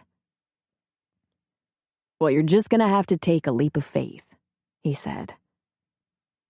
I think I can do that, she said. If you're there to catch me. I'm here, he said. I haven't let you down yet, have I? She put her hand against his face. No, Jack. You sure haven't. Jack had seen his brothers-in-law all puffed up with testosterone pride when they'd gotten their wives pregnant, when the babies came. He never pretended to really understand it. He was too busy with his career, with his troops, when it seemed to him a woman getting pregnant was probably the worst career suicide a man could suffer. He didn't get their male egos. He thought his sisters were just getting fat and mean. He got it now. He felt as though his chest might explode. There was a fire in his belly, and it was all he could do to keep from running up a flag. He couldn't wait until he and Mel could make some plans, get married, tell the world they were lifetime partners, and bringing a baby on board. She shooed him out of the cabin, told him to go take care of the dinner crowd while she showered off that long night with a patient. She promised to drive into town to have a Diet Cola at the bar and tell those present that Anne and Jeremy and their baby boy were doing fine. Then later, they'd go back home together. He was almost to town when he turned around to go back. Preacher might get testy, being stuck with the bar and cooking too, but he just had to hold her for a minute more. He tiptoed up the porch steps, took off his boots, and silently opened the door. He expected to hear the shower running, but instead, he heard weeping. I'm sorry, she was saying through her tears. I'm so sorry. Then she sobbed briefly. I never planned this. Oh, Mark, please understand. He stole a peek into the bedroom and saw Mel sitting on the edge of her bed, talking to the picture of her dead husband. It cut through him like a knife, damn near ripped his heart out. Please understand. This was the last thing I expected, she cried. It's just the way it happened, and it took me by surprise, total surprise. I promise, I'll never forget you. He cleared his throat and she jumped. She looked at him, tears running down her cheeks. Jack, she gasped. He held up a hand. I'll go, he said. You can work this out with Mark. I'll see you later. He turned to leave and she ran after him, tugging on his shirt. Jack, please. It's okay, Mel, he said, profound sadness showing in his eyes. He forced a smile. It's not as if I didn't know what I was up against. No, you don't understand. Sure I do, he said, tenderly touching her cheek. Take your time. I'm not going anywhere. Except back to the bar. I think I need a drink. Jack walked out of the cabin, collected his boots on her porch, and got back into his truck. So, he thought, probably the best day of my life turned to total shit. She's still back there with him. She can love you like she's yours, but she's not. Not yet. Hadn't he always known this was the risk he was taking, as long as he loved her? That she might not be able to let go of him? Ever? What the hell, he told himself. She might never really belong to me. Good thing he can't come back from the grave and snatch her away. But that baby is mine, and I want it. I want her. Whatever she has to spare. Chapter 15. Mel showered, put on clean clothes, and prepared to go to the bar to take her medicine. She felt terrible. Her heart ached when she thought of the look in Jack's eyes. He never should have witnessed that performance. It must have shattered him. She could only hope he would forgive her. She brought a change of clothes and her makeup for work the next day. If Jack didn't want to come back to her cabin with her, she would force her company on him. They had to get beyond this. This was her fault. It wasn't just the two of them anymore. He wanted this baby. He wanted her and the baby. She was going to find a way to make this right. There were only about a dozen customers in the bar when she got there. The Bristols and Carpenters sitting at a table for 4, Hope and Doc at the bar, a couple of men playing cribbage with a pitcher of beer, and a young family. Jack stood behind the bar and lifted his chin slightly in greeting as she entered. It was a very subdued gesture. There was going to be penance to pay. She stopped and chatted briefly with the Bristols and Carpenters, filling them in on the Givens baby, before going to the bar. She got onto the stool next to Doc. "Did you get any rest today?" she asked him. I don't sleep in daylight, he grumbled. He popped in an acid and Jack put a whiskey in front of him. Long night? Hope asked her. "Long night for the Givenses," she said. "But they're going to be fine." Good work, Mel, she said. I knew I was smart to get you up here. She stubbed out her cigarette and left, chatting her way out the door. Without being asked, Jack put a cola in front of her. She mouthed the words, "I'm sorry." His lips curved just slightly, hurt in his eyes, but he leaned toward her and placed a gentle kiss on her brow. Ow, she thought. This is bad. And it just got worse. They had only the most superficial conversation while Mel picked at her dinner. But determined, she waited out the emptying of the bar. It was 8 o'clock by the time Preacher was sweeping the floor and Jack was putting up clean glasses. "Are we going to talk about it?" she quietly asked Jack. How about we let it go and move forward, he said. "Jack," she whispered so that Preacher wouldn't hear her. "I love you." You don't have to say that. "But it's true. Please believe me." He lifted her chin and put a light kiss on her lips. Okay, he said. I believe you. "Oh, God," she said, tears gathering in her eyes. Don't, Mel, he said. Don't start crying again. I'm afraid I won't understand why, and it'll make things worse. She sucked it back, forced herself to still the nerves that were tightening inside her. Her fleeting thought was, God, what will I do if he's through with me on account of that? "I'm going to your room," she told him. "I'm going to stay there until you come to me, and I'm going to convince you, somehow, that we belong to each other. Especially now." He gave a nod that was so slight it was almost imperceptible. So she got off her stool and walked through the back of the bar to his quarters. Once alone, she couldn't suppress the tears. They flowed freely down her cheeks. "He thinks I'm going to spend the rest of my life explaining myself to my dead husband, apologizing for how I feel about Jack. Well, that's what I was doing. What's he to think? He won't believe me if I tell him that's not true, not how it's going to be. It was just a one-time thing. The shock, the exhaustion, the high emotional state I'm in." Mel sat in the big chair in his room, revisiting in her mind that night she sat in this spot, drenched from the rain. And he gently undressed her, dried her, and put her to bed. That was when she knew, without a doubt, there was a partner here for her, even if she couldn't admit it to herself for quite a while. Since the ultrasound, she was pretty convinced she had conceived that night. Jack opened her up, showed her passion she didn't know existed, and put his baby in her. It was nothing short of a miracle. The love, the passion, the baby. She just didn't know how difficult it would be to make that transition into a new life, a second life, a completely different life. She sat in that chair for an hour, waiting. Jack put up all his clean glasses and dishes, wiped down the bar, and poured himself a drink.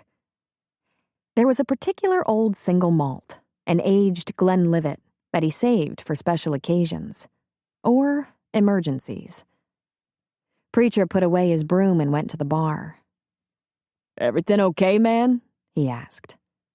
Jack pulled down a glass and poured a shot for his friend. He lifted his toward Preacher in something of a toast and said, solemnly, "Mel's pregnant." Then Jack took the shot in one swallow. "Aw, man," Preacher said. "What are you gonna do?" "I'm gonna be a father," he said. "I'm going to marry her." Preacher picked up his glass and lifted it tentatively, taking a drink. "You sure about that?" "Yeah, I'm sure." "That what you want, man?" "Absolutely." Preacher grinned. "Sarge, a family man. Who'd think?"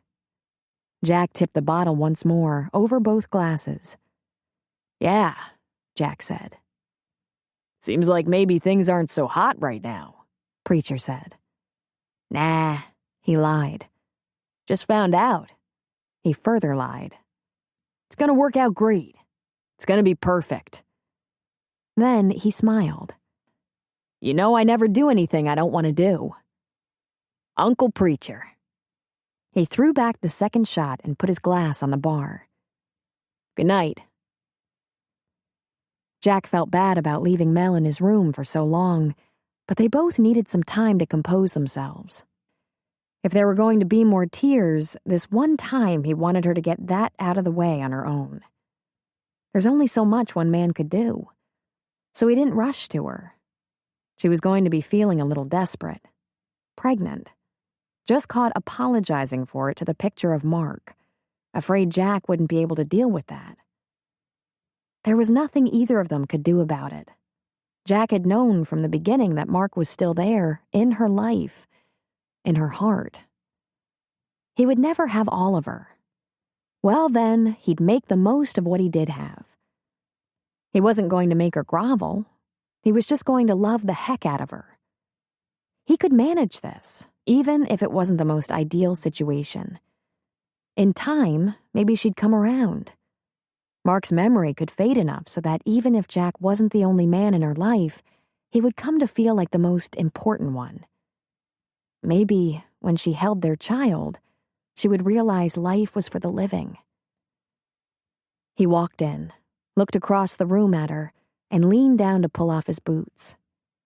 He yanked his shirt out of his pants and took it off, hanging it on the peg in his closet. He removed his belt and tossed it aside. Then he approached her and put out a hand to her. She put her hand in his and let him draw her to her feet. She leaned her head against his chest and said again, "I'm sorry. I love you. I want to be with you." His arms went around her and he answered, "That's good enough for me." Jack kissed her tenderly. "You've had a couple of drinks," she said. "Scotch." "It seemed like the thing to do," he said. He slowly began to undress her, leaving her clothes in a pile on the floor, because when words failed him, he had never failed to be able to speak to her body. There was no confusion about this. When he touched her, she was all his. When she responded to him, she held nothing back. There might be a glitch in her heart, some of it stuck in the past, but her body came alive under his lips, his hands. He carried her to his bed, lay her sweetly on the sheets, and went to work on her. He touched her, kissed and caressed her in the ways he knew filled her up, pleased her, gave her joy, released her. She rose to him, hot and ready, wrapping herself around him, giving, taking, crying out. God, he didn't know he could want this much, love this much. Okay, he thought, here's the reality. He would always have this. He would make her body sing just as she sent him reeling into the most incredible madness a man can feel.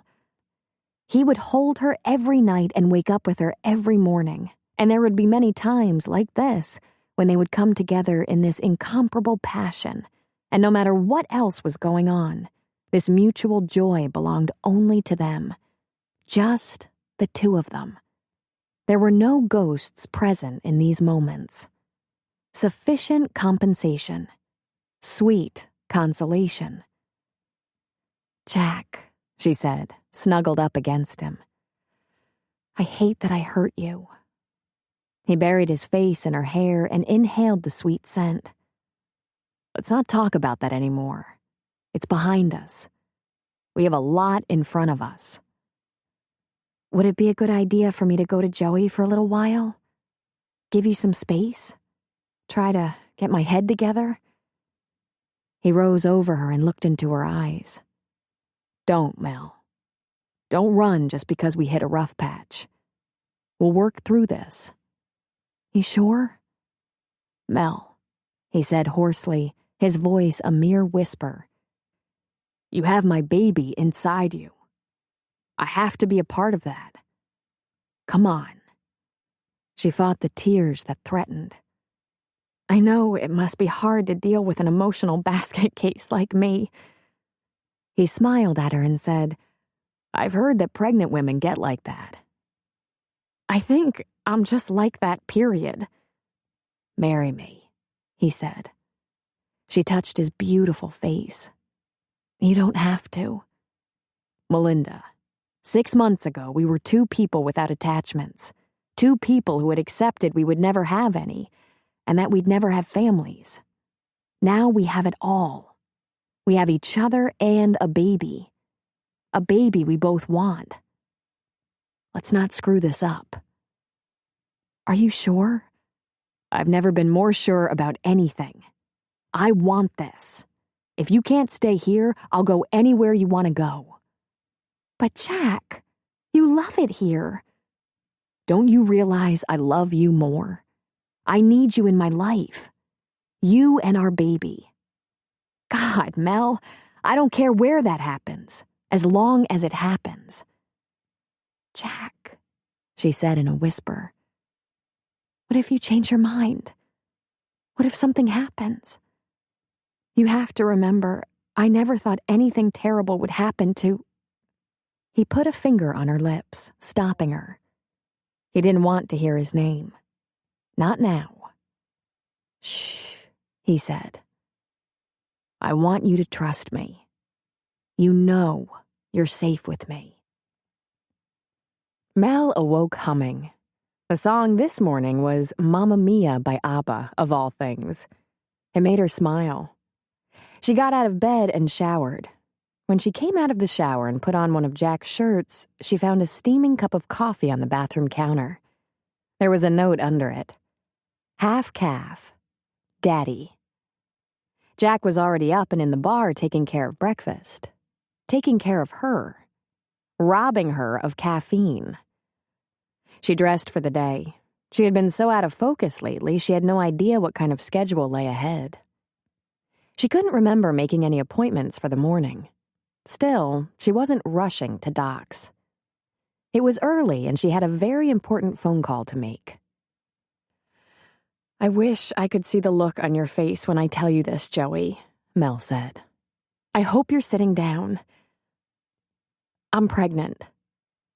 There was a gasp, then silence. Pregnant, she said again. Totally knocked up. Are you sure? 3 months, she said. Oh, my God. Mel? I know, kind of blew my mind, too. 3 months? Let's see. Don't bother trying to do the math. I haven't had a period since he touched me for the first time. I guess he's potent enough for both of us. At first, I thought it so impossible, an absurd fantasy. I figured I was late because of stress, change, how weird my life is. But it's real. I had an ultrasound. Mel, how is this possible? Don't ask me. Stranger things have happened. But not around here, apparently. I'm surrounded by women who were pretty sure they couldn't get pregnant, and voila, there's a rumor about the water. I'm thinking of calling my LA infertility specialist to tell him about this place. What are you going to do? I'm going to marry Jack. Mel, do you love him? Joey asked, her voice subdued, cautious. Mel drew in a breath, trying to calm her voice, which she knew would be tremulous and emotional. I do, she said. Joey, I love him so much, I almost ache with it. I never thought I could love this much. I was in denial about that for a while, too. Mel, Joey said, then began to cry. Oh, my sweet baby. It made me feel guilty, like I was doing something wrong. I was so committed to the idea that I'd lost my one true love and would never feel anything even close to that again in my life. I never considered the possibility that I might find something even more powerful. It seemed, briefly, like a betrayal. Jack even caught me crying to Mark's picture that I was sorry, that I didn't expect it to happen, and promising never to forget him. God, it was an awful moment. Baby girl, you haven't done anything wrong. You've been through such a lot. Well, in my sane state, I know that. Jack knew about my problems, and he just hung in there, just kept loving me and loving me, putting all my needs ahead of his own, promising me I'd be safe with him, that I could trust him. Oh, God, she said, tears coming in spite of the fact that she was so happy. God, he's wonderful, Joey, she said, in a near whisper. He wants the baby as much as I do. This is just unbelievable. When are you getting married? Because we're going to be there. We haven't had a chance to even talk about it. I just broke it to him yesterday and he asked me last night. I'll let you know when I know. But does this mean you're staying there? Mel laughed. You were right, you know. Coming here was completely crazy. It was irrational. To think I'd choose to go to a town where there's no mall, much less a day spa, and one restaurant that doesn't have a menu? Please. No medical technology, ambulance service, or local police. How is it I thought that would be easier, less stressful? I almost slid off the mountain on my way into town. Mel? We don't even have cable, no cell phone signal most of the time, and there's not a single person here who can admire my Cole Haan boots, which, by the way, are starting to look like crap from traipsing around forests and farms. Did you know that any critical illness or injury has to be airlifted out of here? A person would be crazy to find this relaxing. Renewing. She laughed. The state I was in when I was leaving LA, I thought I absolutely had to escape all the challenges. It never occurred to me that challenge would be good for me. A completely new challenge. Mel. When I told Jack I was pregnant, after promising him I had the birth control taken care of, he should have said, I'm out of here, babe. But you know what he said? He said, I have to have you and the baby in my life. And if you can't stay here, I'll go anywhere. She sniffed a little and a tear rolled down her cheek. When I wake up in the morning, the first thing I do is check to see if there are deer in the yard. Then I wonder what Preacher's in the mood to fix for dinner. Jack's usually already gone back to town. He likes splitting logs in the early morning. Half the town wakes up to the sound of his axe striking wood. I see him 5 or 10 times through the day, and he always looks at me like we've been apart for a year. If I have a patient in labor, he stays up all night, just in case I need something. And when there are no patients at night, when he holds me before I fall asleep, Bad TV reception is the last thing on my mind. Am I staying here? I came here because I believed I'd lost everything that mattered, and ended up finding everything I've ever wanted in the world. Yeah, Joey, I'm staying. Jack's here. Besides, I belong here now. I belong to them. They belong to me. Right after a light breakfast, she headed for Doc's. She supposed it was in order to tell him right away, but when she walked into the house, she was greeted by quiet. Good, she thought. No patience yet. She went to Doc's office and tapped lightly on the door, then pushed it open. He was sitting in the chair at his desk, leaning back, his eyes closed. Doesn't sleep in daylight, huh? She stood over him. It was good to see Doc docile for once. Mel was about to leave and wait for a better time, but something made her take a closer look at Doc. His eyes were pinched closed, his face in a grimace, and his coloring wasn't right. He was gray. She reached down and squeezed his wrist with the forefingers of one hand. His pulse was racing. Mel felt Doc's brow and found his skin clammy. His eyes opened into slits. "What is it?" she asked him. Nothing, He said. heartburn. Heartburn does not make your pulse race and your skin clammy, she thought. She ran for the stethoscope and blood pressure cuff in the exam room, returning to him. "You going to tell me what it is, or make me guess?" I told you, nothing. I'll be fine in a few minutes. She took his blood pressure, though she had to struggle with him for cooperation. "Did you have breakfast?" she asked him. A while ago. "What did you have? Bacon and eggs? Sausage?" It wasn't that great. Preacher's a little off on the cooking. His blood pressure was elevated. "Any chest pains?" she asked. No. She palpated his abdomen, although excess lipid tissue on his potbelly made it impossible to feel his internal organs while he was sitting upright. And he slapped at her hand, trying to push her away. But as she palpated, he grunted in pain. "How many of them have you had?" she asked him. How many what? "Attacks like this." 1 or 2, he said. "Don't lie to the nice little nurse," she chastised. "How long has this been going on?" She pulled the lids back on his eyes and they had begun to yellow. He was jaundicing. "You waiting for your liver to blow?" It'll pass. He was having a major league gallbladder attack, and she wasn't sure that was all. She didn't even think about it. She picked up the phone and called the bar. "Jack," she said, "come over, please. I have to get Doc to the hospital." And she hung up. No, Doc said.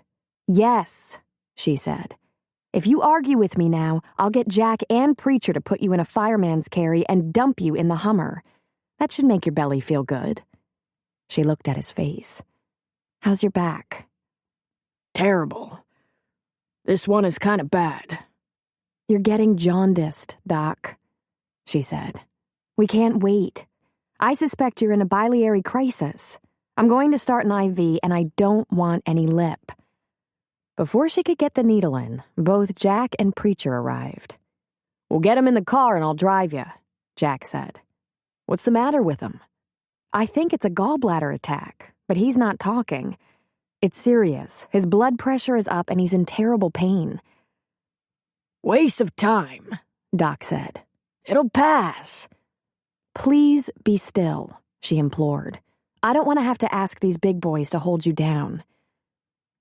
Once the IV was in, she made a mad dash to the drug cabinet while Jack and Preacher each got on either side of him, walking him slowly out the door, Jack holding the ringers over his head. When they got to the Hummer, she joined them. Doc said, I'm not lying down. "I think you should." I can't, he said. Bad enough, shitting up. "All right then. We'll take out the gurney and put up the back seat. I'll pull the IV bag hook forward and sit beside you." Have you taken anything for the pain yet?" "I was just starting to have very kind thoughts toward morphine," he said. Jack adjusted the back seat, leaving the gurney on Doc's porch. Doc climbed clumsily into the back seat. "We just don't have good enough drugs," he muttered. "Can you make it to the hospital without drugs? Give the doctor a clean slate?"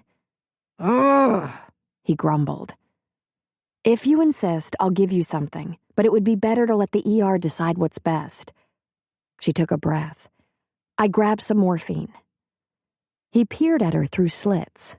"Hit me," he said. "It's just god-awful." She sighed and drew up a syringe from the vial in her bag, putting it right into the IV. It took only moments for him to say, "Ah." "Have you seen anyone about this?" she asked him.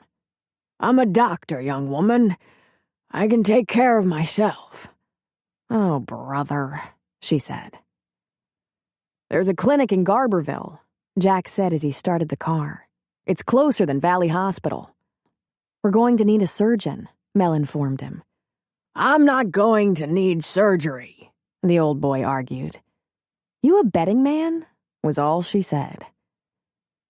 Doc Mullins rested a bit easier with the narcotic in him, which was good since it was over an hour, even with Jack's fast and skillful driving. It wasn't the distance so much as the roads. Just getting to the country road that connected with the highway twisted and turned and was slow going. Mel watched out the window, remembering that first night she came here, terrified of these sharp twists and turns, the sheer drops, steep climbs. Now, with Jack managing the Hummer, she was comfortable. Before long, they were out of the hills and speeding through the valley. With her attention focused on Doc, she couldn't fully appreciate the landscape. It did occur to her, however, that every time she traveled anywhere around this county, she was amazed by the beauty, as if seeing it for the first time. She had a fleeting thought that if anything bad happened to Doc, it would be down to only her. How was she going to have a baby and take care of a town? She thought about Joey's question. "Are you staying there?" It made her smile. It would hardly seem a punishment to live out her life in this glorious place. This was only Mel's second visit to the emergency room. The first was with Connie. She had taken Jeremy and Anne to labor and delivery the night the baby came, so she didn't really know the staff in ER. They all knew Doc, however. He'd been putting in regular appearances there for upwards of 40 years. And they greeted Mel very enthusiastically, as if she were an old friend. Doc was not one to allow fussing. He made it plain he didn't think he needed to be there. Mel and Jack were seated outside the exam room while the emergency room doctor checked him over. Then another doctor went into the exam room and Doc was heard to bellow, "Ah, for Christ's sake! Can I get a better surgeon than you? I don't want to die on the goddamn table." Mel blanched, but she saw that some of the staff was chuckling. After a bit, the surgeon came out to them. He had a smile on his face. He held out his hand. "Dr. Simon, Miss..." She stood and took his hand. "Monroe," she said. "Mel Monroe. I work with Doc. Is he going to be all right?" "Oh, I think so. Doctors, great patients, aren't we? I'm going to admit him, and that gallbladder has to come out. But we can't take him into surgery until we get him out of this biliary crisis. That could take a day or a week." "Good call, Miss Monroe. I assume he didn't assist you a bit." "He tried not to. May I see him?" "Of course." She found Doc in a raised position in the bed, while the nurse was fiddling with the IV. The ER doctor was writing in the chart, and when he saw her, gave a nod of hello. And on Doc's face was the unhappy expression she had come to view with fondness. Mel looked around the ER. Far smaller and less crowded than the one she was used to in LA. Still, memories flooded back to her. The days and nights she had spent working in that environment. The adrenaline rush of emergencies. The edgy environment that had excited and stimulated her. At the nurse's station, a young doctor was bent over a nurse, reading over her shoulder, making her laugh at some whispered remark. That could have been Mel and Mark a few years ago. She let her eyes slowly close as she realized that she had moved completely beyond that. That familiar pang of longing did not plague her anymore.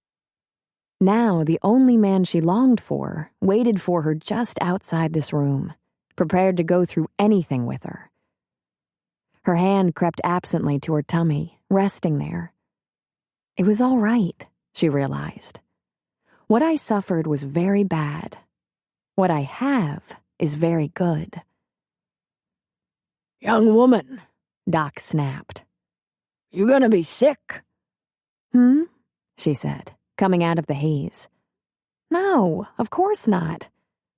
For a minute there, you looked like you were gonna cry or puke. She just smiled at him. Sorry, I was on another planet there for a second. Are you feeling better? I'll live. You'd better go.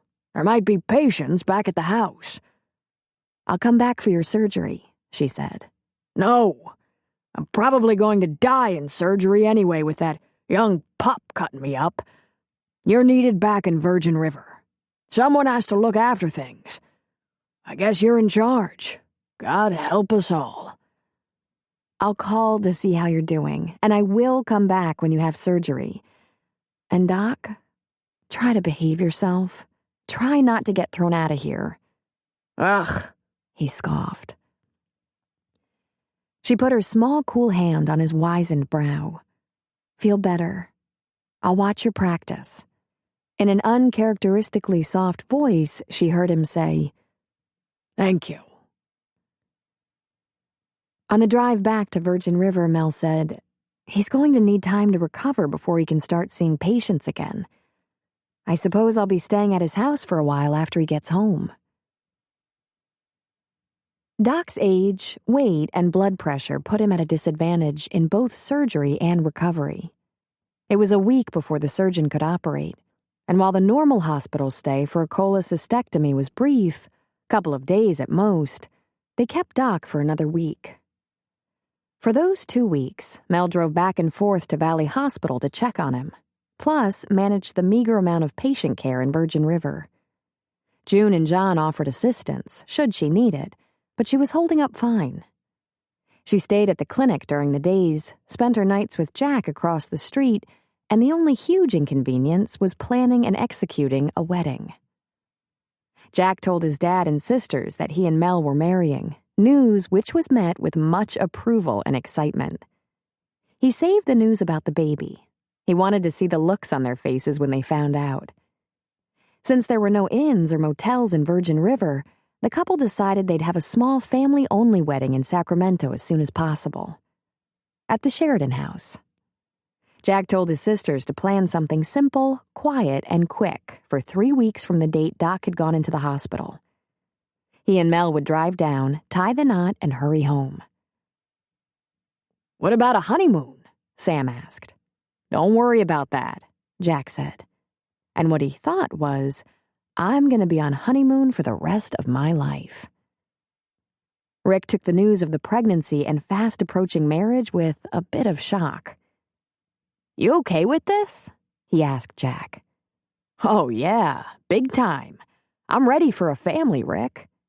He put his hand around the back of the boy's neck and pulled him against his shoulder. In addition to you and Preach, that is. You okay with it? Hey, man, you're not too young, that's for sure. Then he grinned. I really thought she was out of your league. She is, buddy. But what the heck? The evening before, Mel was due to pick up Doc at Valley Hospital and bring him home. Jack asked, Do you have to spend the night at Doc's? Probably, just for a few days. Long enough to make sure he's getting around all right. He's ambulatory at the hospital, but he's miserable. His grimace isn't just from being ornery at the moment. He'll need pain medication, and I don't want him administering his own. He could get confused and overdose. Jack sat in the big chair in his room and said, Come here, to Mel.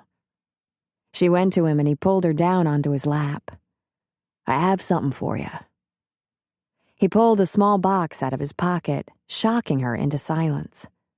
It was definitely a ring box. "I don't know how practical this is in a place like Virgin River. It might be a little fussy, but I couldn't help myself. I want to give you everything. But this will have to do." She opened the box to find a diamond ring so beautiful it brought tears to her eyes. It was a wide gold band with 3 large diamonds set in. Classy and understated, yet very rich and unique. "Jack, what were you thinking? This is beautiful. The diamonds are huge." "I understand if you can't wear it often, given your work, and if you don't like the design." "Are you kidding? It's gorgeous." "I went ahead and got a band like it, no diamonds. Is that okay?" Only perfect. Where in the world did you find this thing? Not the Virgin River jewelry store, that's for sure. I had to drive over to the coast. Are you sure you like it? She threw her arms around his neck. "You gave me a baby," she said. "I wasn't expecting this, too." "I didn't know I was giving you a baby," he said, grinning. "This I did on purpose." She laughed at him and said, "People will think we're uppity."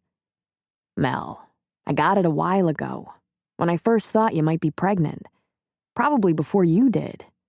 Even if it had turned out you weren't. I was set on this. This idea to marry you, to have my life with you. It's not something I feel like I have to do. It's what I want." God, how did this happen? "I don't care how," he said. He went with her the next day to pick up Doc and bring him home. Mel got him settled in his bed at home, where he proved to be a very annoying patient. However, it seemed he would make a full recovery and be back to his old schedule in no time. He might not be seeing patients by the time Mel and Jack slipped down to Sacramento for a couple of days, but he'd be able to look after himself. Meanwhile, with all Mel had to do, running the clinic and looking after Doc, Jack, Preacher, or Ricky were bringing his meals, and Mel was able to escape to the bar for an hour here and there, just for a change of scenery. Nights she spent in the hospital bed down the hall from Doc, alone. After just a few such nights, she was startled awake by noise downstairs. She sat up sleepily and listened. It was unusual, but not unheard of, for someone to come pounding at the doctor's door after hours. So when Mel heard the knocking, she rolled over and looked at the clock. It was 1 a.m., which implied an emergency, and as she was shrugging into her robe, she began to form contingency plans as if she had to go out on a call. Jack could come to the house to look after Doc, or maybe go with her, leaving Doc to sleep through till morning without her. She remembered hearing about that near-fatal truck accident some years ago and thought, what if I'm not enough help? Who could I call? When she opened the front door, no one was there. Then the pounding came again, and she realized that whoever it was had come to the back, to the kitchen door. She looked through the glass to see the face of that man from the compound, Calvin. If he was coming to fetch her out to that camp, she wouldn't go. She'd have to send him away. If he'd come to ask her for drugs, she thought she might have to call Jack. She opened the door with an excuse on her lips when he rushed her, the back of his forearm against her neck. He shoved her backward with enough force that she knocked over a chair, crashed into the countertop, and sent coffee cups that were drying in the dish rack hurtling to the floor. He had a snarl on his lips, a glazed look in his eyes, and a big hunting knife in his hand. She screamed, a noise that was quickly cut off as he grabbed her by the hair and put the knife to her throat. "Drugs," he said simply. "Just give me what you got, then I'm getting the hell out of these mountains." "They're in there. I have to get the key," she said, indicating the drug cabinet. "Forget it," he said. As he held her, he tried kicking the wooden door. The whole cabinet shook and wobbled. She could hear the contents bouncing around. "Don't!" she cried. You'll break the vials. You want the drugs or not?" He stopped. "Where's the key?" he said. "In the office." He pulled her backward, flipped the lock on the back door, and said, "Come on, let's move it." With one arm around her waist and the knife at her throat, he walked her out of the kitchen. She had no option but to lead him to the office. He held her in front of him, hostage style, as they slowly shuffled down the hall to the office. As she opened the drawer to reach for the key, he started to laugh. He grabbed her hand. "I'll take this," he said, pulling at her ring. "Oh, God!" she cried, retreating. But he easily pulled her back by the hair and threatened her with the knife right in front of her face. She froze and let him pull off the ring. He shoved it in his pocket and said, "Hurry up. I ain't got all night." "Don't hurt me," she said. "You can have anything you want." He laughed. "And what if I want you, too?" She thought she might vomit on the spot. She willed herself to be brave, to be strong, to let this ordeal end. But he was going to kill her. She knew who he was, what he'd done, and suddenly she knew he was going to kill her. As soon as he had what he wanted, that knife would slice across her throat. Lying on top of the desk were the Hummer keys, obvious by the trademark and remote. He scooped them up, put them in his pocket with the ring, and steered her out of the office back toward the kitchen. And he muttered, "Asshole don't pay me enough to sit in the woods with Maxine and a bunch of old bums, but this should catch me up." And then he laughed. Jack rolled out of bed to answer the ringing phone. "Mel's in trouble," came Doc's gravelly voice. "Someone's trying to get in the back of the house, downstairs. She's down there. Glass broke." Jack dropped the phone and grabbed his jeans off the chair. No time for a shirt or shoes. He took his 9mm handgun out of the holster that hung on a hook in the closet, checked to be sure it was loaded and that he had one in the chamber, and bolted out the door. He crossed the street at a dead run. He didn't think. He was on automatic. His jaw ground, his temples pulsed, and his blood was roaring in his ears. There was an old truck at the clinic beside Doc's truck and Mel's Hummer. He knew exactly who was in there. He looked into the front door window in time to see Calvin pushing Mel into the office, and they had come from the direction of the kitchen where the drug cabinet sat. He ran around to the back of the house and looked into the kitchen door window. They were still out of sight. Then they came back into view from down the hall, and Jack ducked, but not before he saw that Calvin had a big, serrated knife against her neck. He waited. He wasn't going to give him the time or opportunity to flee or to do any damage to Mel before fleeing. It was a long few seconds as he waited for them to get back into the kitchen. He could hear their movements, the man's hostile voice as he held Mel. They were almost to the drug cabinet when Jack kicked the door. It crashed open and bounced off the opposite wall, but he was already inside. Legs braced apart, arms raised, pistol pointed at the man who held his woman, he said, "Put down the knife carefully." "You're gonna let me out of here, and she'll come with me to be sure," Calvin said. Knife against her throat, Mel looked at Jack and saw a man she had never seen before. The expression on his face should be enough to terrify the man who held her. Bare-chested, barefoot, his jeans zipped but not buttoned, his shoulders and arms frighteningly huge, big tattoos on his swollen biceps. He looked like a wild man. He looked over the barrel of the gun, his eyes narrow, and a set to his jaw told her he was going to act. There was no question. He did not look at Mel but at Calvin. And for a woman terrified of guns, she was unafraid. She believed in him. She knew in that instant that he would risk his life for her, but he would never put her at risk. Never. If he was going to make a move, she wouldn't be in danger. Her expression went from frightened to trusting. Jack had less than a 4-inch target, the left side of the man's head. Right next to that was Mel's head. Mel's beautiful face. At her throat, the blade. He didn't even have to think about it. He wasn't going to lose her like this. You have 1 second. Out of the corner of his eye, Jack saw her cast a look his way. A look that, in that split second, told him she loved him, believed in him. Then her eyes dropped closed and her head dipped ever so slightly to the right. Back off, man! Jack took his shot, blowing the man backward, the knife flying out of his hand. Mel ran to Jack. The arm that held the gun was dangling at Jack's side, and his other arm went around her. Jack held her close as she let out a long, slow breath against his bare chest, clinging to him. He never took his eyes off the offender. A nice, neat hole was bored right into his head, a growing pool of blood spreading under him as he lay motionless. They stood like that for a while. Mel trying to catch her breath, and Jack watching, ready.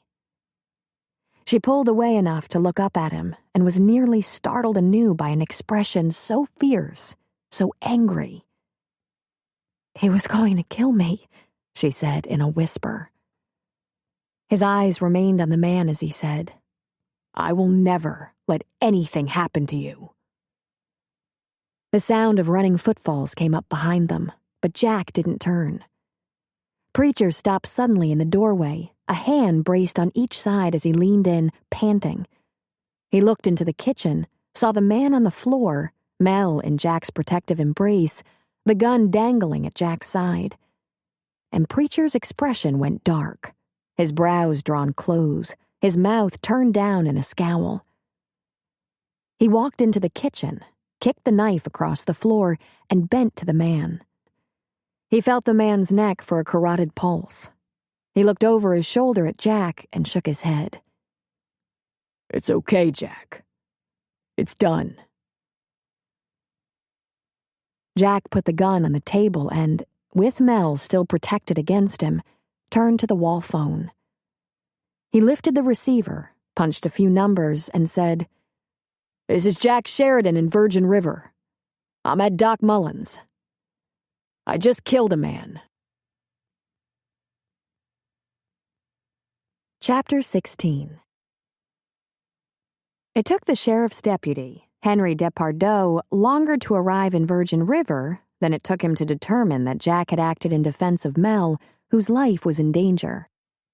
Just the same, Jack's second call that night had been to Jim Post, June Hudson's husband.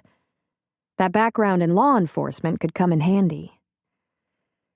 Jim was there faster than Henry, and, Jack learned that night, Jim was a former DEA agent who had actually worked in the area prior to retirement. "We better have a look at Calvin's camp," Jim said. "If it's just a little compound of vagrants, I don't see that as a problem, but I suspect it might be more than that. If so, we'll want to tell the sheriff." Jack was invited to spend what was left of the night with Mel at Doc's. She saw a side of him she didn't know existed. This gentle, tender giant was gripped with fury, and it was a silent and impressive fury. He held her through the night, both of them in one small hospital bed. Sleep was difficult for her, and she was fitful, but every time she opened her eyes and looked at him, she found him awake, watching over her. She would look up at his face, his tense jaw and eyes narrowed in anger. But when she put her hand against his cheek, he would relax his features and turn soft eyes on her. "It's all right, baby," he said. "Try to get some sleep. Don't be afraid." "I'm not afraid while I'm with you," she whispered. And this was the truth. The next morning, early, June and Jim arrived in town. June came over to the clinic while Jim went to Jack's. "I just wanted to make sure you aren't having any stress-related problems with your pregnancy," June said. "Any cramping, spotting? Everything seems to be fine, except for those frequent shudders I feel when I think about what might have happened." "I'm just going to spend a couple of hours in town," June said. "If you have patience, I'll help. Do you need to rest?" "Jack was here last night. I don't think he slept, but I got a little rest. Where's the baby? Mel asked. Susan has Jamie, and John and my dad have the clinic. She smiled.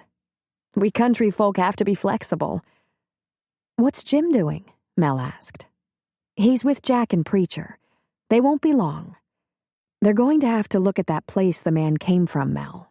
Be sure there's no one else out there that will come into town and threaten a life. Oh, God, she said. I think they can handle it, June said. I guess it has to be done. That's not it, June. I've been out to that camp a dozen times. I didn't see Calvin Thompson there except the very first time, when I went with Doc to help him treat some injuries. But I went, though I'd been told not to. And I was a little nervous and scared, but it never once occurred to me that someone from there might hold a knife to my throat and... She stopped, unable to go on. Good Lord, June said. What were you doing? Mel shrugged. Her voice was small when she answered. They looked hungry. A slow smile grew on June Hudson's face. And you thought you weren't one of us. What hooey? Jack, Preacher, and Jim piled into Jack's truck and drove back into the woods. The compound was less than 20 miles away, but traversed by so many old logging roads and concealed roads, it took almost an hour to get there. They were so buried, one would never be inclined to worry that these people would pose a dangerous threat. The young man with the knife, Calvin Thompson, hadn't been with them long. He wasn't just a vagrant, but a violent felon. It hadn't taken Henry Depardieu long to learn he had a long drug-related criminal record from other California cities and had been hiding in the forest to dodge felony warrants for his arrest. It was likely that Maxine had brought him to her father's hideaway in the forest. When they got to the camp, Jim Post said, "Yeah, that's what I figured." He pointed to the camouflaged semi-trailer, a generator beside it. The 3 men from Virgin River got out of the truck, brandishing rifles of the caliber that would kill a black bear with one shot. Rifles that would cut a man in half. Of course, there was no one in evidence. "Paulus!" Jack called. A skinny, wasted-looking bearded man came out of a hut, a shack. Behind him was a stringy-haired, skinny young woman. Slowly, a few more men came around from the back of dilapidated trailers. This small crowd didn't display arms, but they stayed back, having knowledge of the firearms Jack, Jim, and Preacher carried. Jack approached Paulus. "Are you growing?" Jack asked. The man shook his head. "Did Thompson bring that operation in here?" Hey there.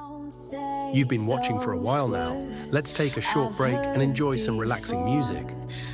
This audiobook is free for you to enjoy. If it's not your thing, feel free to skip.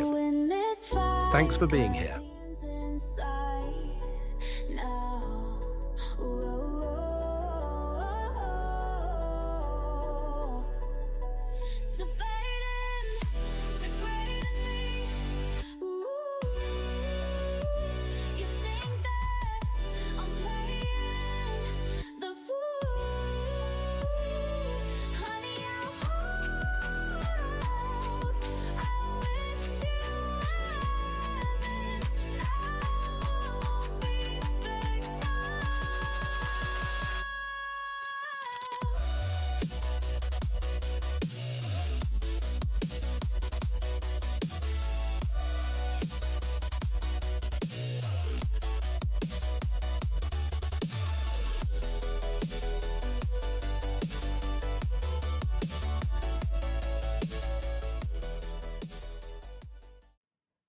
The girl made a sound and covered her mouth with her hand.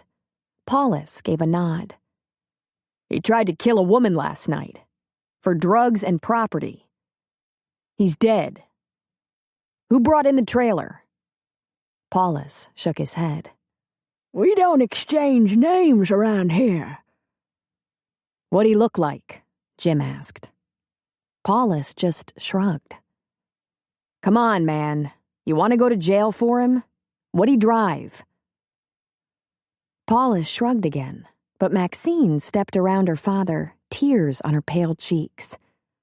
A big black Range Rover, lights up top. You know the kind.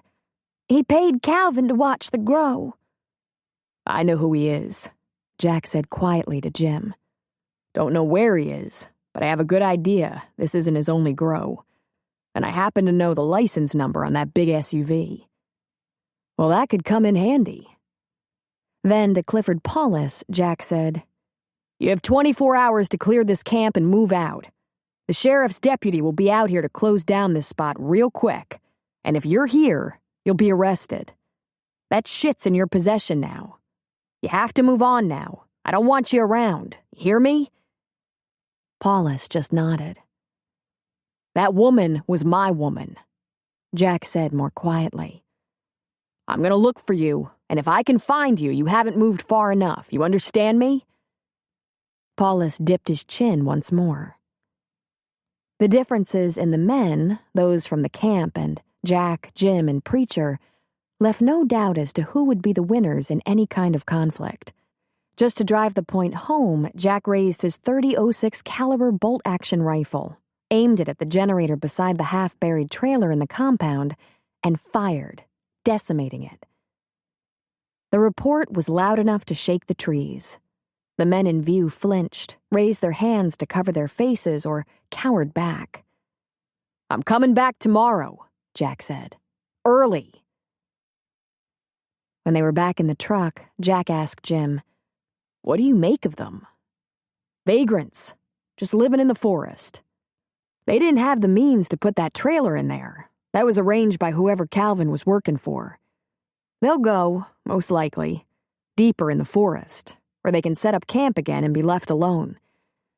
We'll let Henry know where to find it. But you should make good on your advice just the same. They can't be here anymore. If they're not dangerous, they're willing to be taken advantage of by dangerous people. I didn't see any guns. They have to be armed.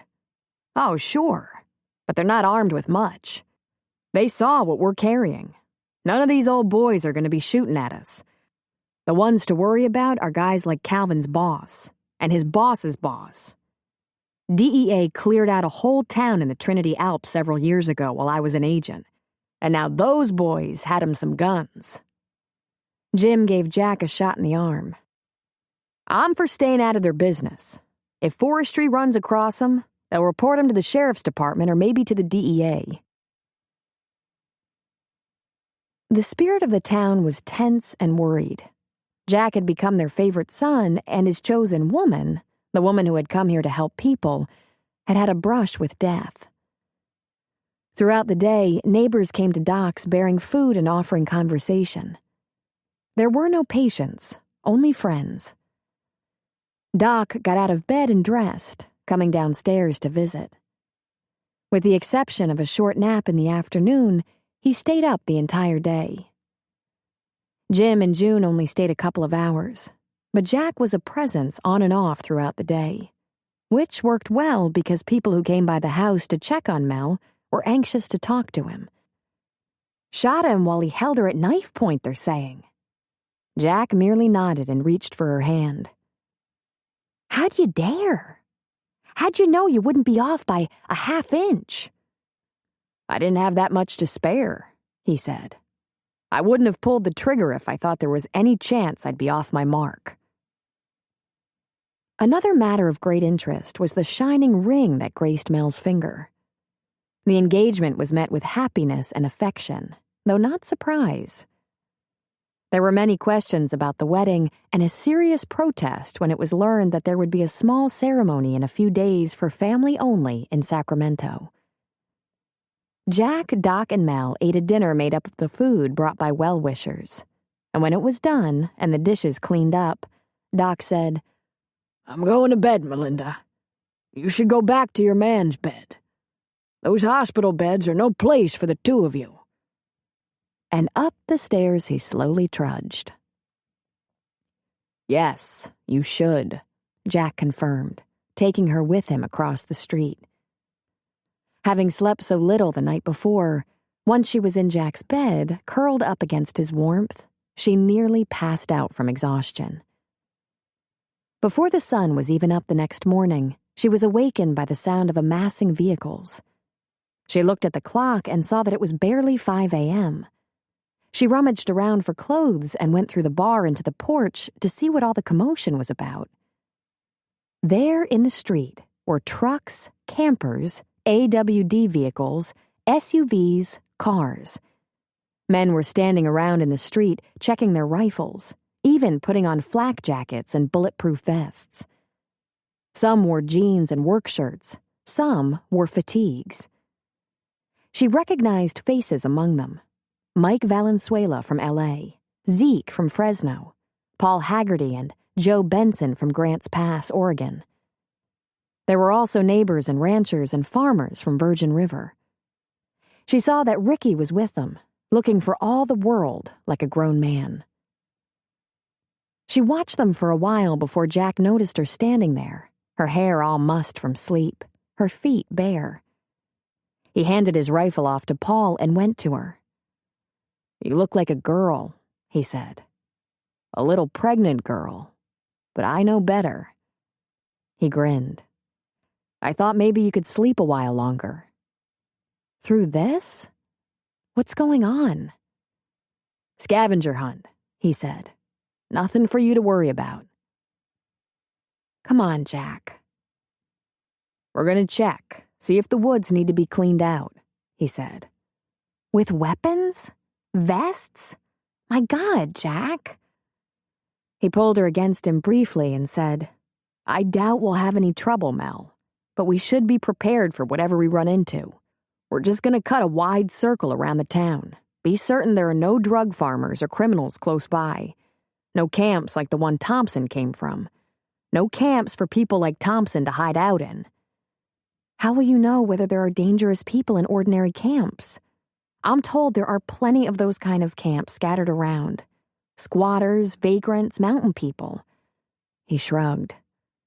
"Then we should know who's out there.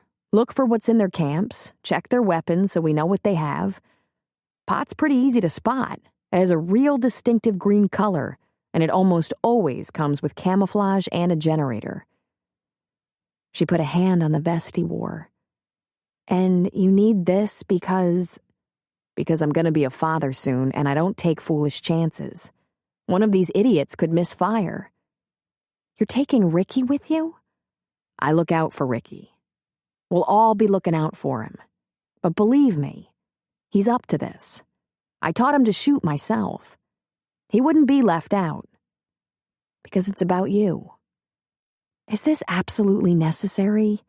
"Yes," he said, and looked down at her with the expression she had learned meant he was all about business.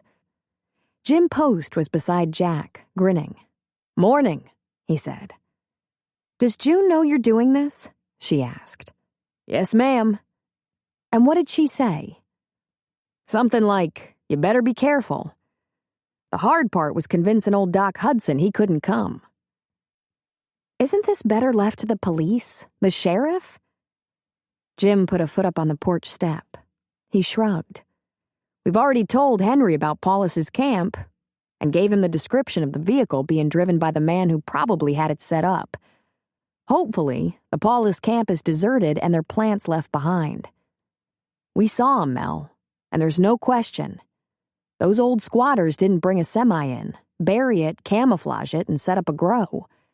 But someone did, and there could be more of those. There's real trouble way back in there, on federal land. We're not going that far back. We'll stay out of their business. We'll leave that up to the professionals." "It just seems so vigilante-like," she said. "Nah, we're not going to do anything illegal, Mel. We're just going to send a little message. You don't want to give our women, our towns, any reason to feel they have to fight back. Understand?" She didn't answer. "If there's anything like that near enough to threaten Virgin River, we'll give them a chance to run for their lives before we disclose their location to authorities. It'll be fine. We'll be home by dark." She said to Jack, "I'm going to be scared to death all day." "Do I have to stay here with you so you won't be scared?" he asked her. "Or can you believe in me one more time?" She bit her lip, but nodded. He slipped an arm around her waist and lifted her up to his mouth, kissing her deeply. "You taste so good in the morning," he said, smiling down at her. "Is that normal?" he teased. "You'd better be careful," she said. "Remember that I love you." "I don't need any more than that," he said, putting her back on her feet. Preacher came to the porch. He nodded at her, bushy brows drawn together in a frown that made her almost shudder. "Just send him in," Mel said. "That'll scare them all away." And to her surprise, Preacher smiled so big, for a moment, she didn't recognize him. When they had finally left in a grand parade, Mel called June. "Do you know what your husband is doing?" she asked. "Yes," June said, sounding annoyed. "Not babysitting." "Are you worried?" "Only that one of them will shoot off a toe." "Why? Are you?" "Well, yes. You should have seen them in their vests and with those big guns. I mean, big guns." "Well, there are bear out there, you know. You don't want a pea shooter," June said. "You don't have to worry about Jack, honey. I think it's been established he's a good shot, if he needs to be." "What about Jim?" "Jim?" She laughed. "Mel, Jim used to do this for a living. He won't admit he misses it just a little bit, but I swear I heard him giggle." All day long she had visions of gun battles in the forest. The unfortunate lack of work couldn't keep her from pacing. With the bar closed and so many of the men out on the scavenger hunt, the town was impossibly quiet. Mel spent most of the day on Doc's porch, sitting on the steps. It was about noon when the black Range Rover pulled slowly into town. He drove up alongside the clinic and lowered his tinted window. "I heard what happened to you," he said. "You did? I didn't know we had any mutual friends." "I wanted to tell you a couple of things, because you did me a favor. Number one, I know about Thompson, and he's a loose cannon. I know a lot of what goes on back there, and there aren't any others like him, that I know of. People like Vicky, that's the woman who had the baby. She's been in some trouble, but she's not dangerous to anybody. She just flies under the radar, has had some tough breaks, doesn't know a lot of ways to make money. By the way, she's gone. Took that baby and went to a sister's in Arizona. I got her on a bus." "You said Nevada before," Mel said. "Did I now?" he asked, a small smile. "Well, I could be mistaken." "I just hope you know where to send the check, since it's yours." "I said they'll have what they need. Didn't I say that?" She was silent a moment, thinking. The check he was going to send would come from the sale of marijuana. There were people who thought it was no worse than a few beers, and she was about to pledge her life and love to a man who owned a bar, thought nothing of serving up a few beers. Then there were others who recognized its medical benefits. And a third faction saw it as a dangerous drug, one that, in the wrong hands, perhaps young hands, could lead to more dangerous addictions. Mel only knew two things. It was still illegal without a prescription, and, because it was illegal, crime was often associated with it. "You said you wanted to tell me a couple of things," she said. "I'm leaving the area. There's been a death. Doesn't really matter that Thompson won't be any great loss to society," he said with a shrug. "He's associated with a couple of operations here, so there's going to be an investigation, warrants, arrests. I'll be moving on." He smiled at her. "You get your wish. You won't be doing business with me anymore." She leaned forward on the porch steps. "Have you done violence?" "Not really," he said with a shrug.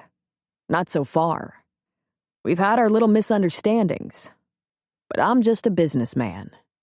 "You couldn't find a more legal business?" "Oh, sure," he answered, smiling. "I just couldn't find a more profitable one." The window went up, and he moved down the street and out of sight. She memorized the license plate, knowing that if he was any good at his profession, it wouldn't matter. At dusk, she sat out on Doc's porch and waited. As darkness began to descend, she heard the vehicles return. As they drove slowly into town and pulled up to the bar, she tried to assess the mood of the group. Everyone seemed solemn and tired as they got out of trucks and jeeps, stretching their backs and arms. Vests were gone, guns stowed in their racks, and sleeves rolled up. But shortly, they were clapping each other on the back, laughing and gathering around Jack's porch. She was so relieved to see Ricky laughing with the men, one of the brothers, completely safe. The last truck to pull up was Preacher's, in which Jack rode as well, and they had something large in the bed, something hanging out. When he parked, all the men gathered around and the tempo of the group seemed to pick up. There was laughter and loud voices. Almost afraid to know what was going on, she walked across the street. Jack was coming for her and met her halfway. "Well, you find anything?" "Not bad, guys," he said. "Paulus's camp was busted up and what junk they left behind, we destroyed. Henry and a couple of deputies showed up to confiscate their plants. I just don't want them back in the neighborhood if they're going to let a drug operation in. Truthfully, they don't have the strength to keep them out, so we will." "Haven't you ever thought, it's only a little pot?" "I don't have an opinion about that," he said with a shrug. "But if it's legalized and pharmaceutical companies grow it, we won't have to be afraid for our women and children." "What have you got in the truck? What's that awful smell?" "A bear. Want to see?" he asked, smiling. "A bear? Why on earth?" "He was really pissed," Jack said. "Come and see. He's huge." "Who shot him?" she asked. "Who's taking credit or who actually shot him? Because I think everyone is taking credit." He slipped an arm around her waist and walked her the rest of the way. She began to pick up the voices. "I swear I heard Preacher scream," someone said. "I didn't scream, Jagoff. That was a battle cry." "Sounded like a little girl. More holes in that bear than in my head." "He didn't like that repellent so much, did he?" "I never saw one go through that stuff before. They usually just rub their little pumpkin eyes and run back in the woods. I'm telling you, Preacher screamed. Thought he was gonna cry like a baby. You want to eat, Jagoff?" There was laughter all around. A carnival-like atmosphere ensued. The serious group that had left town in the morning had come back like soldiers from war, elated, victorious. Except this war turned out to be with a bear. Mel glanced in the back of the truck and jumped back.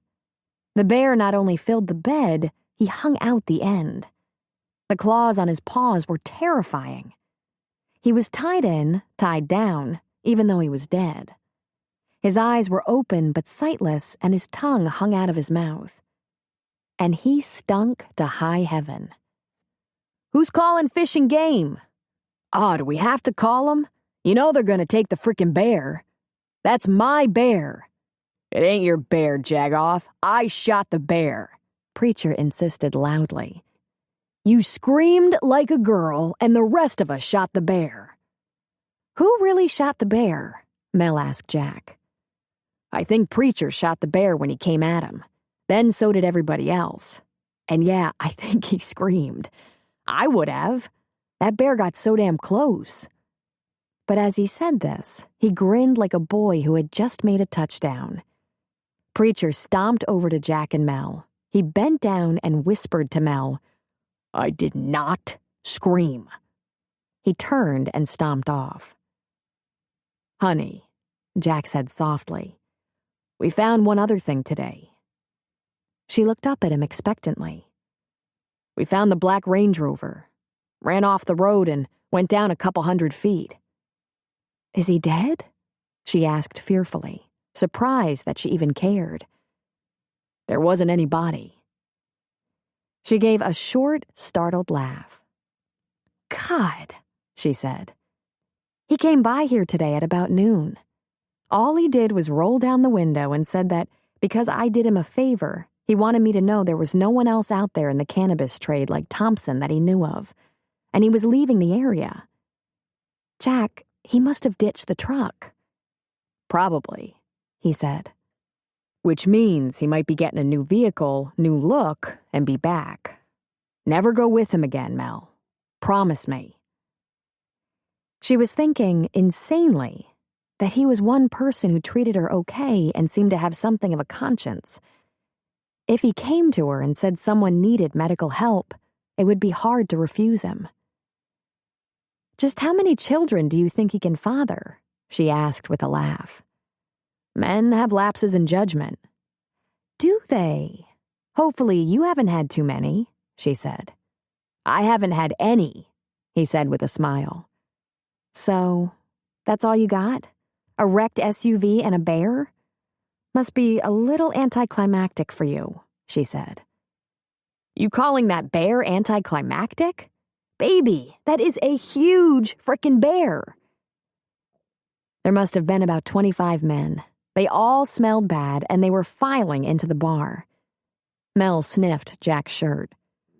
"Whew," she said. "You smell almost as bad as the bear."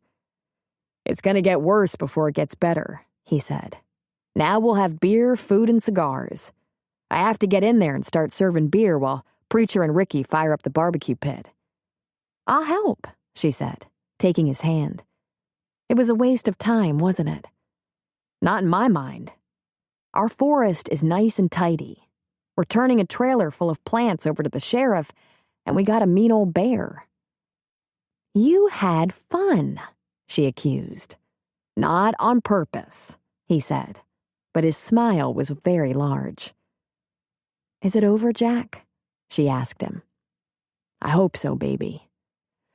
God, I hope so. For once, Mel was behind the bar. She helped serve beer and drinks, tossed a great big salad while Preacher turned steaks on the grill. Plates and utensils were put out for the buffet-style service. The men poked fun at each other, their laughter getting louder and wilder as the night wore on. Although Ricky was officially working, when he'd pass one of the men, he'd be pulled into a strong-armed embrace and praised as though he was a comrade. Doc wandered across the street for a whiskey, visited with the men for a while before going back to his house. Most of the locals left before the meal was served, home to claim to their wives that they shot the bear. It was about 9 when the cards and cigars came out. Jack grabbed Mel's hand and said, "Let's get out of here. You must be exhausted." She said, leaning against him. "My feelings won't be hurt if you want to hang out with your boys." They'll probably be around a day or two. Since they came all this way, they'll want to fish and stink up my bar. Fishing's starting to get good. He put an arm around Mel and walked her through the back of the bar. We need to give the baby a nap. We need to give the baby's father a shower, she said, wrinkling her nose. While Jack showered, Mel put on one of his shirts, her favorite soft chambray. She curled up on the sofa with one of Jack's magazines in her lap, flipping through the pages. She would have to find something better than Field and Stream, she decided. She could hear the raucous laughter from the bar. She could almost smell the cigar smoke, but it made her smile. These were good people. People who came running when they thought there was a possible danger. Jack's friends, the people in town, they knew the meaning of being neighbors. She had only known the neighbors on each side of her in L.A. With Mark's long hours, they didn't socialize as much as she'd have liked. And big cities can be less friendly. Everyone was so focused on work, on making money, on buying things. Mel used to concentrate on that as well. Besides that Hummer, which she'd needed for work and was as much for the town as herself, she'd hardly bought a thing in 6 months. She patted her tummy. She would have to buy clothes soon. She couldn't get her jeans closed. As she thought about it, she didn't crave any particular label. It made her smile. Lately, she didn't recognize herself. She was not the same woman who nearly slid off the mountain 6 months ago. Jack came out of the shower, a towel around his waist, rubbing dry his short hair with another one. He tossed the second towel and went to his bed, lifting the covers and inclining his head toward her. She put aside the magazine and went to him. As she slipped in, she said, "You're sure you don't want to play poker and make yourself smell disgusting? They're going to keep us up all night anyway." He dropped his towel and got in beside her. "You're kidding, right?" He scooped her up next to him, and she snuggled close. "Have I told you how much I like sleeping with you?" she asked him. "You sleep very well, and you don't snore. But I think maybe you wake up too early. I like the mornings." "I can't fit in my pants already," she said. She lifted herself up and with her elbows resting on his chest said, "You call them and they just come." "I only called one of them, Mike in L.A. He called the others. They're just like that. And if any of them called, I'd go." He smiled at her. "I never expected a posse like that to turn out. Says something about the way people feel about you." "But you didn't actually find anyone scary out there." "I like what I found. I wasn't willing to take any chances, and neither was anyone else. The same thing would happen for any other crisis, like a bear mauling, or a forest fire, or someone lost in the woods. People band up, go out and take care of the problem if they can. What else are you gonna do?" She played idly with his damp chest hair. "That look you get when you're facing off with someone or something, do you have any idea how dark it is? You might want to keep that look in the closet. It's disturbing." "I want to tell you something," he said. "I asked your sister all about your husband, Mark." "You did?" "Yep. I understand he was a great man, a brilliant man, and kind. He did a lot of good in the world, and he was good to you. I have a lot of respect for him." "She didn't tell me this." "I've been trying to figure out how to say this to you. I might muck it up, but you have to listen. A couple of weeks ago, I let you cry alone because I was pissed. I caught you talking to his picture and I got threatened. Threatened by a dead man, which makes me a true candy ass." He touched her hair. "I won't ever do that again, Mel. I understand why you love him. Why you'll always... Jack, no. I'm gonna do this, and you're gonna listen. I know you didn't want your life to change the way it did, and you couldn't control it. Just like you can't control what you feel. You don't have to pretend you don't think about him or miss him. And if you have those moments when you're sad, when you wish you could have him back in your life, you can be honest with me. You don't have to pretend it's PMS." He smiled. "We both know you don't have PMS anymore." "Jack, what are you talking about?" "I just want one thing. If I can be a sport about the fact that he'll always be an important part of your life, can you try not to be sorry that we're together, having this baby? Because I have to tell you, I've never been more ready for anything. I'll do my best not to be jealous. I realize I'm not your first choice, but your next choice. That's good enough for me. And I'm sorry someone died. I'm sorry for your loss, Mel." "Why are you saying this? It's such nonsense." "It's what I heard," he said. "I heard you saying you were sorry you were pregnant, that it just happened, and you promised not to forget him." Mel gave him a look of disbelief. "I thought you were hurt by what you heard me say, but you were hurt because of what you didn't hear." "Huh?" "Jack, I'm not sorry I'm pregnant. I'm thrilled. I got myself all worked up because I realized that I was more in love with you than I thought possible. Maybe more in love than I'd ever been in my life. I had a short, insane moment of feeling that I'd betrayed his memory somehow, as though I'd been unfaithful or something. It's true, I didn't mean for it to happen, but it did. I know I resisted, but you just got to me. I promised Mark I wouldn't forget him, And I won't because you're right. He was a good man. And I respect him too. Huh? He said again. Look, she said, playing with his thick, damp hair. I was upset and a little confused. I loved Mark very much. I didn't think I'd get to feel that again, much less for someone new. Imagine how it threw me when I realized I felt something even stronger, something even more powerful. Jack, I was telling Mark I had moved on. I was saying goodbye. It was difficult. I'm not going to be a widow anymore, darling. I'm going to be a wife. This thing I have with you, it's amazing. Seriously? I was in this high emotional state, she said with a shrug. I was tired and pregnant. Jack, I love you so much. Can't you tell? Well, yeah, he said, sitting up in the bed a little. But I thought it was mostly physical.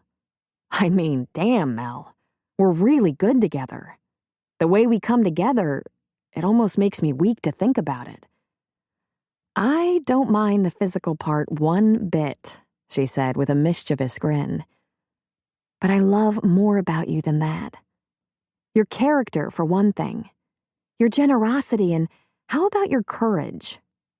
Oh, there are about 1,000,000 things, but I'm done talking now. She kissed him. Now I want you to say something wonderful to me right before you tear this shirt off my body. He rolled her over onto her back and, looking into her eyes, said, Mel, you're the best thing that's ever happened to me. I'm going to make you so happy you won't be able to stand it. You're going to wake up singing every morning. I already do, Jack. We're pleased to offer you exclusive information and insight into the Virgin River series from none other than the narrator of the audiobooks, but also a co-star on Season 1 of the Netflix series, Therese Plummer. Welcome, Therese. How did it feel to see the books you've narrated come to life in the Netflix series? Seeing the books that I've narrated come to life in the Netflix series was surreal. It was unbelievable. When you narrate a book, I have all of my characters and the story kind of playing as a movie in my head as I'm recording it. And so to see who they chose for Mel and for Jack and for Preacher and for Paige, it was definitely not what I saw in my head, and it fit perfectly. It was amazing. I loved it. It took me a minute because when you're so used to one genre of, just doing books and reading them and performing them, and then all of a sudden you're seeing it visually on a screen, it's totally different. And I had to leave all of my experiences with Virgin River on the back burner and just go in with like a blank slate and see what was coming to life on the screen. And as you've seen, it's a total hit. It's absolutely addictive. Everybody is loving it. And I think especially now with everything going on, it is just exactly what the world needs right now. Tell us about having a role in the show. Was it surreal to find yourself as a citizen of Virgin River?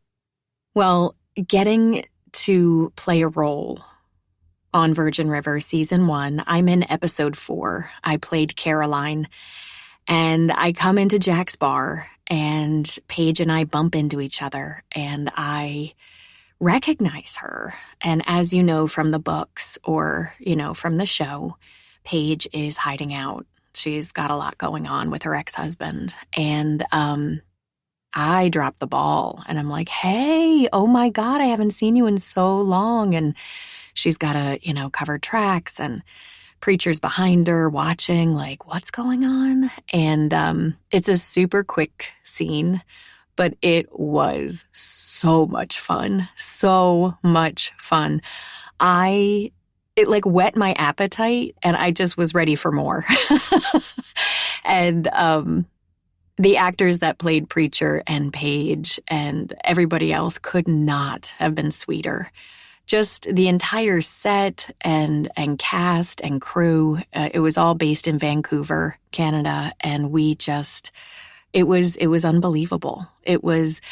I will be honest with you, when I walked into Jack's bar and I saw that they had created this, after recording it for so many years and again, seeing it in my head, and I went into this actual Jack's bar where there's booths and you can sit and there's a pool table and there's a bar with Jack behind it, I got verklempt.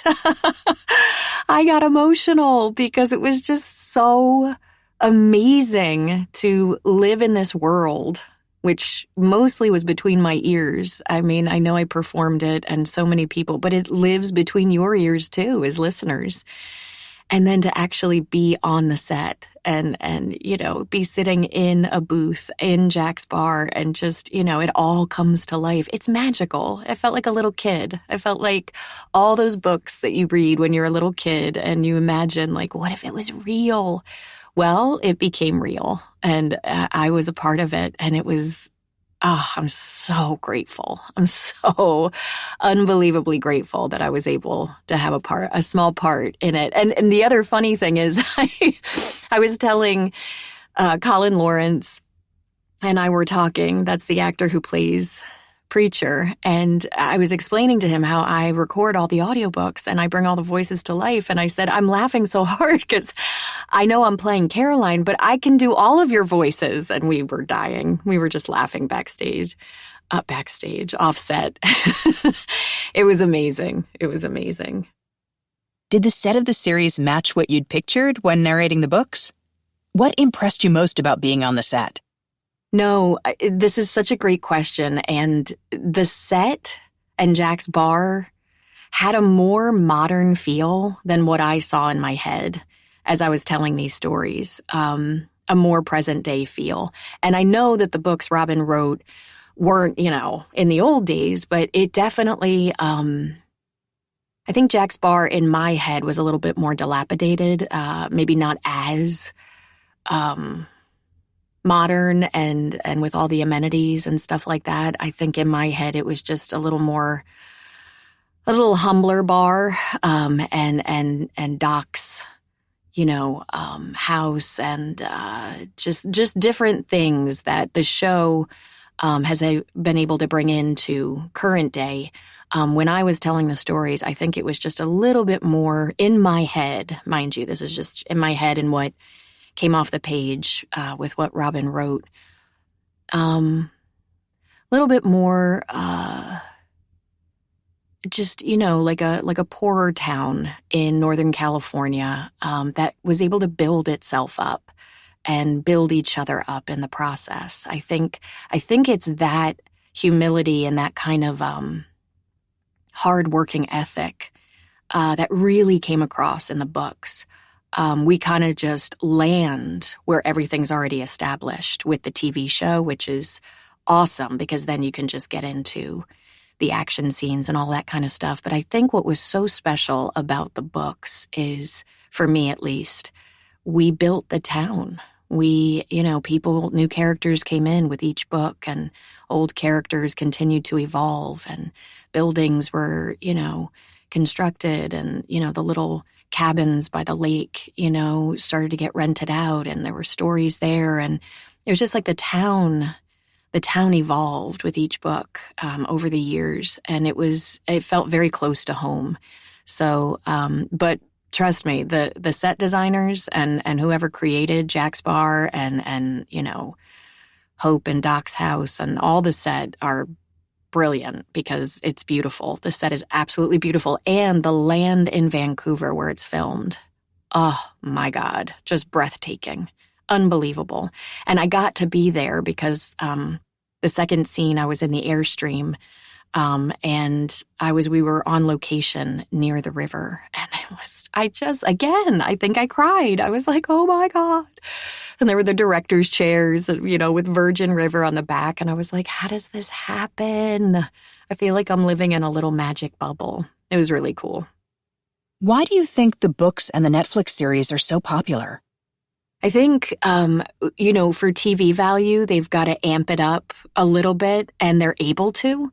I thought the part that was so cool were the marijuana farmers and the camps in Northern California, because, again, as I record it, I see it in my head, but when they displayed it in the show, especially in season 2, the drama value just skyrocketed. I was like, wow, this is intense. Like, the stakes got really high. And I think that's the difference of what needs to happen visually.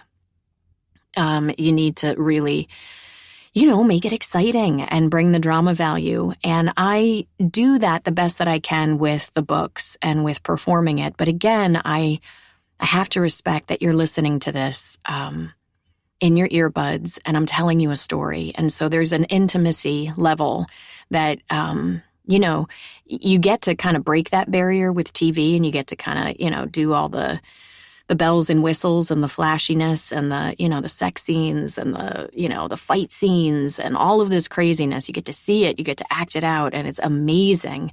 But when I'm bringing that same scene to you with just my voice and being all the people, it's a little different experience, and I don't think you'd appreciate if I was like blowing things up in my studio for you. But that is the bonus of the TV show. Like, that's why it's so cool. It's absolutely so cool and so addictive. They just got signed for season 3, and I wouldn't be surprised if it goes for a while. Do you have a favorite character or book in the series? Yeah, I do have a favorite. My favorite is Virgin River, where it all starts. That was my favorite. I loved learning about Mel.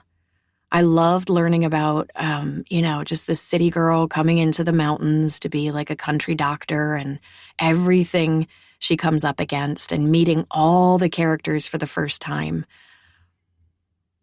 My favorite character to play was Ricky. And I said this before in an interview, but I loved his journey.